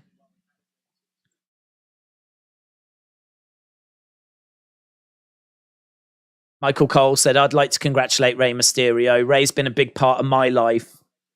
It's lovely to hear Michael Cole just, do you know what I mean? Like, go off record. I just want to thank Rey for everything he's done, blah, blah, blah. I actually like this. It's a bit of a weird way to start a show. Do you know what I mean? Rather than just go like, hello, and go into it. Instead, we're having to like kill time. But it does provide an opportunity to do something a bit different as well and like do some interviews and...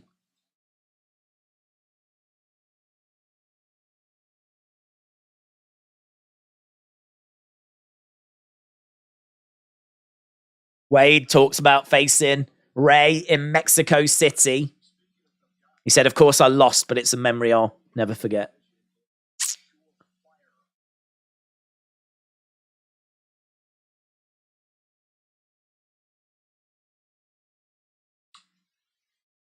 Backstage with Charlotte. Michael Cole calls her a surefire Hall of Famer, and of course she is. Wrestling Andy said Kurt's got that Rocky Balboa personality. You just can't hate him. True.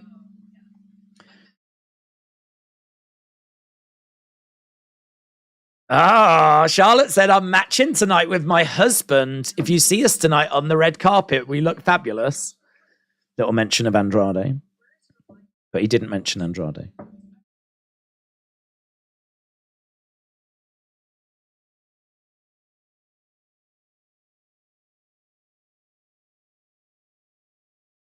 Charlotte said, the pressure is on. I always have to outdo myself. I'm looking forward to stealing the show with Rhea.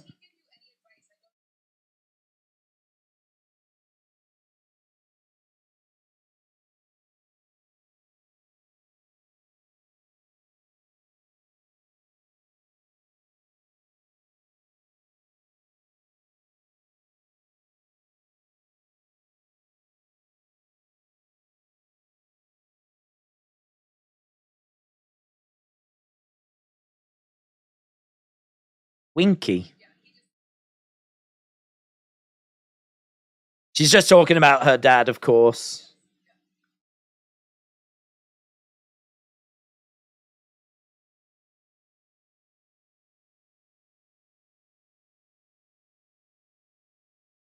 Right? Miz, Maurice. Dante Martin just snapped his leg into. What match do you think will be surprisingly good? Don't know what's surprising, because I think they've all got potential, to be honest. Maybe not Brock and Moss. I don't know. Yeah, I mean, honestly, I think they could all deliver. I can't tell you which one will be surprisingly good, because I don't know which matches people don't think are going to be good. Because Bianca Asuka, I mean, they're two top talents that can kill. Charlotte Rhea, I think it was my favorite in-ring match from WrestleMania 36. That could be amazing. Roman Cody is going to be amazing. The tag match is going to be amazing. Gunther, Sheamus, Drew is going to be amazing. Seth Logan, I think everyone's expecting that to be great, because, you know, Logan's always showed up before and Seth is Seth. So John Cena, Austin Theory. Cena tends to always be involved at this stage in his career in great matches. This is a big chance for Austin Theory to show that he is the present. And, you know, that match is going on first.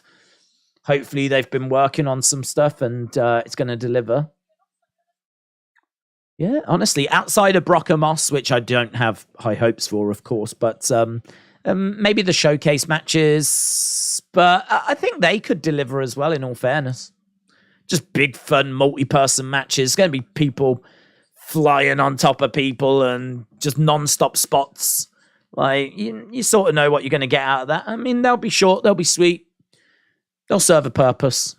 Yeah. I honestly, I can't say what's going to surprise you, because I think you should expect them all to be good. I think it's a good card.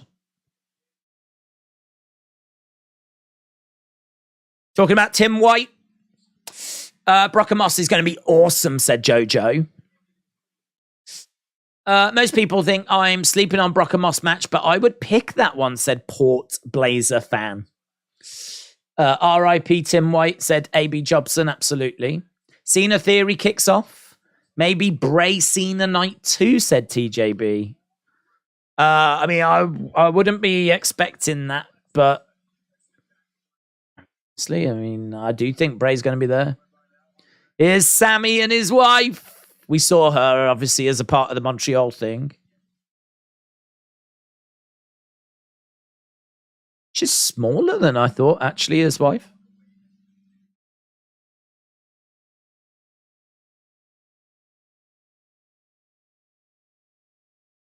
Are you going to walk away like there was a big ramble and Sammy's like, was that a question, Byron? Sammy looks great in a suit, doesn't he?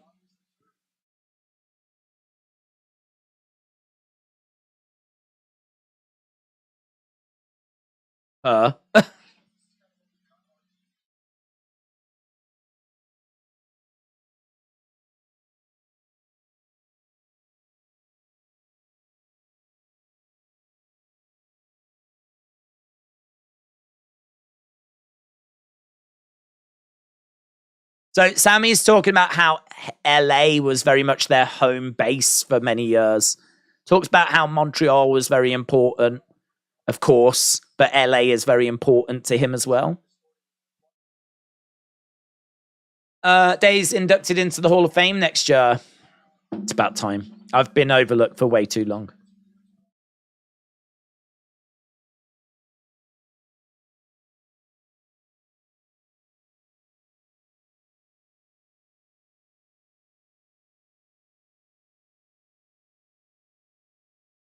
Sammy said, by far, this is the most momentum I've ever had going into a WrestleMania. Of course.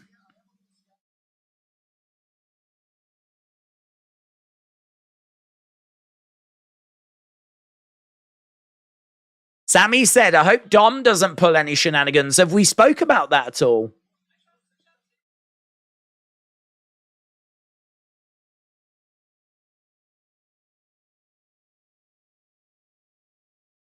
So Sammy says, I hope Dom doesn't pull any shenanigans.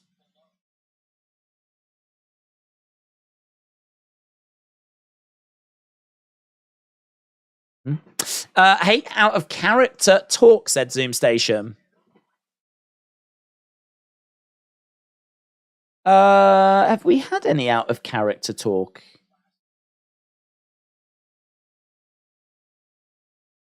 I don't think we've had any out of character talk, have we? I'm trying to think, like, we've had, like, the superstars being smiley and nice. I'm trying to think if we had, like, a heel that's been nice. Charlotte's a face. She was nice. Sammy's a face. He was nice. I like Michael Cole just kind of not being out of character, but just sort of, you know, I just want to take a chance to thank Ray. Like, I thought that was nice. Rob Van Dam chants, apparently. I think as Rob Van Dam, is he there? Rob Van Dam getting a mention. Is Street Profits.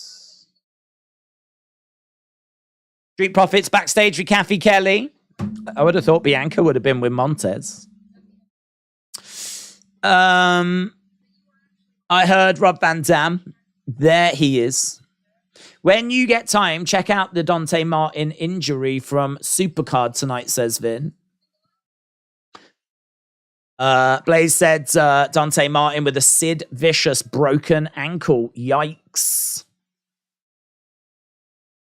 Oh, they're both wearing the same jacket. Byron and Montez sporting the same jacket.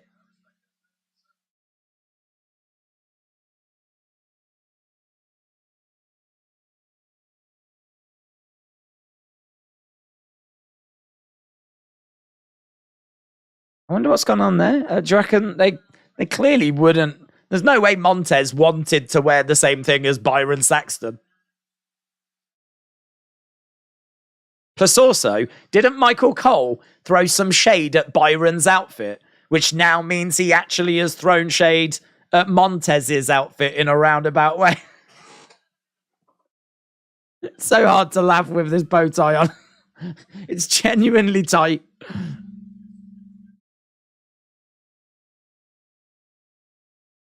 Michael Cole said Montez putting over Byron Saxton means we're going to have to listen to that for the next 300 years.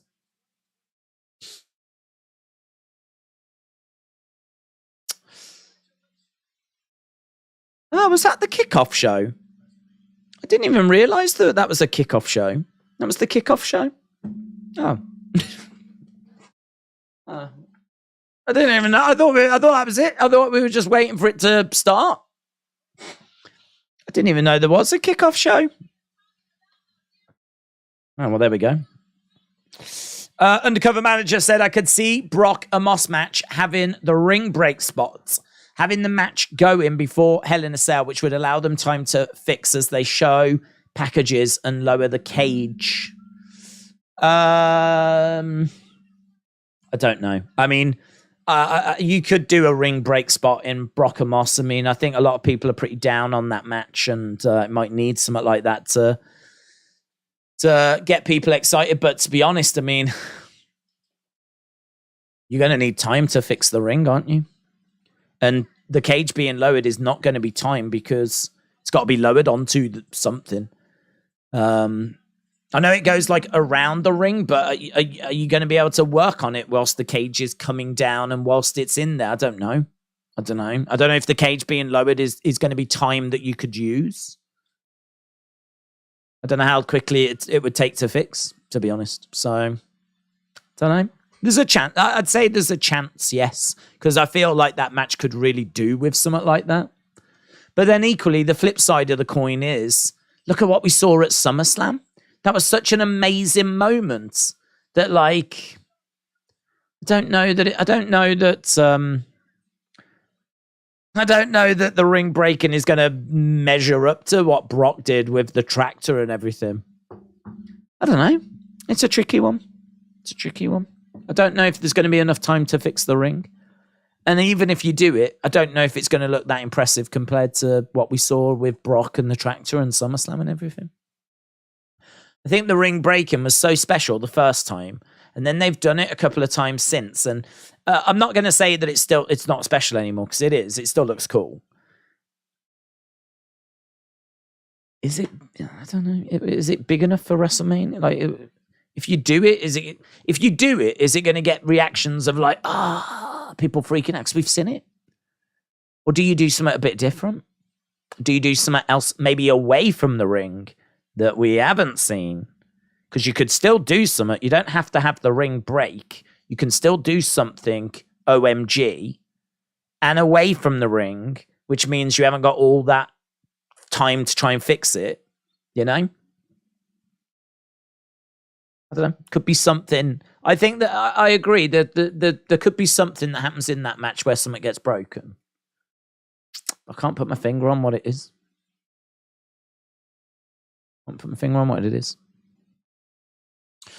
Maggie said, I agree. I love that tractor. I did as well. I thought the tractor bit was amazing. I was actually not doing the SummerSlam stream as well. I was gutted. Tommy did it, and he did a great job of it over on the Wrestling Escape Pod channel. But it collided the same night as Hall of Fame. No, Hall of Fame. I've got the Hall of Fame in my head. UFC. And a big UFC show as well. So I was doing UFC, Tommy was doing, but I still had it on in the background watching it, and I was just like, couldn't believe what I was watching. It was amazing, proper OMG. One of the most iconic things I've seen in the history of like SummerSlam, in the history of WWE. I mean, a ring being picked up, flipped up like that, amazing. But the problem is now, you've set the bar very high, haven't you? Like, how are you going to match that? Match that, Brock. Good luck. Right, we are underway with this, by the way. That was the kickoff show, and I didn't even know it was. Now we're into the main show, and we're just seeing some iconic moments. I reckon this will probably go for 2 hours now. I reckon this will go 2 hours. So, I can't wait for the Andy Kaufman induction, man. Can't wait. Devontae, shout out to you. Big Time said the SummerSlam was a fantastic show. 30 years ago, WWE Hall of Fame was created, but there was no ceremony, said Hayden. No, you're right. And I believe there was only one inductee as well. 2 more hours of days. Oh, you better believe it, X Music. Oh, yeah. Don't forget, guys, we are back tomorrow. We're not going anywhere, but we are back tomorrow for NXT Stand and Deliver. First night of WrestleMania. Second night of WrestleMania on Sunday. Raw on Monday. This is just the starter. This is just the prawn cocktail. We've still got the main meal and the dessert to come. And coffee. Gorgeous George just being shown on screen. Junkyard Dog. Just going through all the legends. We're seeing the rings. Rey Mysterio. Andy Kaufman. Yes. Yes. Can't wait for Andy Kaufman to go in. The great MUTA. Tim White. STACEY KEIBLER. Do you think Carmella goes into the Hall of Fame? Yeah. Yeah.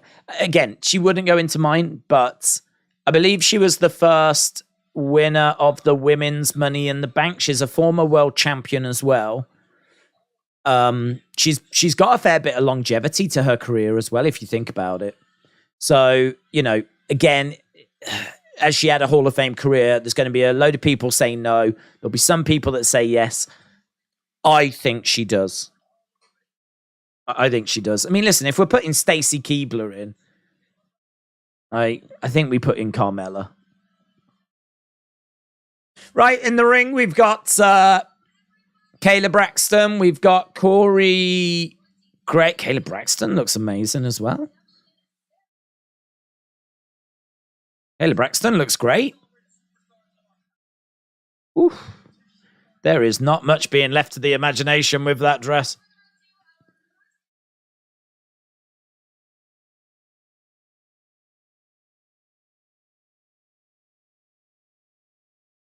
Okay, so STACEY KEIBLER goes in first. If STACEY goes in, should Dana Brooke go in?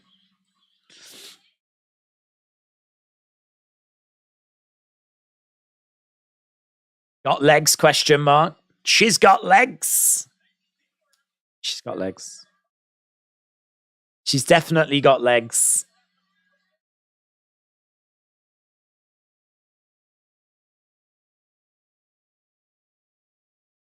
Okay, so we're just seeing the video package for STACEY KEIBLER. And as I said, I don't begrudge anyone going in.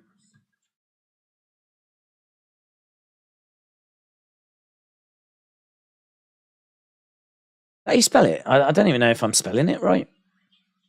KEIBLER. I don't feel like that's the correct spelling. STACEY KEIBLER. I-B.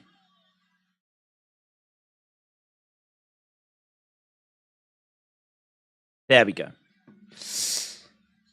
Okay, she was a Nitro Girl winner.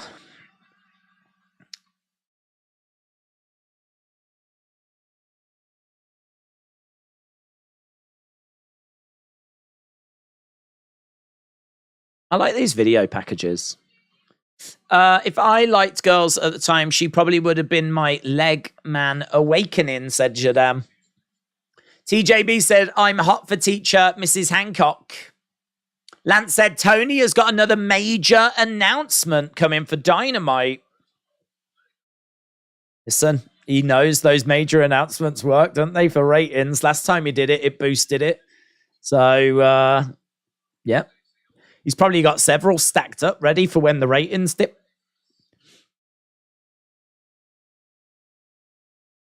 Wasn't the last major announcement was the show, wasn't it? The All Access show.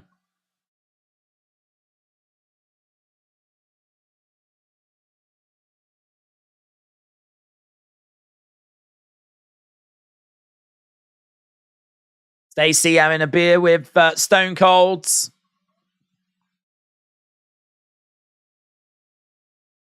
And she went on Dancing with the Stars in America.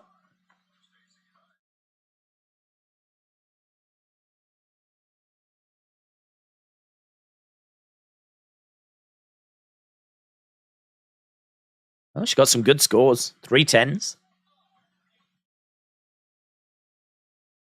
You are a weapon of mass seduction.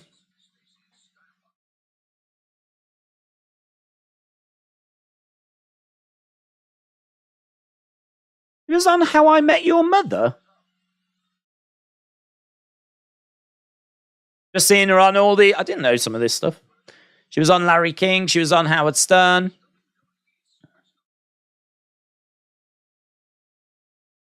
She was a worldwide media sensation. Project Runway? In all fairness, she's probably going in for the stuff she did outside of WWE. In a way, she had a so-so career, right? But after she left WWE, she did really well. And we're going to recognize that. We're putting her in the Hall of Fame.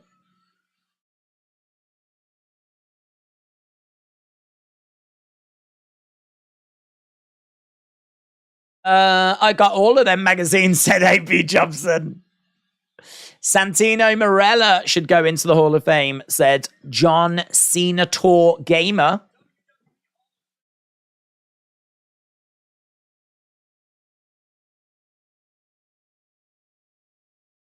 This Tori Wilson and Mick Foley. Mick Foley said he had a phone call from someone asking if he would induct them. And I think a lot of people presumed that it had been STACEY. There he is in the ring, Mick Foley. He's looking a little bit bigger these days, isn't he? Hey, there's a bit more of him to love, isn't there? Foley chants! Foley chants!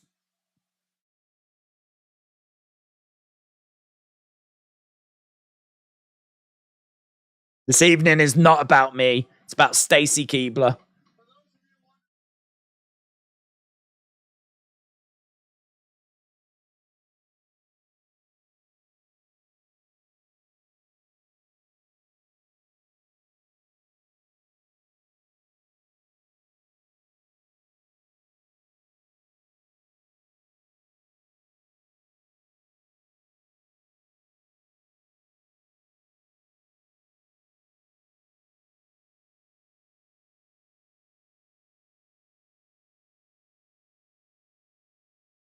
It's a nice story, isn't it? Mick says that he doesn't know why he's here doing this, but STACEY requested him, sent him a text, and he said he's been smiling for the last few weeks as a result.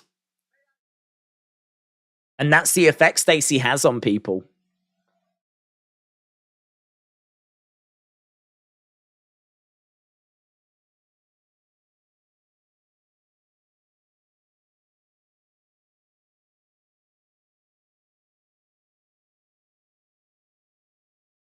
Look at his ear, mate. His ear is so messed up, isn't it?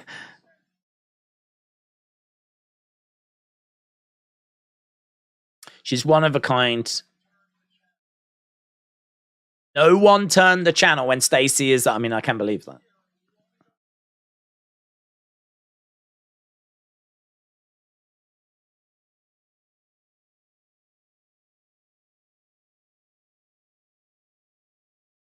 He's a great talker, isn't he?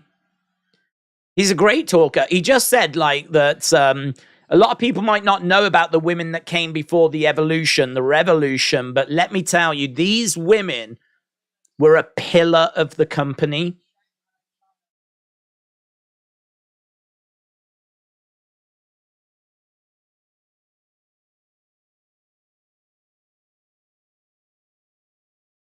Okay. He's talking about the last time he saw STACEY. See, I love these stories.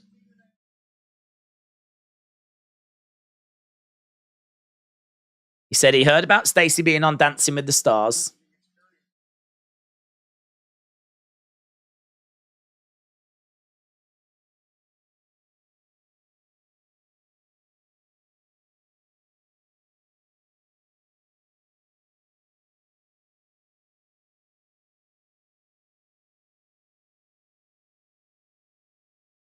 Apparently they were both at Jets game.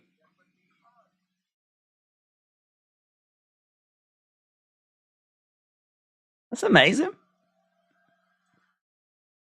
He was on camera as well, and as they met up and they hugged, like everyone cheered. He said it was like something out of a movie. And he said that was a real special moment, but not as special as this moment. Some of these stories are great. Is he going to let Tori talk, do you reckon? Do you think he'll let Tori talk?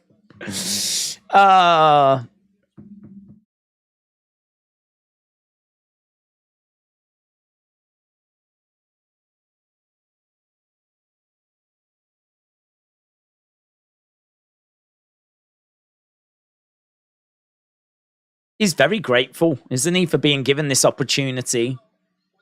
I love that. Without further ado, is Tori Wilson.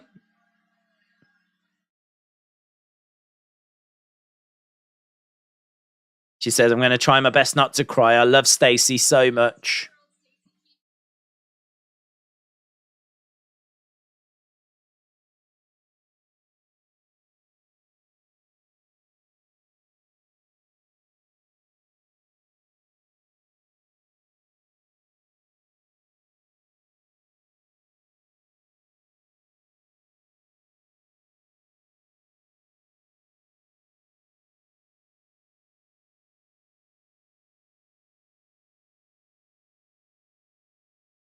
Ori said that her beauty and presence could be very intimidating, but puts over how lovely she was.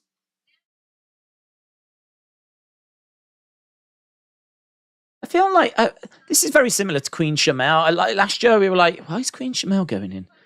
And then they proceeded to just tell the loveliest stories about her. And at the end, you're like, oh, put her in again. Put her in twice. I feel that way now. Like, STACEY KEIBLER, she probably wouldn't go in my Hall of Fame. But, like, now you're just hearing how lovely she is. And you're like, ah, put her in again. Put her in next year. Ah.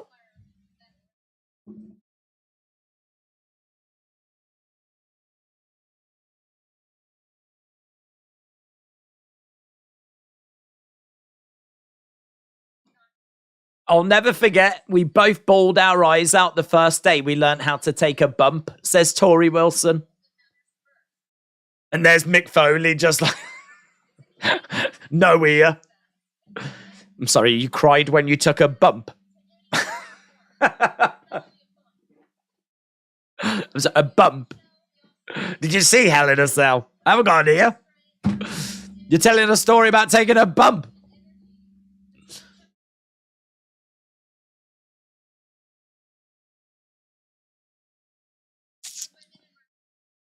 STACEY's presence created a new era for women in wrestling. Maybe it did.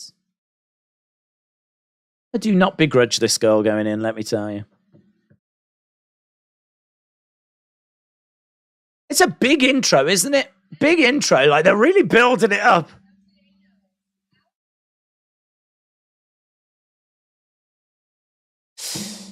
It's all about the legs, said Zoom Station.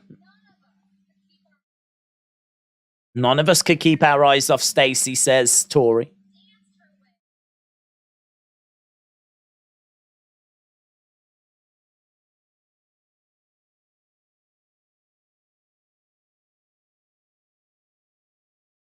I think Triple H is panicking backstage yet.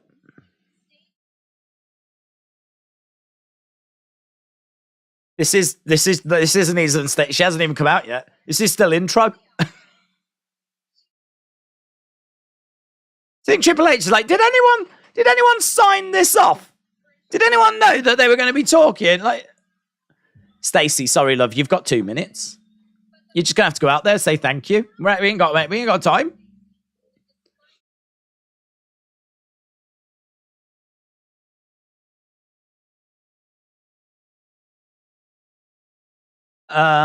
Tori is beautiful. One more Foley match, says Alan. Talking about her being a mom and a wife. Can I just say, I hope they're going to spend this long on Andy Kaufman.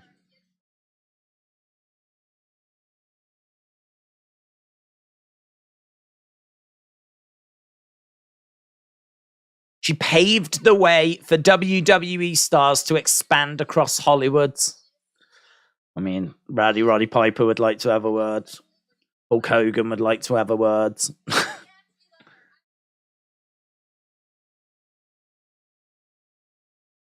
I was grateful she inducted me in the Hall of Fame, and now I can return the favor. My friend, my ride or die. Here we go. STACEY KEIBLER. There we go. My friend, my ride or die. STACEY KEIBLER, STACEY coming out. She looks great. Sammy.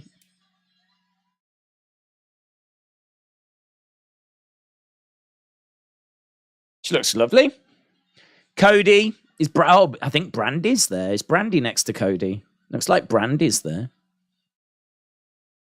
Looks like Cody is next to Triple H. Can't see Roman. I can see Sammy.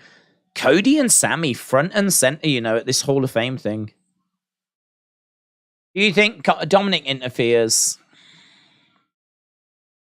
I think there could be a little something at some point, but I hope not. I don't want to be watching this thinking, oh, is he going to interfere? Is he going to interfere? Just want to enjoy the Bray induction, you know, so it's a bit tricky in it. I think you probably would do a little something. Hopefully he's just not there.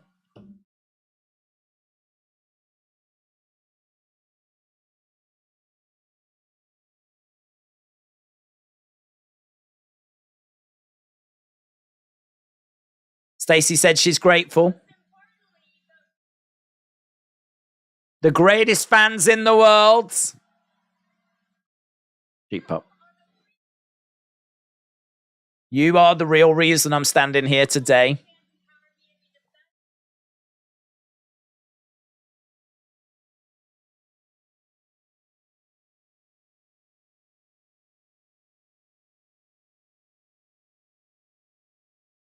You gave me the confidence to entertain you, and WWE gave me the stage. I wish people wouldn't shout out. Show some respect.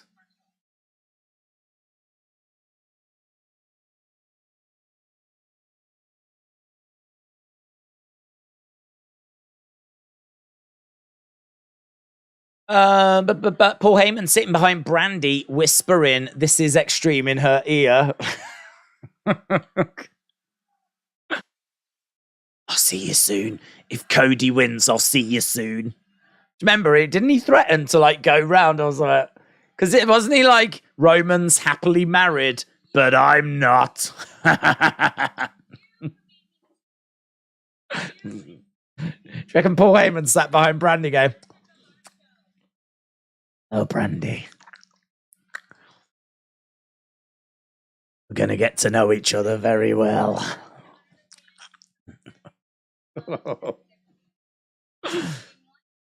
He's probably not doing that. By the way, he's probably not doing that. Oh, there's that picture. Thank you, Brett. Her in the crowd. I was a super fan first. Why didn't she ask Brett to induct her then? Just got a sign saying thank you, Brett.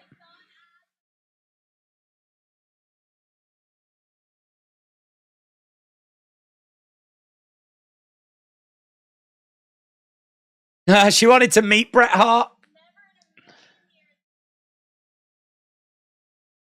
He said she entered the competition because she was a dancer and she thought if I get to the final, I might meet Bret.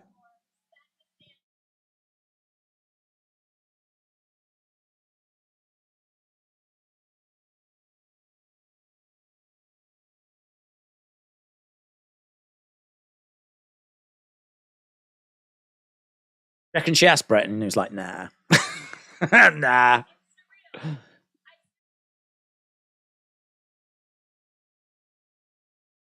You deserve it, Chance. You deserve it.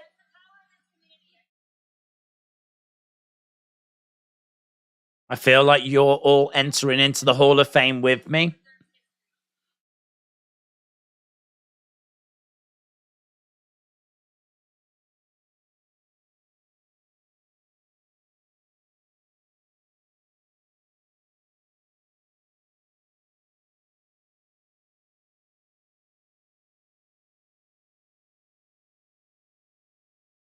Everyone that works for WWE is full of grit.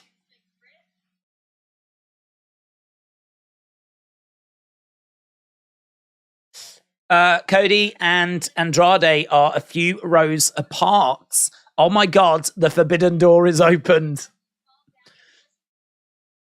Maggie, shout out to you. Poor Brandy, she'll run back to AEW. We've had over 1,000 votes. Who do you want to win out of? We'll keep that going. I haven't checked to see where we are though with the results. So Stacey saying, did you really wrestle? Does it hurt? Yes. Yes, it does. Did you really wrestle? Did it hurt? Yes. Yeah. Yeah, it did.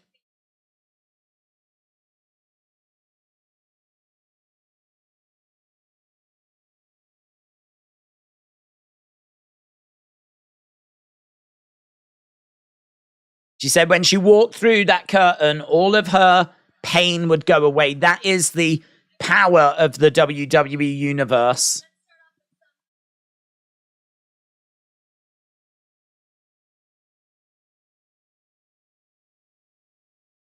Her first teacher was Medusa.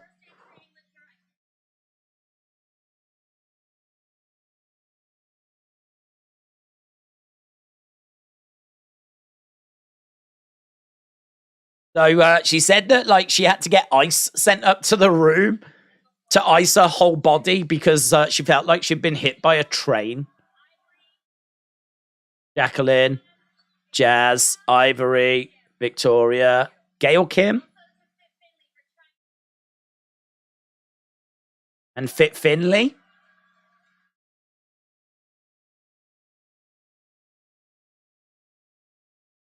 The Dudleys get a mention, and so they should. Like to with the Dudleys. And Shane Helms gets a shout.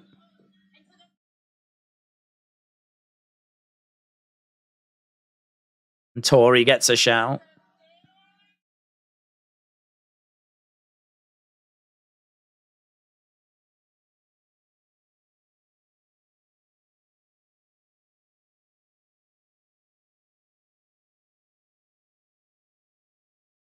We became fast friends, and she always had my back. Talking about Tori Wilson. Medusa reference. Yes, yes, yes. Justin said 1,000 votes, but only 300 likes. That's all right. That's all right. Drop them likes on the WrestleMania streams tomorrow if you haven't already. We're definitely looking for likes there. Dom and Rhea are in seats, said Fire Skull. Uh-oh. Uh-oh. Two of the nicest people.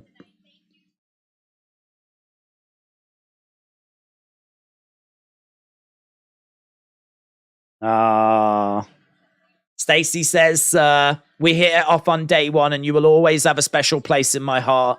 And Mick was like, thank you, thank you. That was a nice little moment.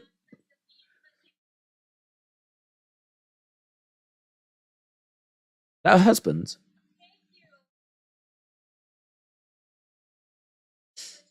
Happy WrestleMania weekend. Looking forward to watching it with you. Matt, shout out to you, buds. Fun times. Shout out to you. She looks about early 30s. She looks beautiful, said Easy 99. AB said her kids are cute.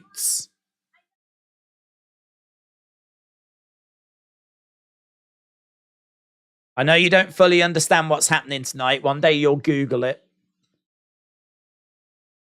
Talking to her kids. The one kid doesn't like it when they cheer, does she?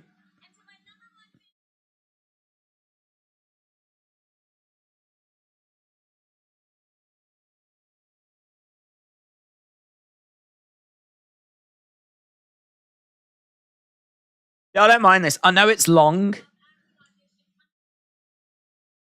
But, like, for me, this is probably what the Hall of Fame should be. This is her opportunity to talk to the fans.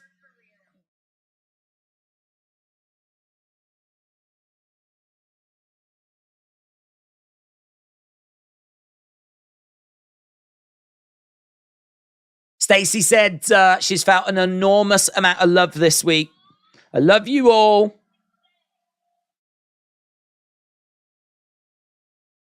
Lastly, to the fans.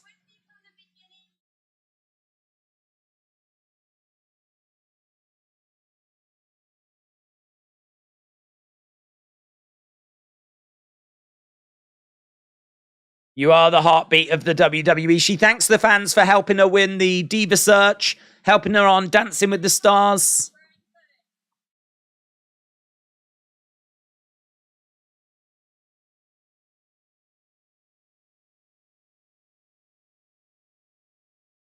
Oh, that's nice.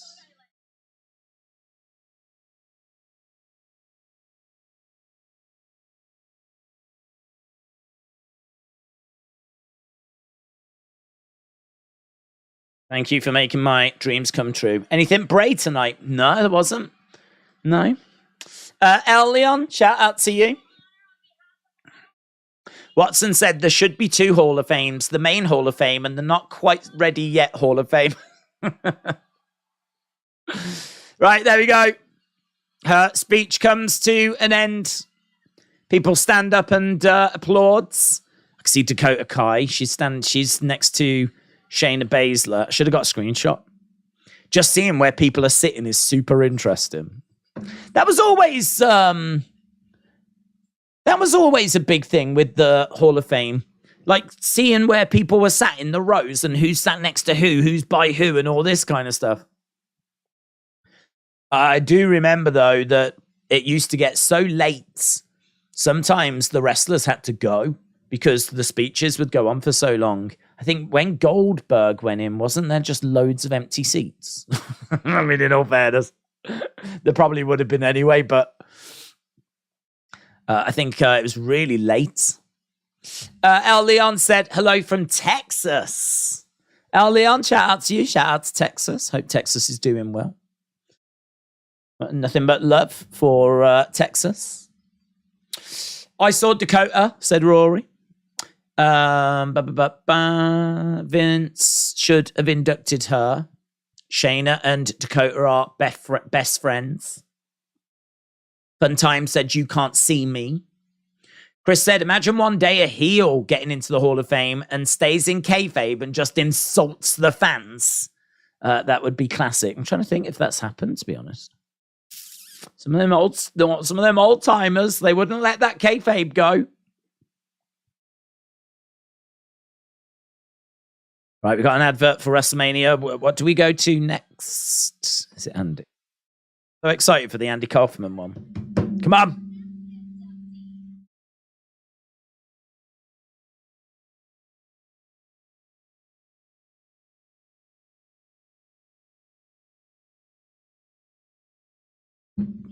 Let's go!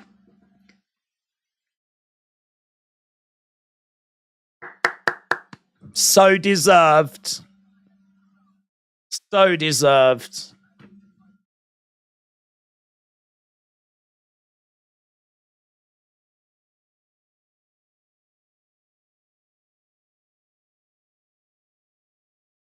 He used to tell them, like, this is soap.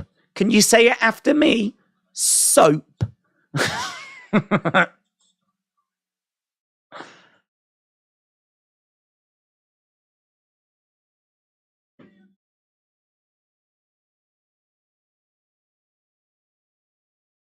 So, yeah, I mean, he used to wrestle women's wrestling champion of the world.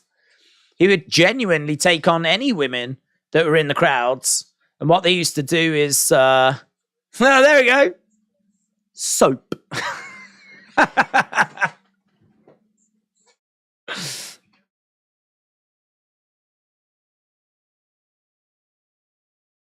He did know how to push buttons. Back in the kitchen where you belong. Women would genuinely wrestle him, genuinely fight him, not knowing that it was scripted. And he'd wrestle them, pin them, celebrate like he'd just won the world title.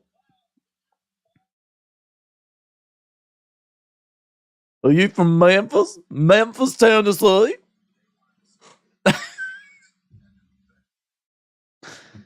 Who better to defend Memphis than Jerry the King Lawler? April 10th, 1982.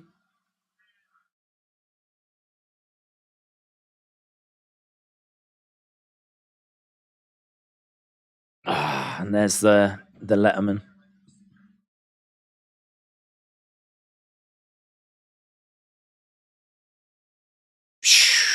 Proper slaps him, man.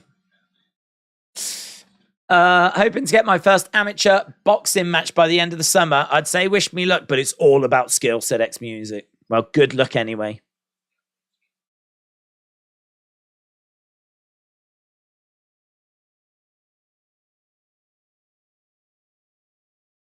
Passed away at 35. And on the Moon. It's a great film.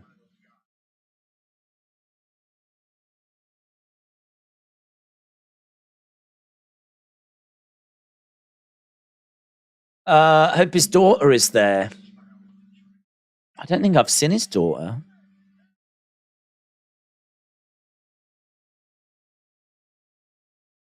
Thank you very much. Thank you very much. Right, who inducts? It's got to be the King. Yeah. Bum, bum, bum, bum. Jerry the King Lawler. He's back.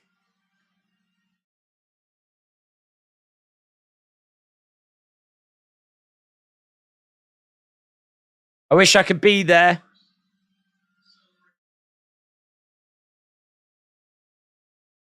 Well, it's just great to hear from the King, isn't it? Obviously, he's had health troubles.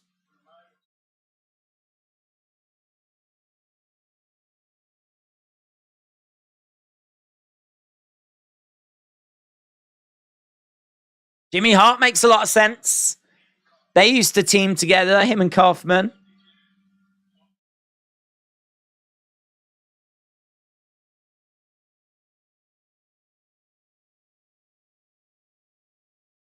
So Jimmy Hart's going to come out and do it.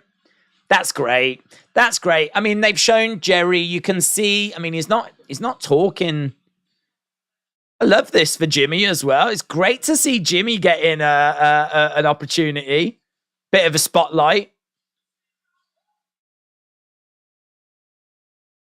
Jimmy coming down. Look at that. Oh, go on, Jimmy.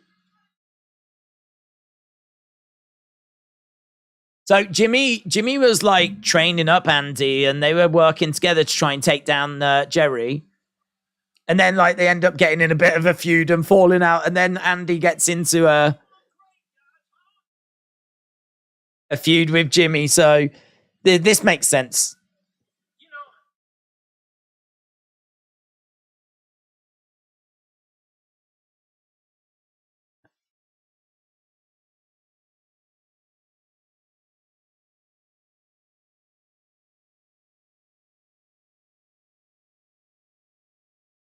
He said they got the fans so riled up, they tried to knock the windows out of his car.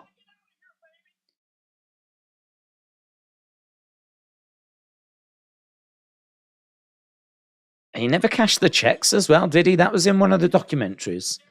So the money they were paying him, he never cashed it. He never took the money.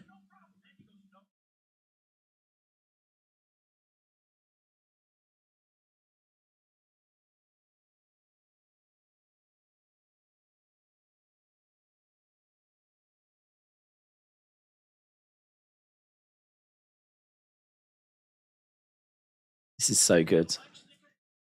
Dominik has got a row seat, is definitely attacking Rey. Jimmy's 79, said Hayden. Alfie said, I love Jimmy. Chris said, Jimmy just doesn't age. He looks like him, says Suzanne. What, the daughter?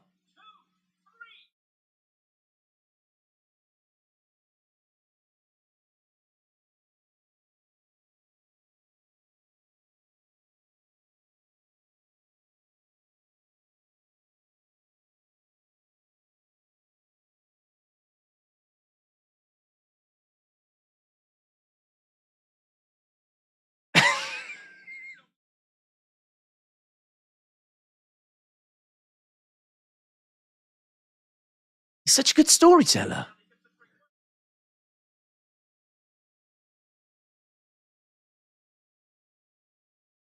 Oh, yeah, the ambulance story.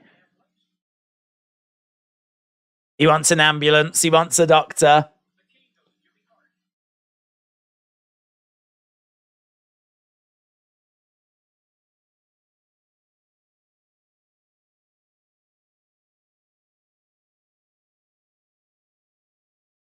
And he wouldn't pay, would he? But Andy Kaufman paid instead.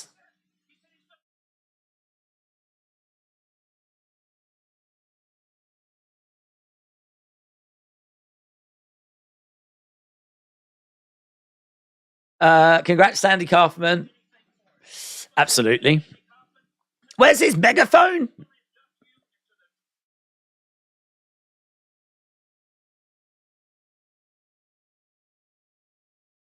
We loved you so much and what you did for this business. It's a pleasure to induct you. Oh, who's coming out? His daughter.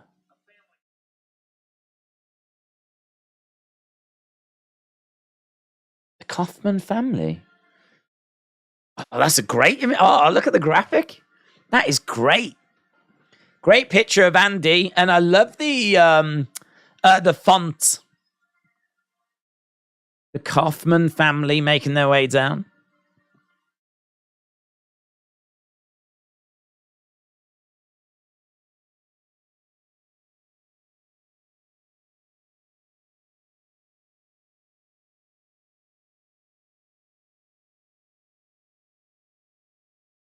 Okay, so 3 women. There's a guy as well. I don't know who these people are.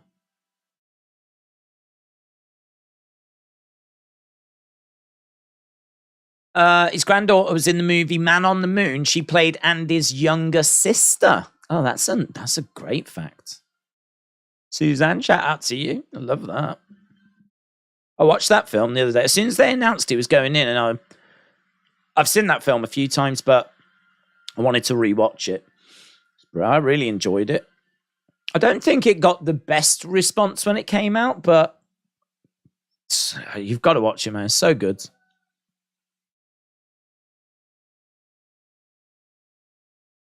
So, first of all, they thank Jerry Lawler.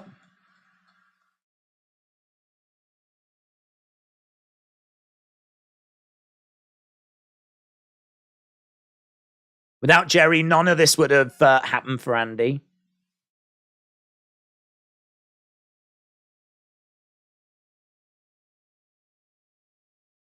Oh, that's the brother and the sister of Andy.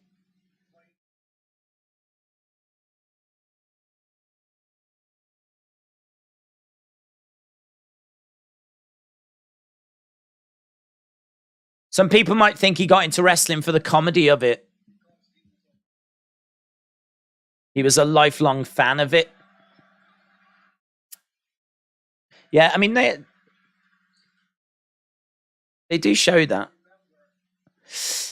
Man on the Moon was awesome, said A.B. Jobson. Jimmy should return to manage Boogs. Do you reckon he could? I'd have him back in a heartbeat, man.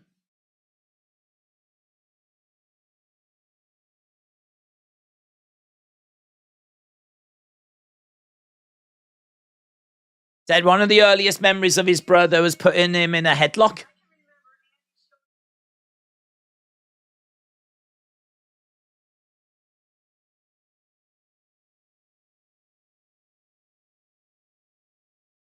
Yeah, I think it was like Buddy Rogers, I think, that really caught his attention.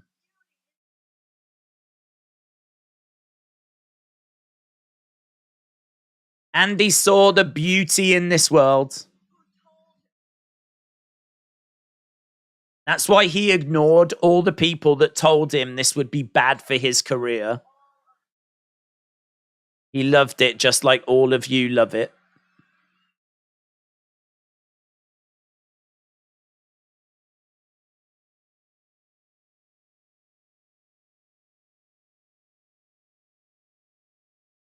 To even be billed as a wrestler made Andy happier than anything. If he was here.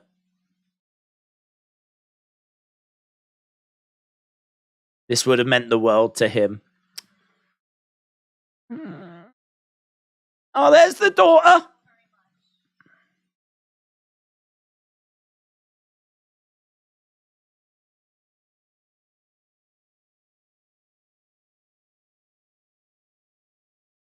Okay, well, they sort of just played music on him and that was it.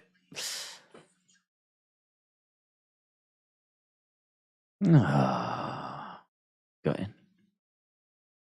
Well, they didn't get as long as Stacy Keibler, did they? I wanted some other stories, to be honest. A few things that we hadn't heard and whatever. Would have been great if his... I wonder if they've still got it.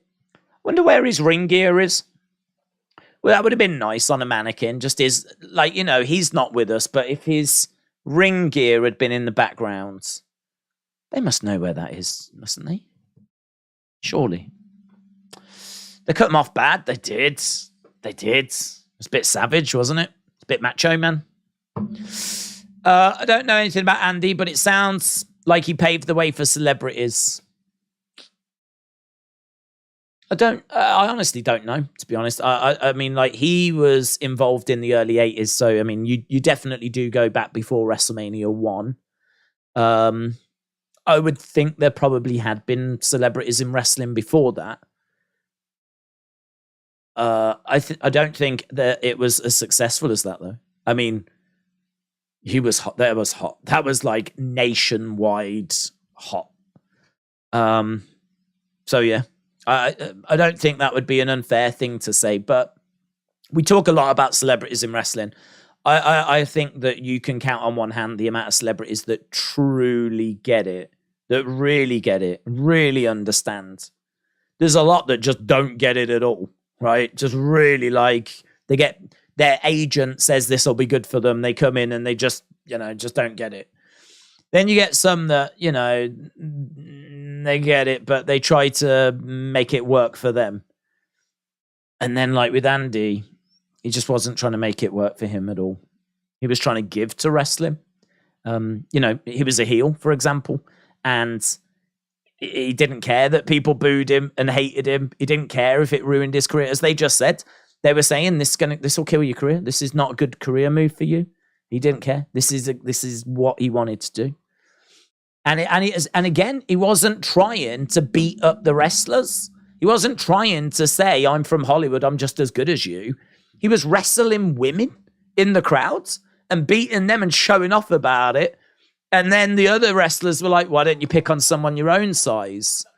And hence why he got into the feud with Jerry the King Lawler. I mean, it's just, there's so much to respect about him that, you know, he came in and was a red hot heel that grabbed nationwide attention and wasn't trying to make himself look amazing, wasn't trying to make himself look good, wasn't trying to take anything.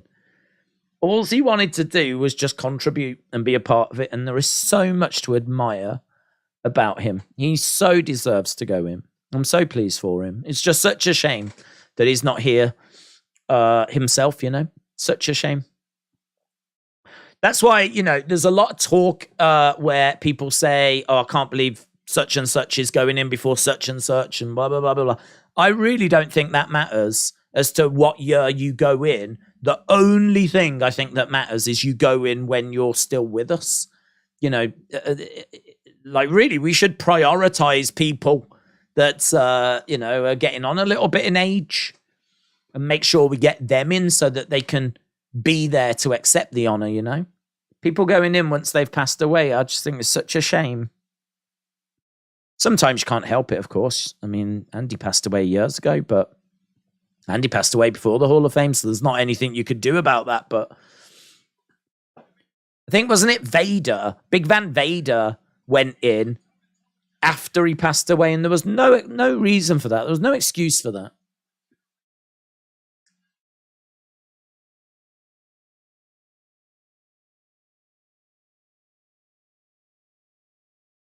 Right? Oh, is it MUTA now? Okay, let's go. Mitchell said, I don't like them cutting off Andy's family so quickly. I love Stacey, but Andy's also awesome. He's not with us anymore, and we should have got a story. Yeah, I mean, the one girl didn't even get a chance to talk, did she? This is see, again, you can't bloat the classes. I mean, I think I'd have 3 people go in or something like that. I think even 5 is a lot to try and get in one night.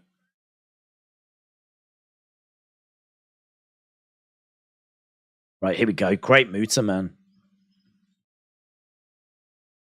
I mean, if this wasn't the WWE Hall of Fame and it was just a normal Hall of Fame, this guy could headline. Easy. Easy headline. No-brainer headliner. But never did anything with WWE, so...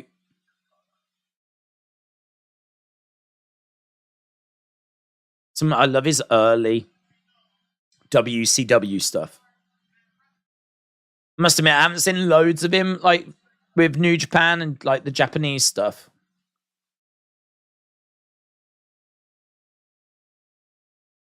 The Mist, the Moonsault. He originated so many moves. The MUTA lock. I mean, these moves just look incredible now, don't they? But, I mean, back then, he is showing you stuff that just you weren't seeing anywhere else.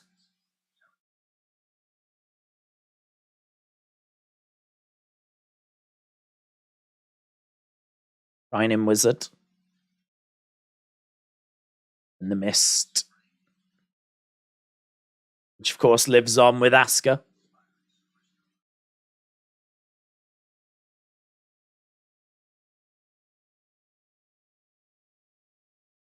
She loves MUTA.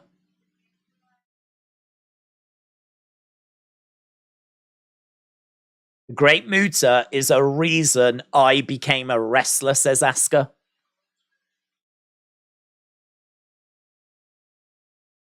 All Japan Triple Crown Champion, WCW Tag Team Champion, All Japan Tag Team Champion.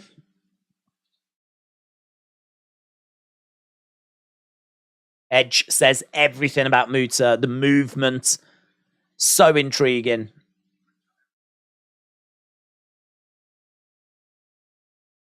Oh, there's Shinsuke. It's lovely to see Shinsuke in it.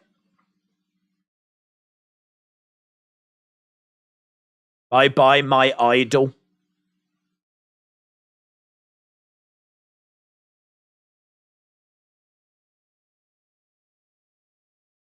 Bye-bye, my idol. This is an awesome video package, said Johnny. Yes. All of their video packages have killed. The Andy one was great. STACEY one was great. They do that so well, though, don't they? Video packages has always been something that they've excelled at.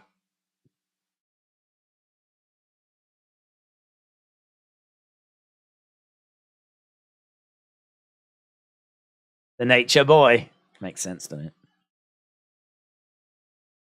The Nature Boy! To induct the great MUTA. That's not bad, is it? I mean, you know you've had a great career if the person inducting you is Ric Flair.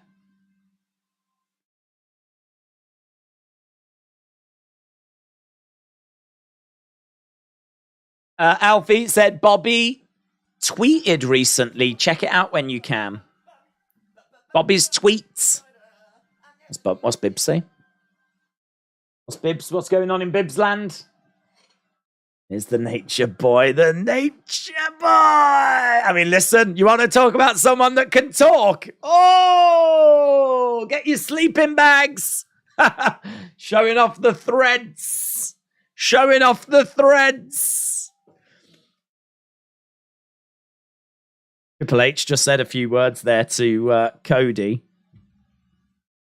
As Nate makes his way down. Da-na-na.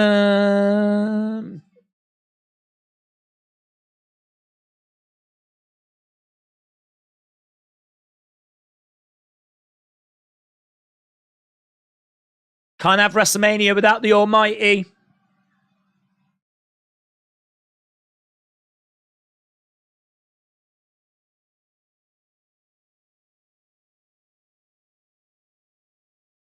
Here he is, the Nature Boy.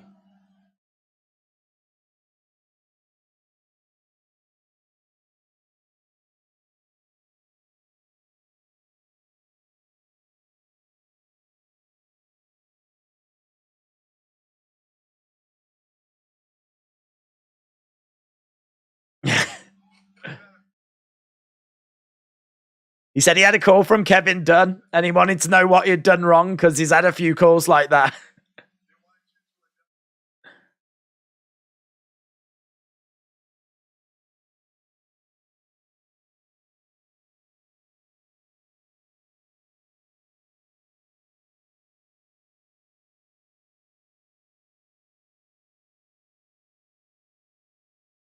He's excited to have you do it. So he said, I didn't know if it'd be me or Sting. He actually mentioned Sting.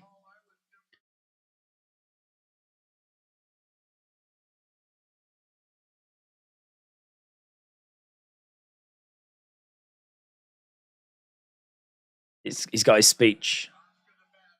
Asuka's a badass, says Ric Flair. Yeah, Asuka's a badass.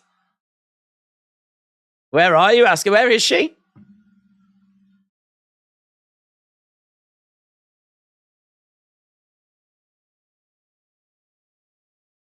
Ric Flair putting over Asuka. You love to see it. Woo! MUTA in Hall of Fame is proof that Vince is not in charge, says James. Hello, James. Hope you well. Cadence. Hello, hello, hello.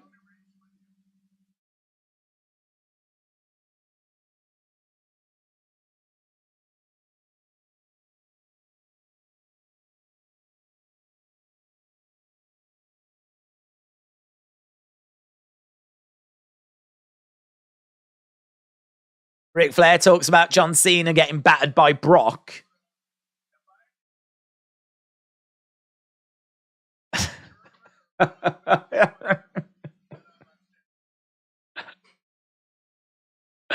He says that when he faced Great Muta, it was the longest hour of his life.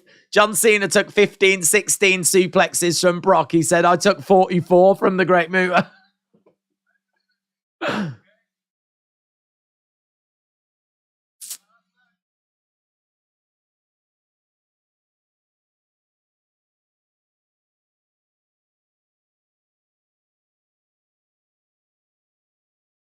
The Japanese kids are tough kids, guys.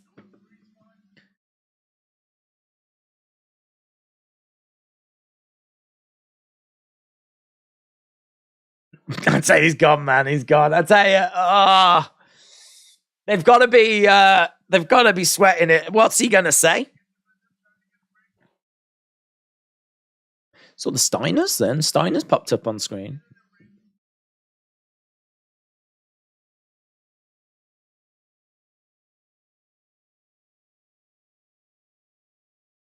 Mitchell said, to be fair, I live in Florida, and Space Mountain is one of my favorite rides, along with the Haunted Mansion and the new Guardians coaster. I think it's a different Space Mountain. I don't. You ain't riding the same Space Mountain, trust me. Although these days it probably is a Haunted Mansion, in all fairness.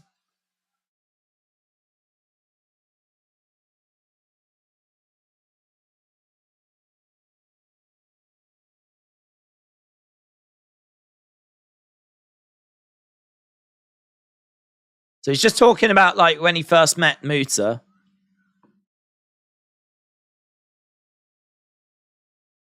Crowd wooing away.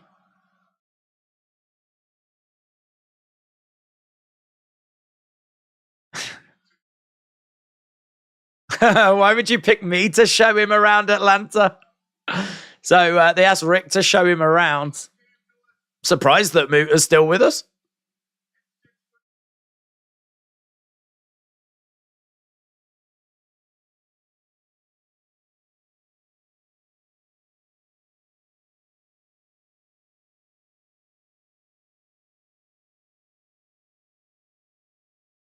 He's the greatest Japanese wrestler I have ever been in the ring with. He puts Asuka over as well, though. It was like, gotta keep mentioning Asuka, but Muta's the greatest Japanese wrestler I've ever been in the ring with. Rick is going to be here all night, said Wrestle With That. I know.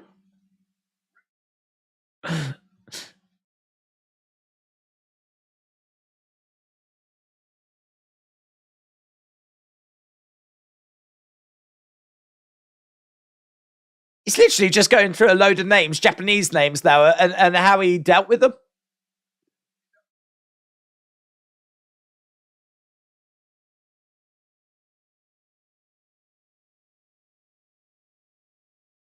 Chono, Masawa.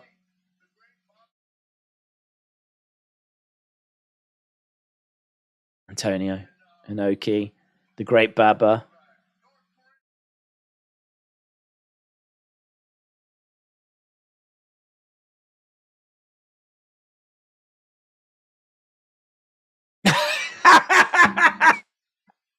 I know we're running long. I don't want Hunter to come up and wrap me up again. As Triple H wrapped him up during his induction speech. Apparently we are running long. And it's not because of Andy Kaufman, is it?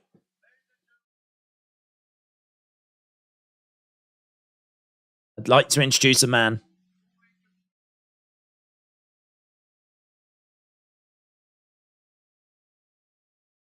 As someone that was in the same class as Ricky the Dragon Steamboat. He's that good. And Sean.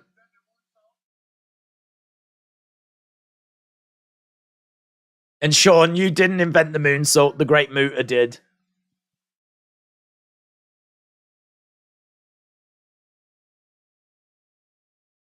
Isn't it?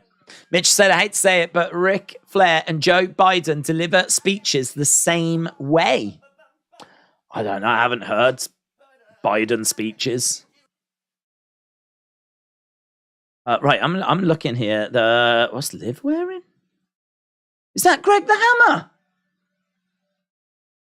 Is that Greg the Hammer Valentine?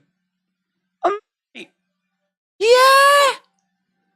It's a random legend, isn't it? A Valentine? Why is he there? Is Muta not walking brilliant, is he, Muta? Rick goes over, there's a handshake and an embrace.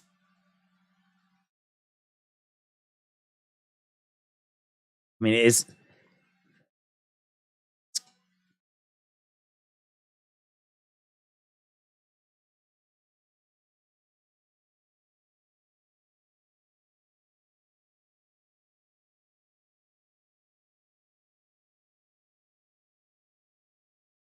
Rick says, I wasn't sure I was going to say this, but 10 years ago, I left my son in his care. He took care of him as if it was his own.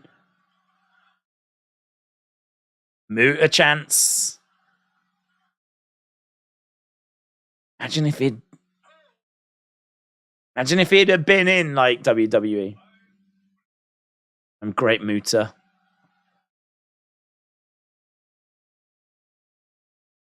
I don't speak English very well. I just want to say this. Thank you, everyone. Thank you, WWE.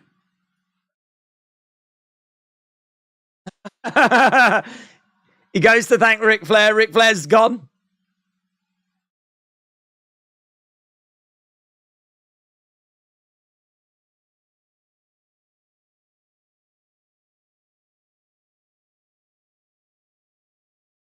I'm so honored to be in the WWE Hall of Fame. He's doing great, considering he doesn't speak English very well.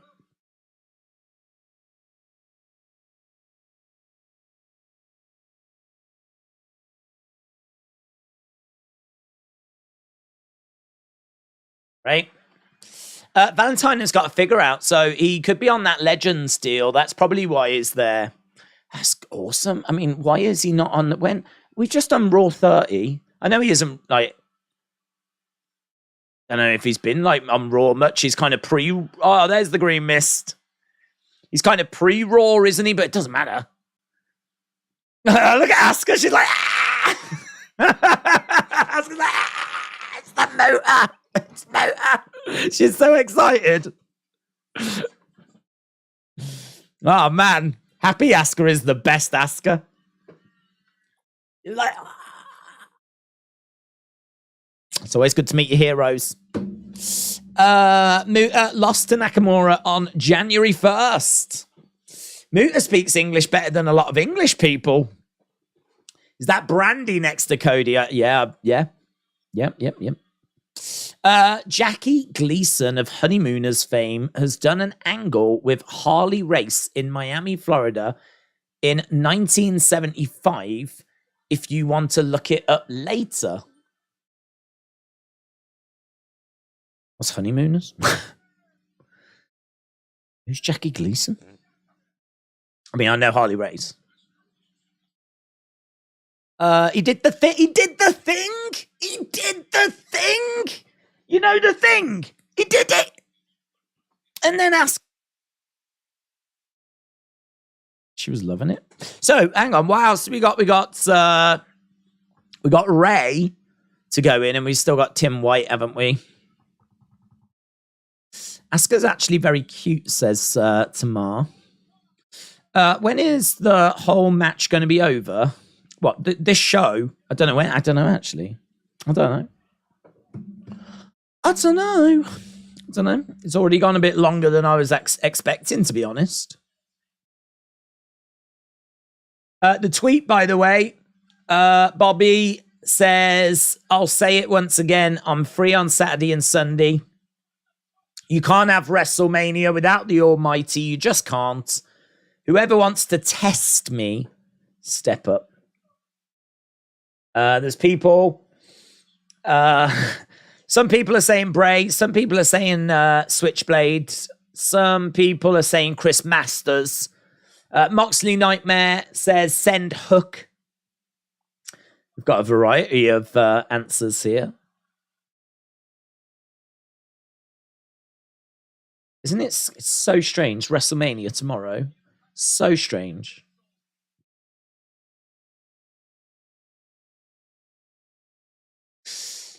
Tim White, R.I.P. What's your favorite Hall of Fame ceremony? I don't know that I could give you a specific year, to be honest. I mean, what I would say is that there was a lot of years in the early days that I really enjoyed, because when you're seeing like names going in that are legends, you know, like Chief J Strongbow, whatever. Those are stories that you just, you know, a lot of them names, you're talking pre-YouTube, right? So a lot of them stories are stories I've never heard. So I feel like those classes, the real old school classes, I just find them very insightful, very, very interesting. You can learn loads. Maybe not, I don't know. You can just interesting things, you know? Road stories. But it helps you put pieces together with your wrestling history. And I mean, I love the Bobby Heenan induction. Classy Freddie Blassie.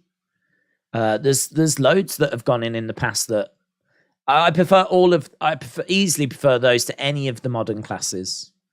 You know, I'll take that over.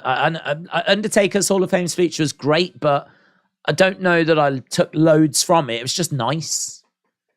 But some of the old stories, man, you know. Some of the old stories. Brilliant.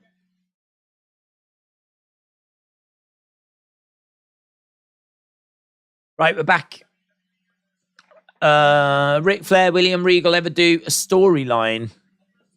I can't think of one off the top of my head. I mean, they were around at the same time. I can't think of a storyline. Right, here we go. Tim White, no surprises. Tim White next. Rey Mysterio, of course, our main event.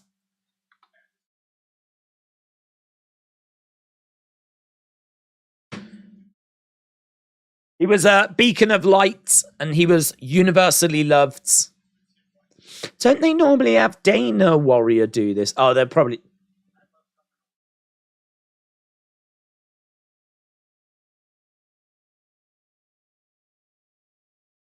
He loved coming to work. He loved being a part of it. Yeah, I mean, he got no problems with him going in.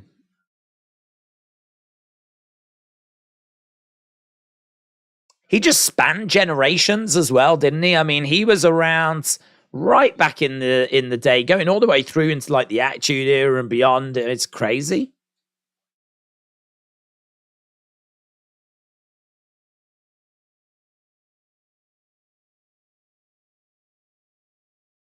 The rare ref that fans cheered and respected.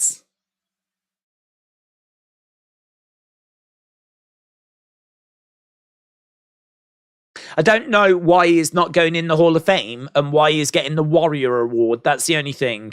Like, the Warrior Awards, I always thought was like for some sort of charity thing or some sort of specific gesture thing or something like that. You know, like the woman that runs the charities, she went in. Shad, of course, went in for trying to save his... Well, he did save his son and sacrificed himself, and he went in for that, like... I don't know what Tim White goes in with for this for. Like, I don't know why they didn't just put him in the Hall of Fame. Like, he is going in the Hall of Fame, but why the Warrior Awards?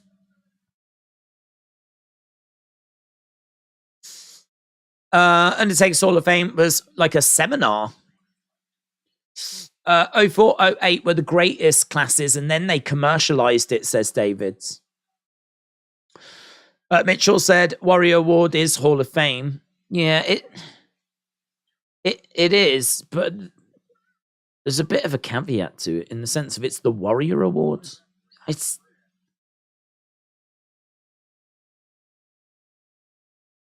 the Warrior Awards. I mean, to be honest, it really doesn't matter because I don't think he would have expected this, to be honest, because the Hall of Fame is for the wrestlers, isn't it? It's always been for the wrestlers. Again, though, such a shame that he's not here to accept it.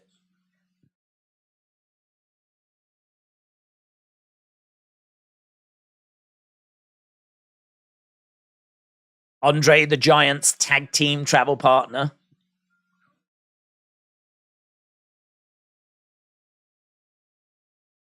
There's some great pictures, aren't they, of him with Andre?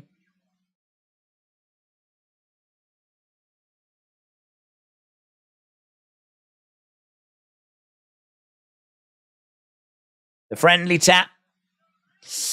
Anthony said, your bow tie is silly. Pfft, your bow tie is silly. Ronnie said, do you think Cody can beat Roman tomorrow? I think Cody will beat Roman, yeah. I think Cody will beat Roman. Tim White got all the women, said Rory. James said NXT pre-show is at 5. Main show, 6. Just checked. Pre-show at 5. Yes. I believe that's correct. I think I went an hour before the pre-show. And I think our stream's at 4. So, yes. That's what I'm working to, yes. Right, again, we're just seeing various different pictures of Tim. Officiating some big killer matches. Congratulations. Oh, Matt said, I met Tim. That's cool. I bet he was lovely. I can't imagine him not being lovely.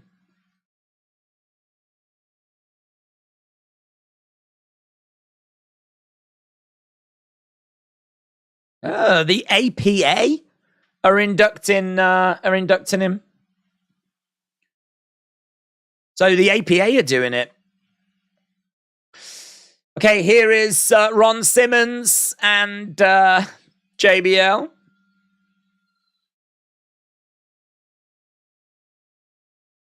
Just scanning, seeing who else is there. It is Brandy. Brandy next to Cody. Baron Corbin on the front row. Sami Zayn up there. Yeah, some of the seating arrangements are a little bit strange, but... Right, here's the APA. Mitchell said, refs really need a wing in the Hall of Fame. It would solve so much. Every year we could choose a ref, which would have to be a Warrior Award winner or anything.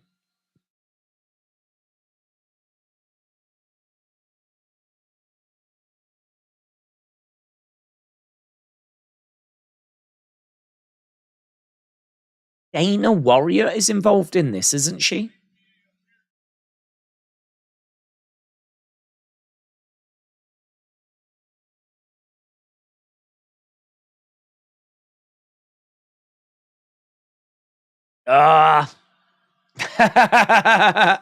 JBL's like, the APA appear to be back together. What do you think?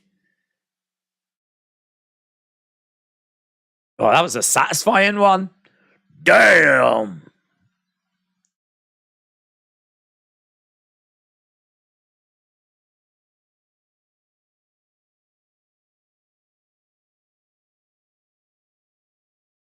So JBL said it's such an honor to be giving this award to our friend Jay White, the Switchblade. Well done. It's going into the Hall of Fame. Switchblade Jay White.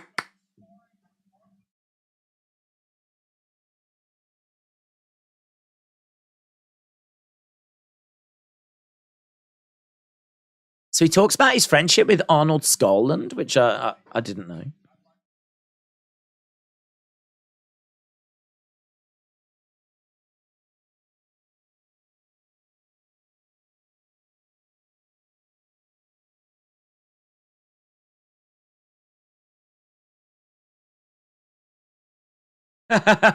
There was a drinking room at the back of the Friendly Tap, and he said we spent a month in that room one night, and I'm told it was a great night.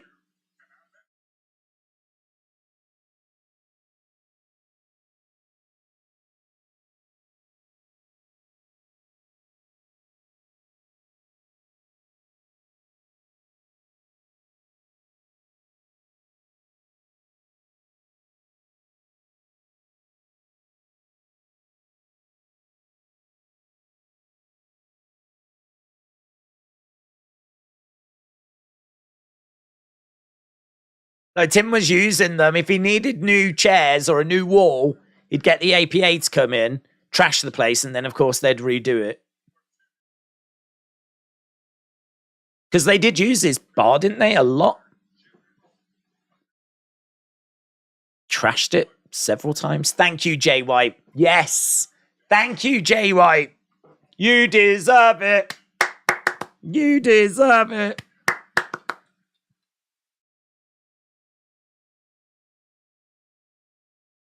Oh, should we put that on Twitter and just see if we can reel anyone in? I do love a bit of trolling from time to time. Many congratulations to Jay White on going into the WWE. No. To Jay White. For receiving the Warrior Awards. There we go. I'm sure Twitter is going to see that message and they're going to be like, oh, you made a mistake. Don't worry about it. You made a slight mistake, but don't worry about it. That's Twitter. That's how Twitter reacts.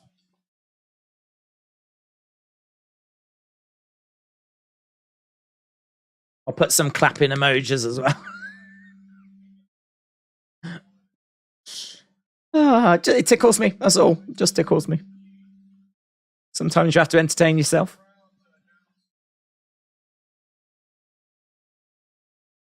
Him's brothers.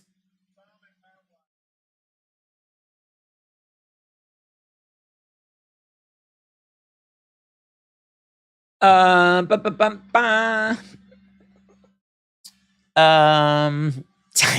him in it. Oh, I just sent it.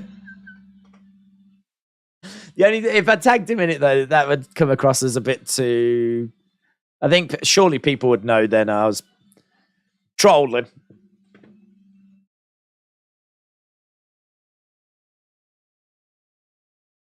Oh, he does look just like him, doesn't he? They said, like, his brothers, including one that looks just like him. He does?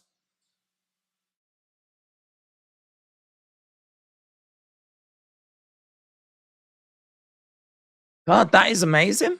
Oh, there's a lovely sign in the crowd that says, thank you, Tim White. Oh, that is crazy. He looks just like him, man.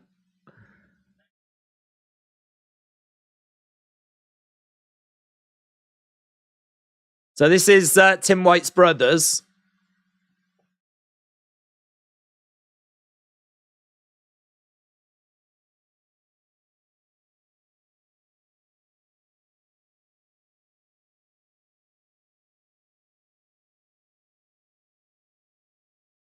Yeah, a bit emotional, you can understand.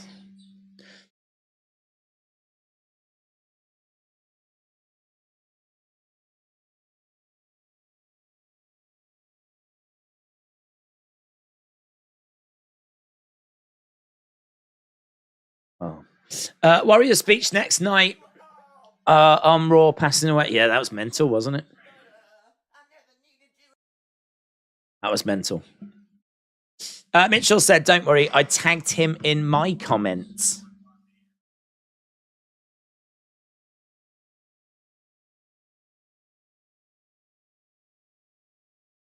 I can't believe how much he looks like him. That is crazy.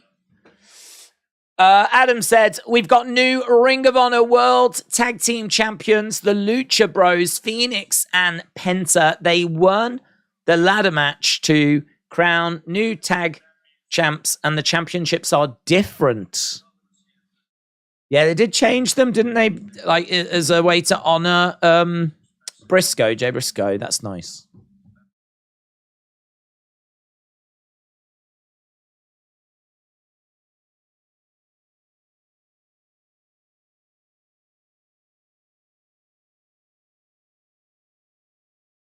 They're just thanking the fans for all the love and support and respect.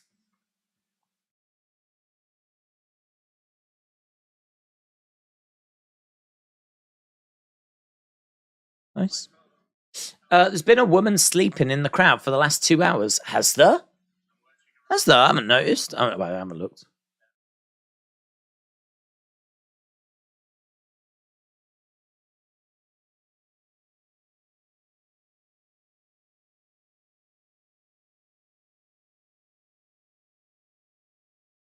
They hold up the awards. The Warrior Awards. Congratulations, Tim. That was nice. One more to go. Rob said there was a gruesome leg injury to Dante Martin tonight on the Ring of Honor show. His leg visibly broke in half during the tag match. That's a bad day at the office. I heard. I mean, horrible. You don't wish that on anyone.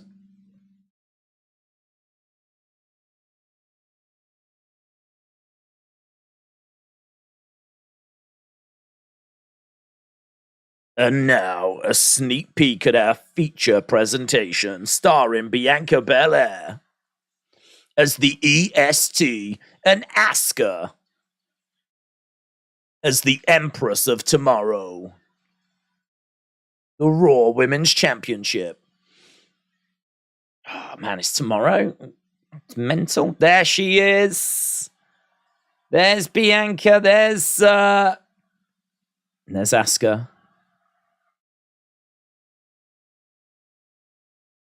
Asuka sat next to Ricochet.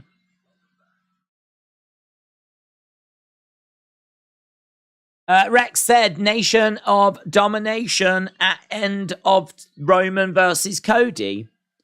Nation of Domination at the end of Roman versus Cody. What, you think? What? The Rock's going to come out with the Nation. That'd be sick. We are the Nation of Domination. Nation of Domination against Bloodline. That'd be sick. Not at no point did that cross my mind. That could be fun. That could be really fun. I mean, it's not going to happen because I don't think any of them wrestlers can still go, can they? don't think Ron Simmons can go. I don't think Godfather can go. Don't know that Mark Henry's going to be able to go.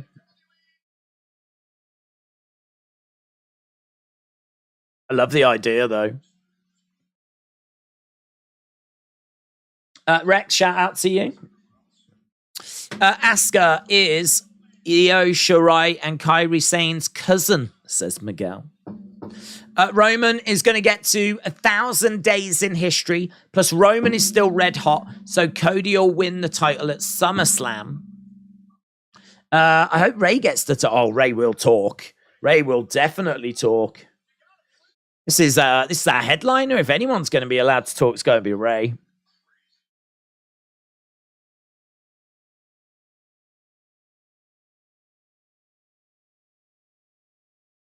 Oof.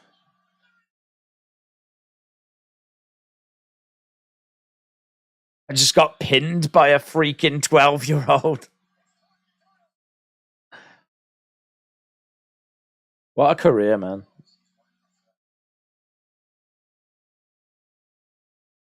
Edge says, you know, as soon as you fall on that rope, that place is going to become unglued. It is one of the great moves, isn't it?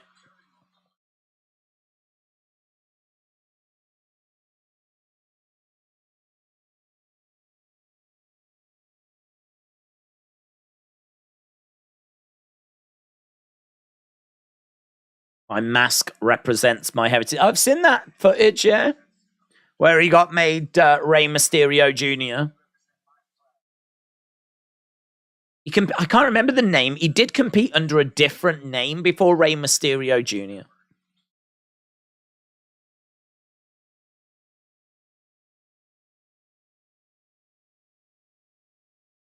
Whenever you talk to people who don't know anything about wrestling, they always mention Ray's name, said Watson. He is so deserving. Well said. Said.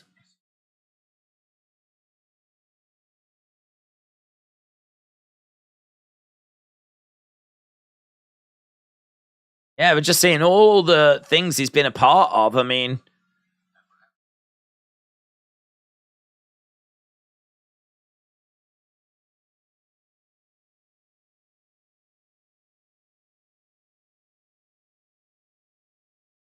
there's Bruce Pritchard.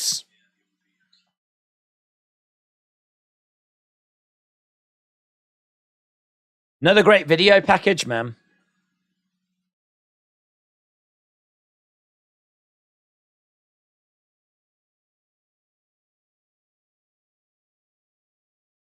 Yeah. Ray dedicating the Rumble win to Eddie.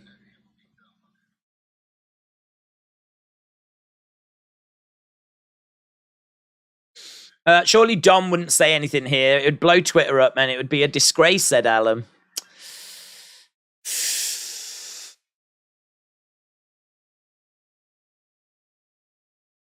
I hope he doesn't, to be honest. I hope he doesn't. I know, but there'll be a lot of people watching hoping that he does, wanting to know, oh, is Dom going to do something? This is where, you know, it's tricky, isn't it? Because they're in a feud. It's been a big story. It's one of the hottest things going into WrestleMania. And you do wonder, are they doing Ray this year for this very reason? This could be the reason as to why it's this year. Because this is a very weird year to be putting him in.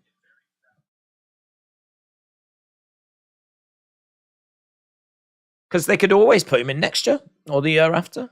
Ray could go in any year.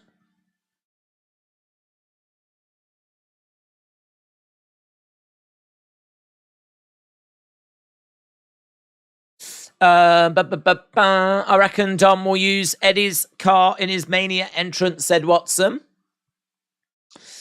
Conan is going to turn on Ray, said Silver Fox. I'm just starting my fast now for the day at dawn for Ramadan. We stop eating at 5:04. Retribution, shout out to you. Right.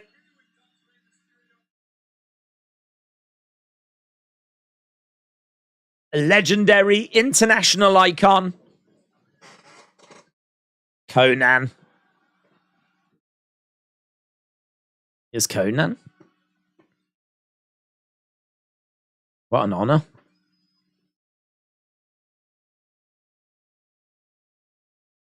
Triple H applauding as Conan makes his way down to the ring. All the superstars, of course, on the entrance ramp. This is our headliner.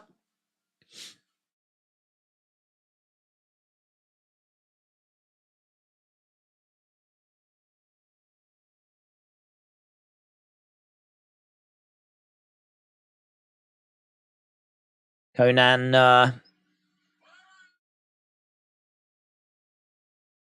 in the ring. Definitely trolling a few folks. This show has never really been used as part of kayfabe.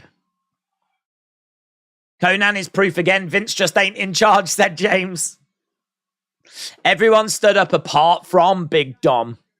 Might as well get rid of this poll now.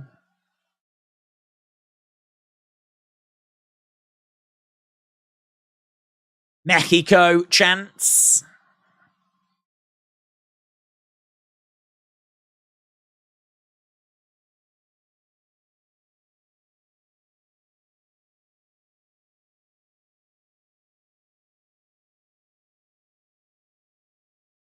The US wrestling scene wasn't as diverse as it is today.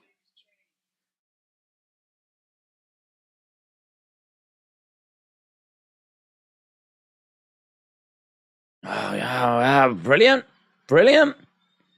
Conan says it wasn't as diverse when he broke in. He said, I can see superstars of all shapes, sizes, and it's a beautiful sight to behold.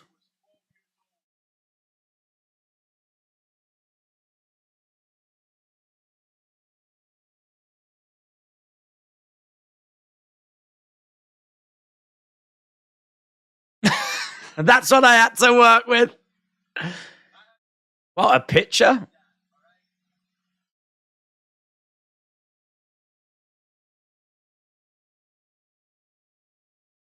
A $1.15 soaking wet. Conan's killing this. He's doing a great job.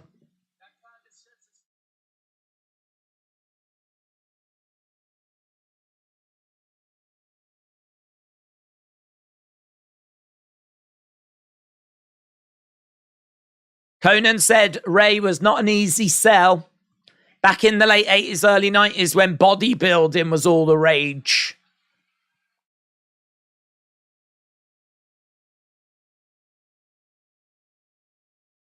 First up was the independent scene.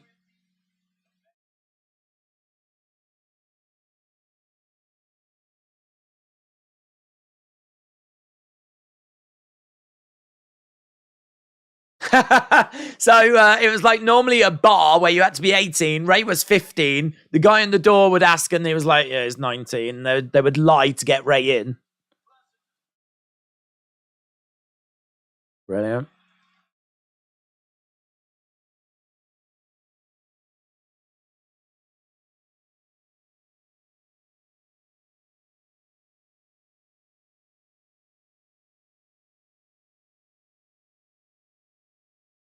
The guy that wouldn't let Rey in was also having pictures took with him like later.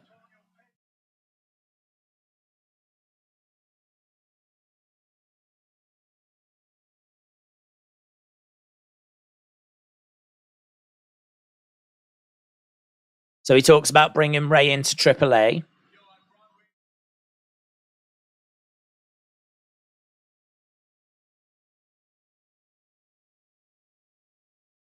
I know it looks like he hasn't hit puberty, but...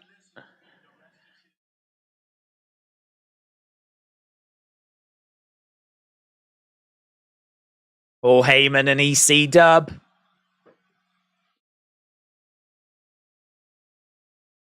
I always thought that was a strange stop for Rey.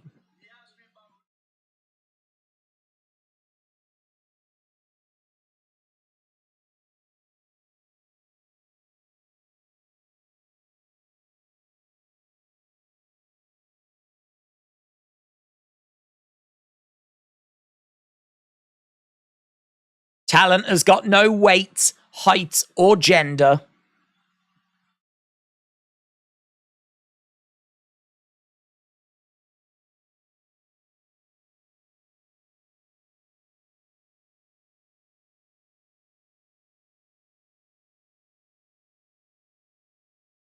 Next up, WCW.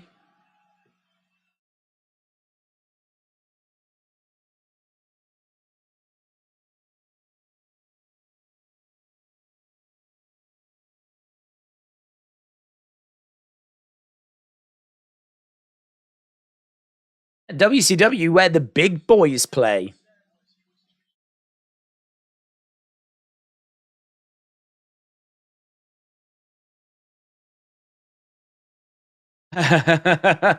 He said to Kevin Sullivan, "You were vertically challenged. Look how far you came."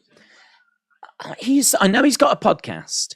He is so good at talking. Has he got a book, Conan?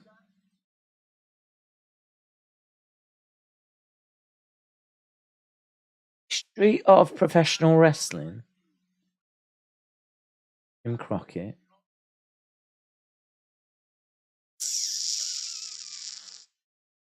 I don't know if Conan's got but I know he's got a podcast, which I don't know how much they go back on the podcast, but he is so good. He's got so many great stories.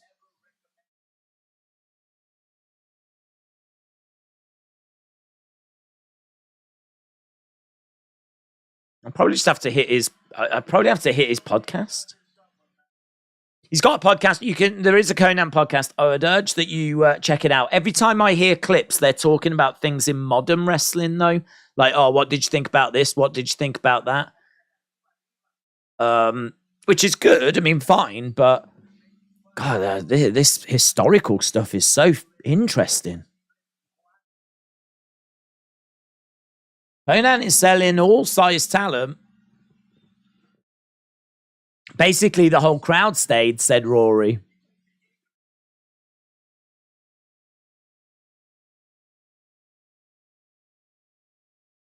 Conan putting over Dean Malenko.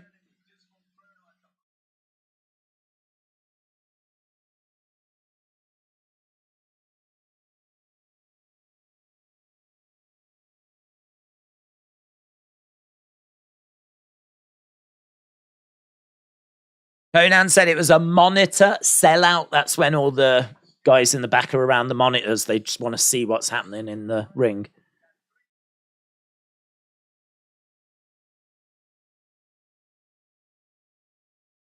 And he says he debuted 3 weeks later and won the Cruiserweight title.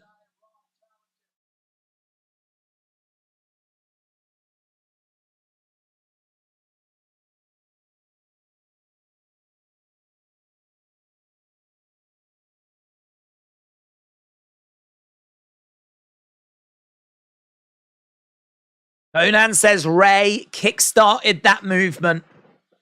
There's masks from England to Japan. There's lucha in all promotions.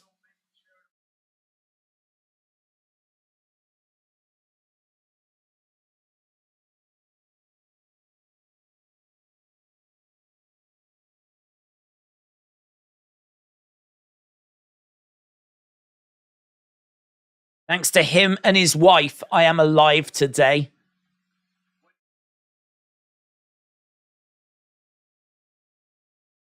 When you have the type of talent that can revolutionize the sport worldwide, he is putting Rey over phenomenally.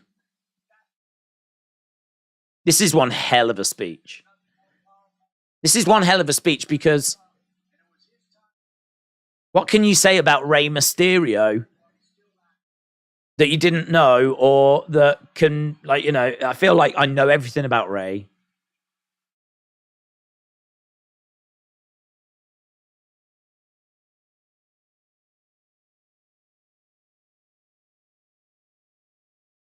What you're witnessing tonight is an icon, a legend in the city of angels, and how apropos, because he is an angel. Dominic's getting some here. Look, Dominic. Big boos for Dominic.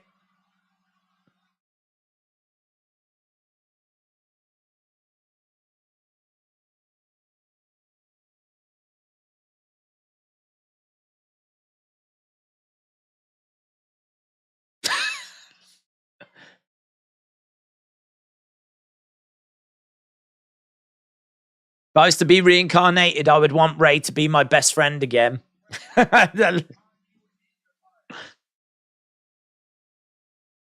life.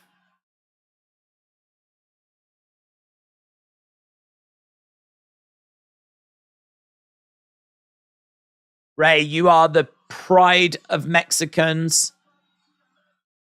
You are about to see a legend.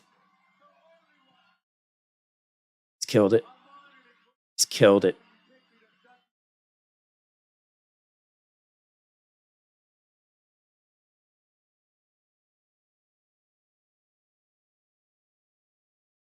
I call Rey the Scarecrow. Why? Because he is outstanding in his fields. That is the best intro I've ever seen. I can't think of anything that matches it. He killed it. He's killed it.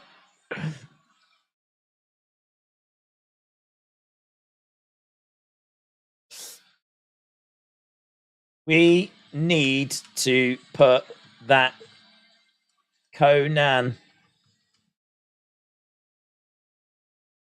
induction speech into the Hall of Fame. There's Dominic. Dominic sat there with Rhea. Rhea's just like...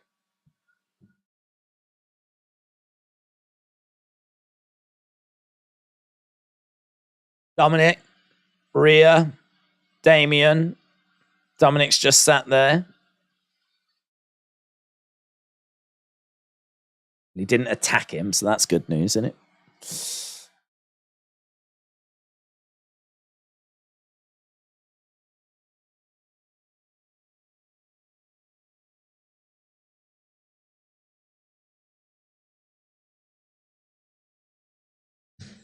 So Rey comes out and Dominic just sits there. He's changed his mask from the one that we saw earlier. I loved his mask earlier, but this one, I mean, look at this one. Gold mask. It's got like pink or purple. I think it's pink. Is that the family?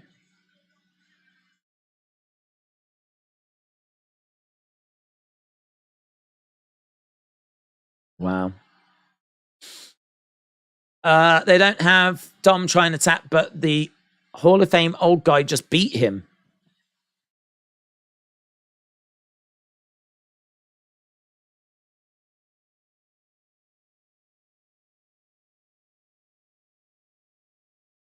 You can tell that Conan loves him, just loves him, and wow, he has put so much work into that.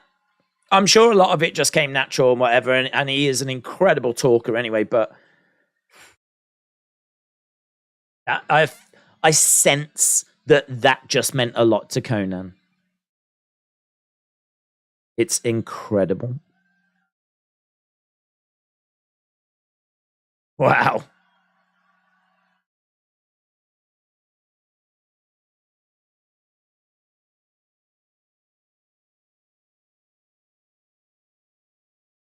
You deserve it, Chance.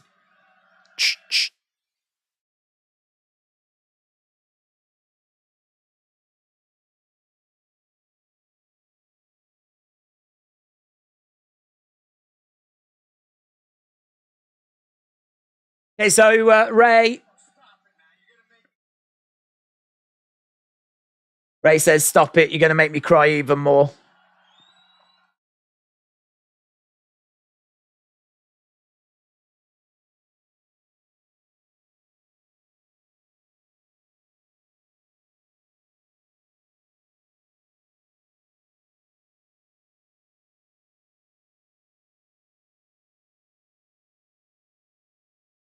He said that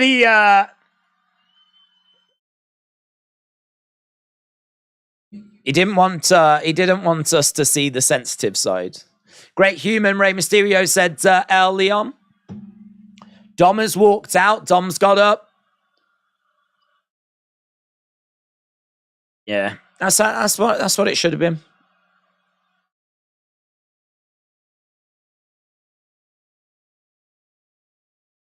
No attack or anything like that. Dom walks out. That's better than an attack. It's disrespectful.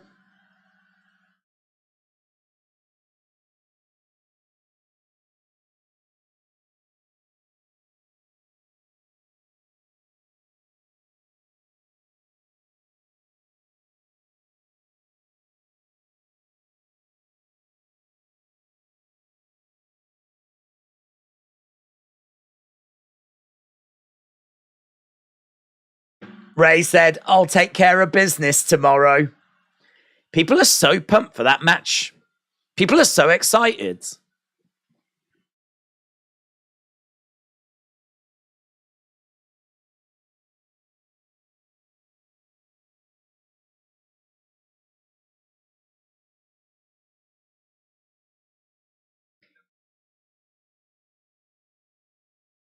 Talking about growing up around his uncle, Rey Mysterio Sr.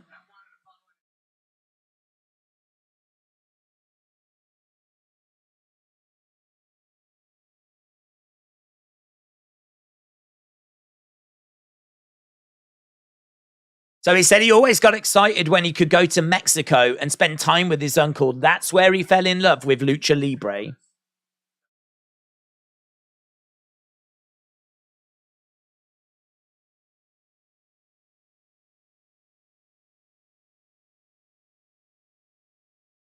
Said he wanted to be a part of that world.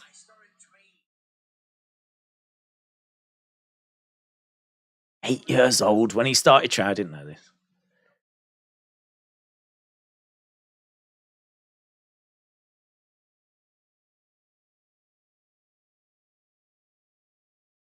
Said he didn't have special privileges for being the nephew of Rey Mysterio Sr. It was the opposite. I wonder if it's been the opposite for Dominik.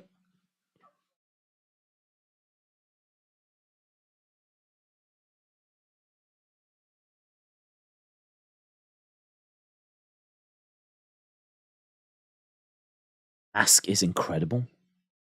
I bet that mask was not cheap. Rey likes the finer things in life, and I bet that is a very special mask.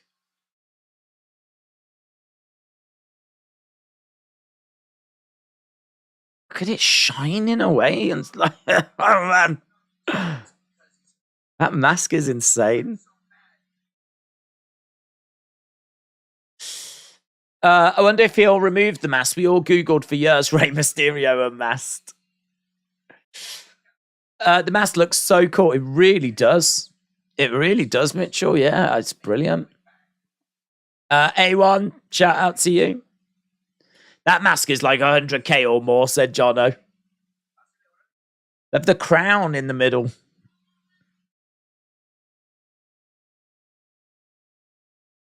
I would not be surprised if there was some money spent on that mask. Some serious money spent on that mask.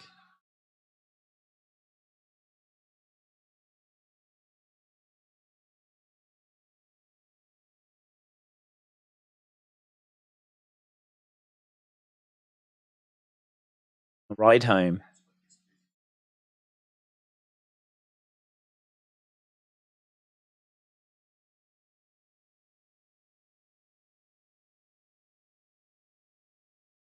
So he's talking about how his uncle told him this business was hard. It's tough.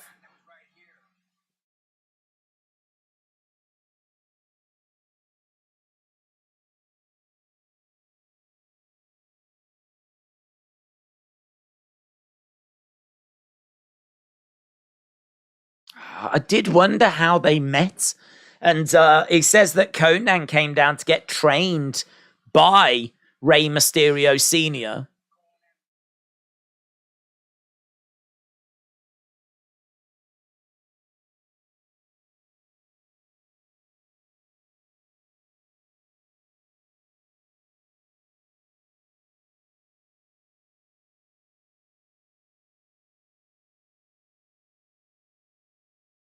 He had to take a test to get a wrestling license.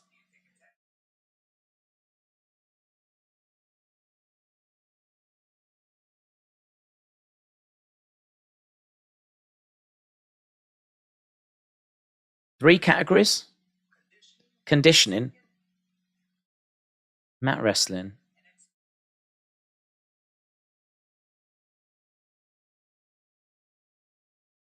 Wow.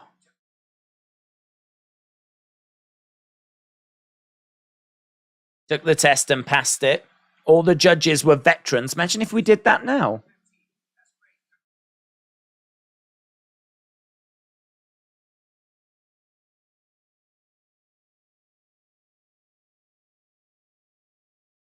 This is what I love. Hall of Fame. Who knew that he had to do a wrestling test? To get a wrestling license.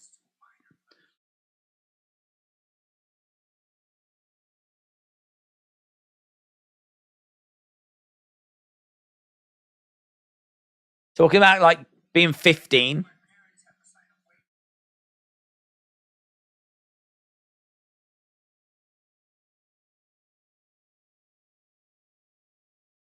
And he said that he had to sign a waiver saying that if something happened to in the ring, it was his parents that were responsible, not the boxing commission or the wrestling commission. So because of his age, he had to sign this waiver. Fascinating, isn't it? Amos ate the test.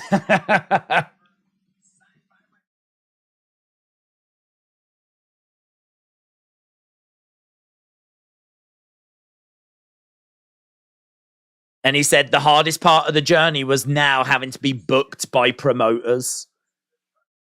He said it was so hard to be booked because I was so small, no one believed in me.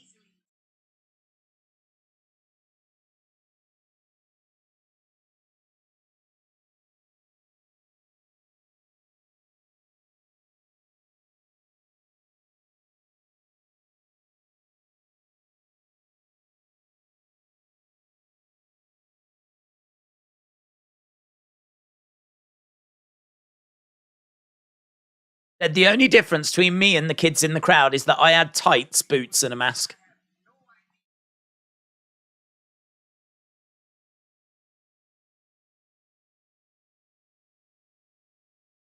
I mean, it is against all odds, isn't it? It should not have worked.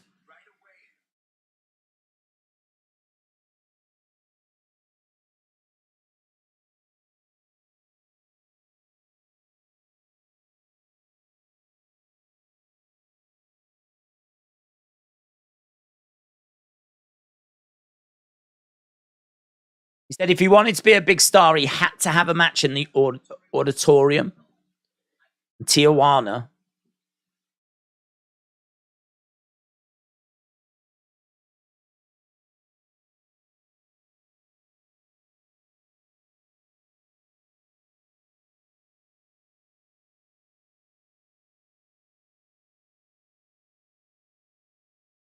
He was waiting for Andre at the auditorium.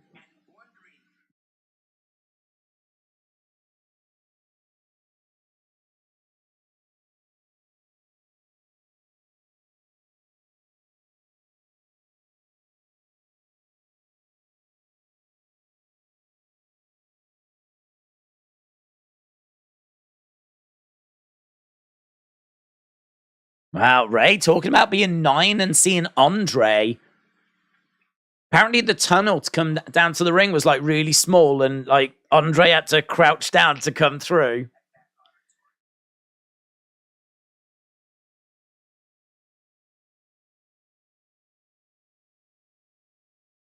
This is awesome. Ray is speaking Spanish and English. I love people in the comments. All of us wrestling fans are true to the business, says Alan. Ray is Hall of Famer before John Cena.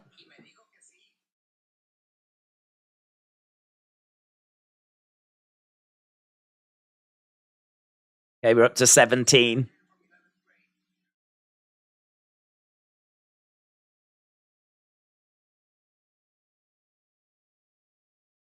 So Conan called him.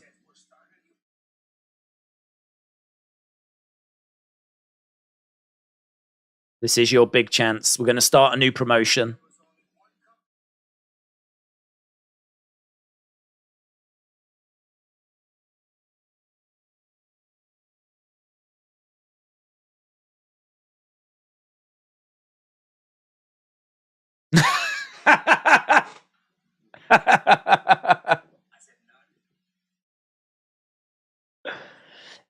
I can't leave because I'm at school. He went, how much money are you making in school?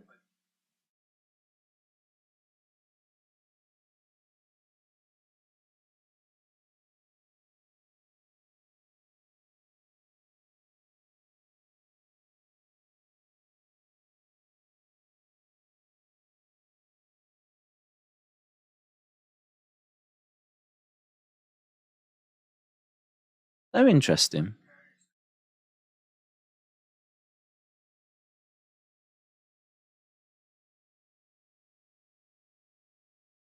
Don't worry about your parents. I'll talk to them, says Conan.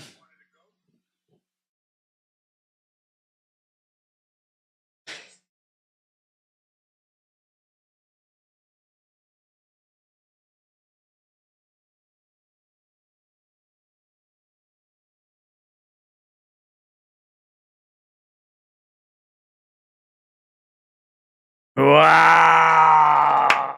Oh, that's amazing. That's amazing. Damn it, man. That is good. That is so good. That is so good. It's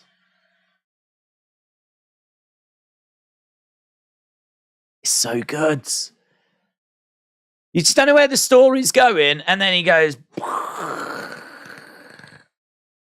So Conan wanted him. And he's like, look, I can't come, Conan, because I've got a job. And he's like, well, I've got school. And he's like, how much does school pay? And he's like, I've got a job. He's like, you don't want to be doing that your whole life. And he's like, well, I've got a girlfriend. And Conan was like, look, if she loves you, she'll wait for you when you get back. And Ray's like, and now she's my wife. And it was his wife. And she did wait for him, and now they're married. And they gave birth to Dominik. Ugh.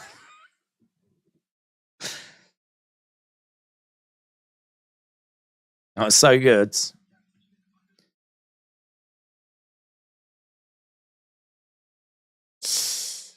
To the woman asleep in the audience, boo. Stuttering said, I love that. Yeah, it was good. Angie.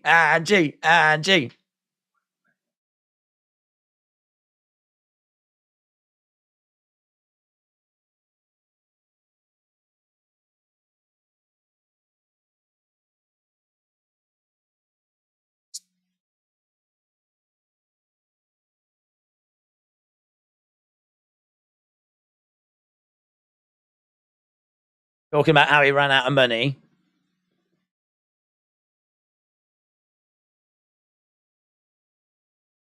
She told him to wait it out.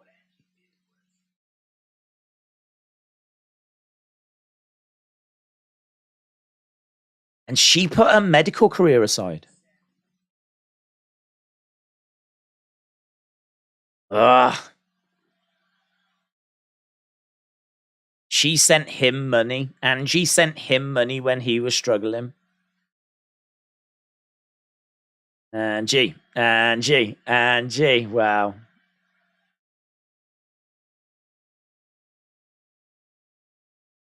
Oh, look.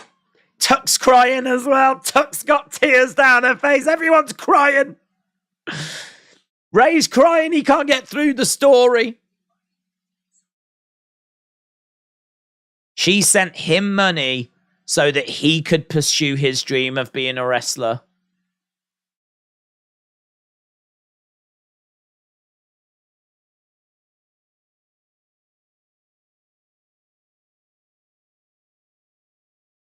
Triple A kicked off. He wasn't making much money.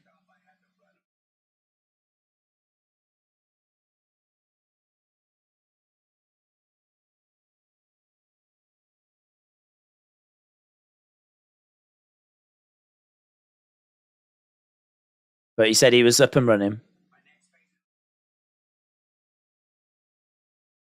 And then the next phase coming to ECW. So far, we've only covered his time in Mexico, but oh my God, some of the stories.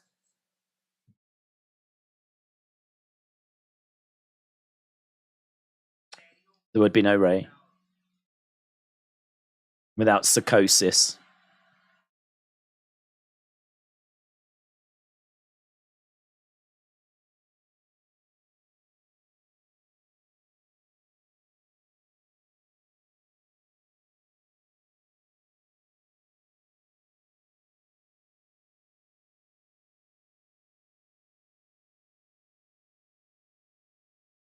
Talk about his tryout. In WCW, he didn't spend long in CW. I thought he was going to get some ECW stories and whatever, but I don't know. Perhaps there's not the time or something. He's thanking Dean Malenko.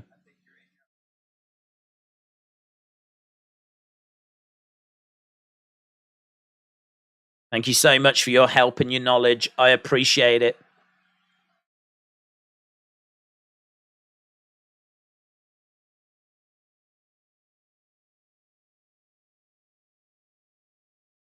Dean made him look incredible during his tryout match.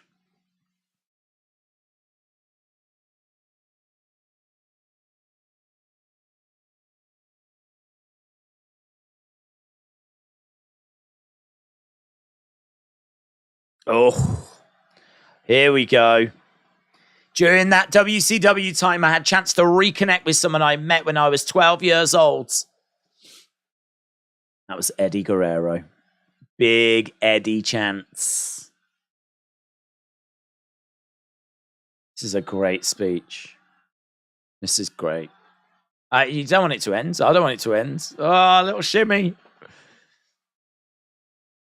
From Conan doing the intro to this speech, it's just been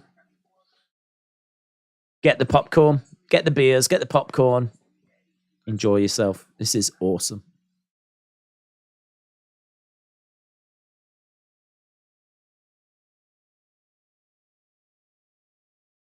His heart never changed. He always had the same heart.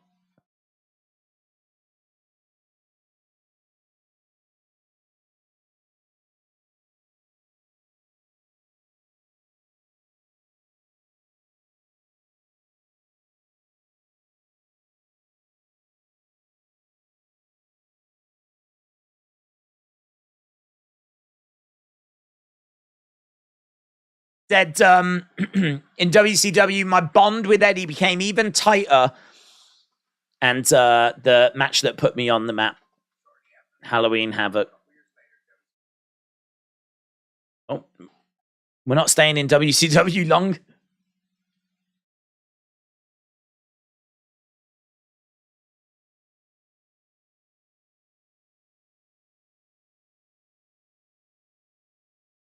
Said that when WCW ended, he decided to take some time off because his daughter Aaliyah was born.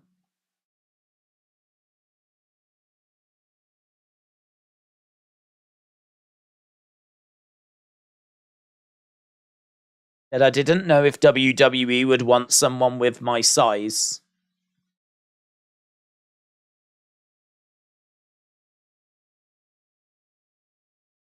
He said a year later, JR did give him a call.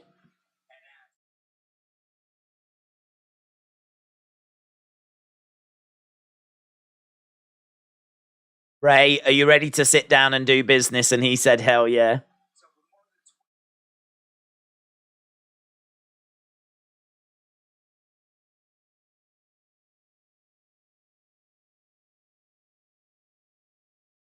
This is so good. Thank you, everyone in WWE. Thank you to everyone that believed in me. Running out of time. Kevin said, I remember 2001, people wanted Flair, Goldberg, Mysterio.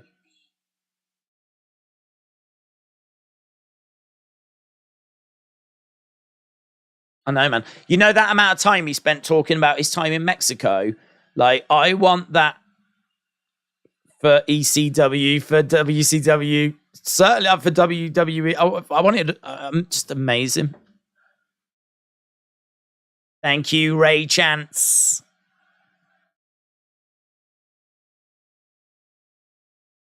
Thank you, Ray Sign. That's nice. That's really cool. People saying we love you. The crowd are full, man.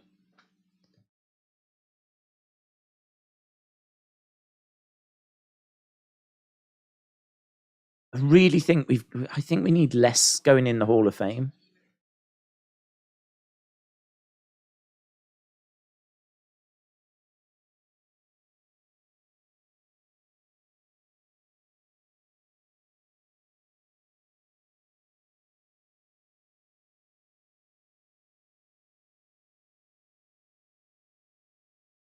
I've done things that I never thought would be possible. Like winning the Rumble.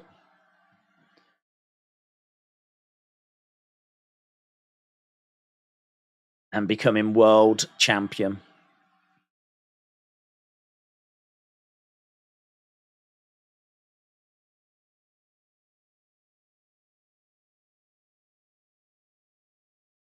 I'd love another run.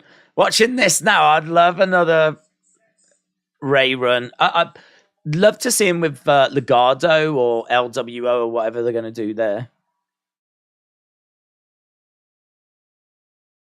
Is that his mum and dad? His mum and dad are there?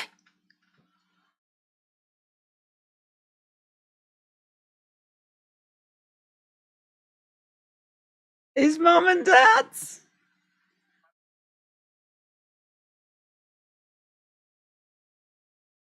Thanking his brothers.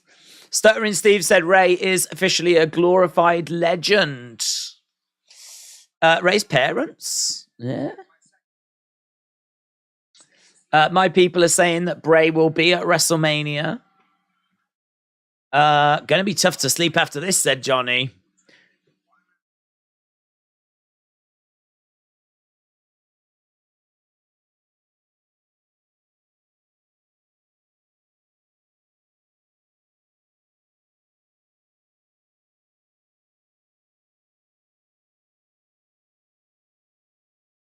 He's thanking everyone, even those that whooped his ass every night.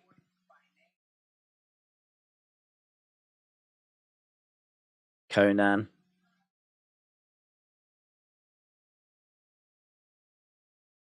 You already know how much I love you. Without you, none of this would be possible.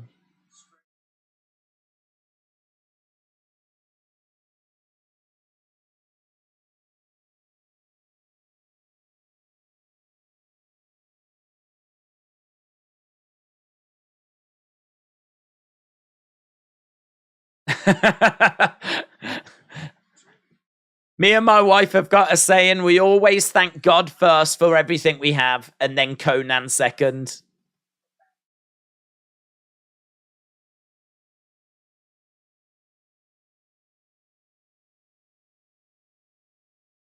Ray said back then it was all about who could help you get into the business, and Conan did exactly that. Mr. Paul Heyman? Mr. Paul Heyman?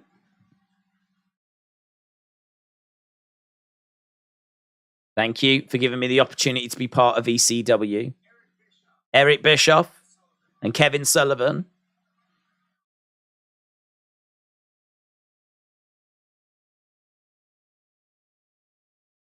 They're always told not to thank Vince, aren't they? I wonder if he'll do it.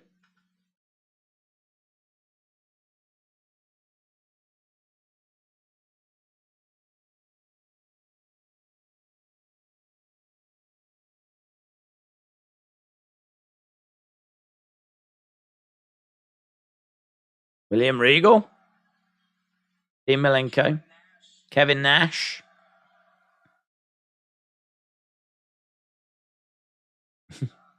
Too Sweet. Scott Hall.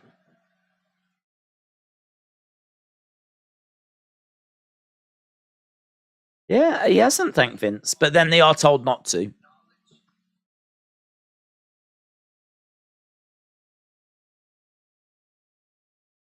Batista.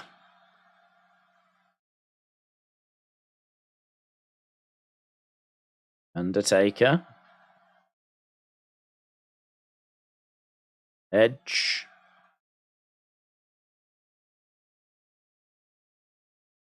JBL.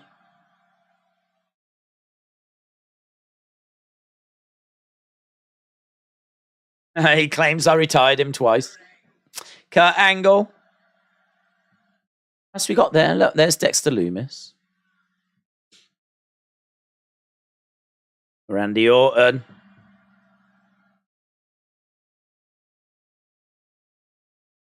John Cena. I miss MUTA. Was it good? Vikingo Bailey for this, but it was great.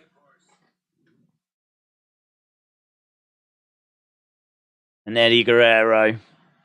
Eddie gets a mention at the end. Another Eddie chant. Yeah, Great MUTA was good. He didn't really say a great deal.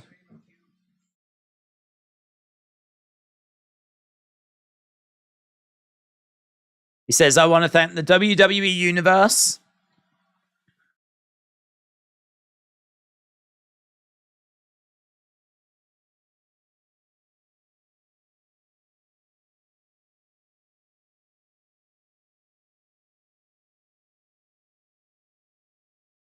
He says, none of this would have been possible without all of you. The mask in the Hall of Fame too, yeah. No love for Chavo. Yeah, that's true, actually. Yeah, good point. Well spotted, Jim. Didn't mention Chavo. Oh, wow.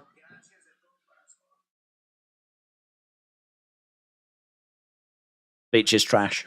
He didn't mention Chavo.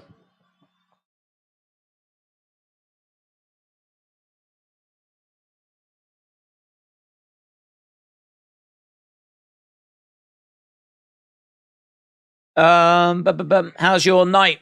It's been great, isn't it? Started a couple of hours before SmackDown, went through SmackDown, gone through the Hall of Fame. It's a long stream, but special, isn't it?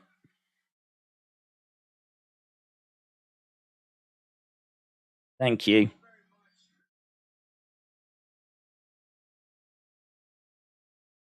Brilliant. Thank you very much for inducting me into the 2023 Hall of Fame. Brilliant. Brilliant speech. Just wanted longer. Wanted more stories. It's brilliant. It's long, but it's brilliant. Suppose that's the sign of a great speech, isn't it? You get the speech. It's amazing. It's long. And you want more.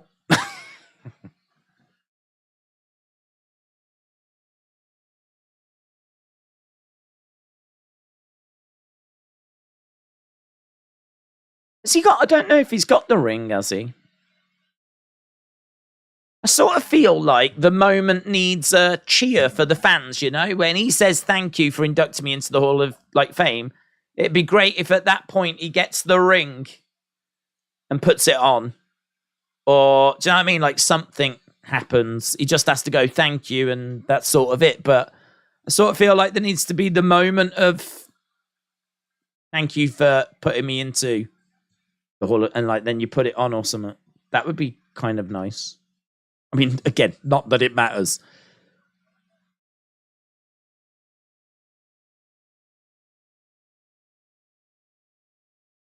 He's just going over to the fans, signing some pop vinyls.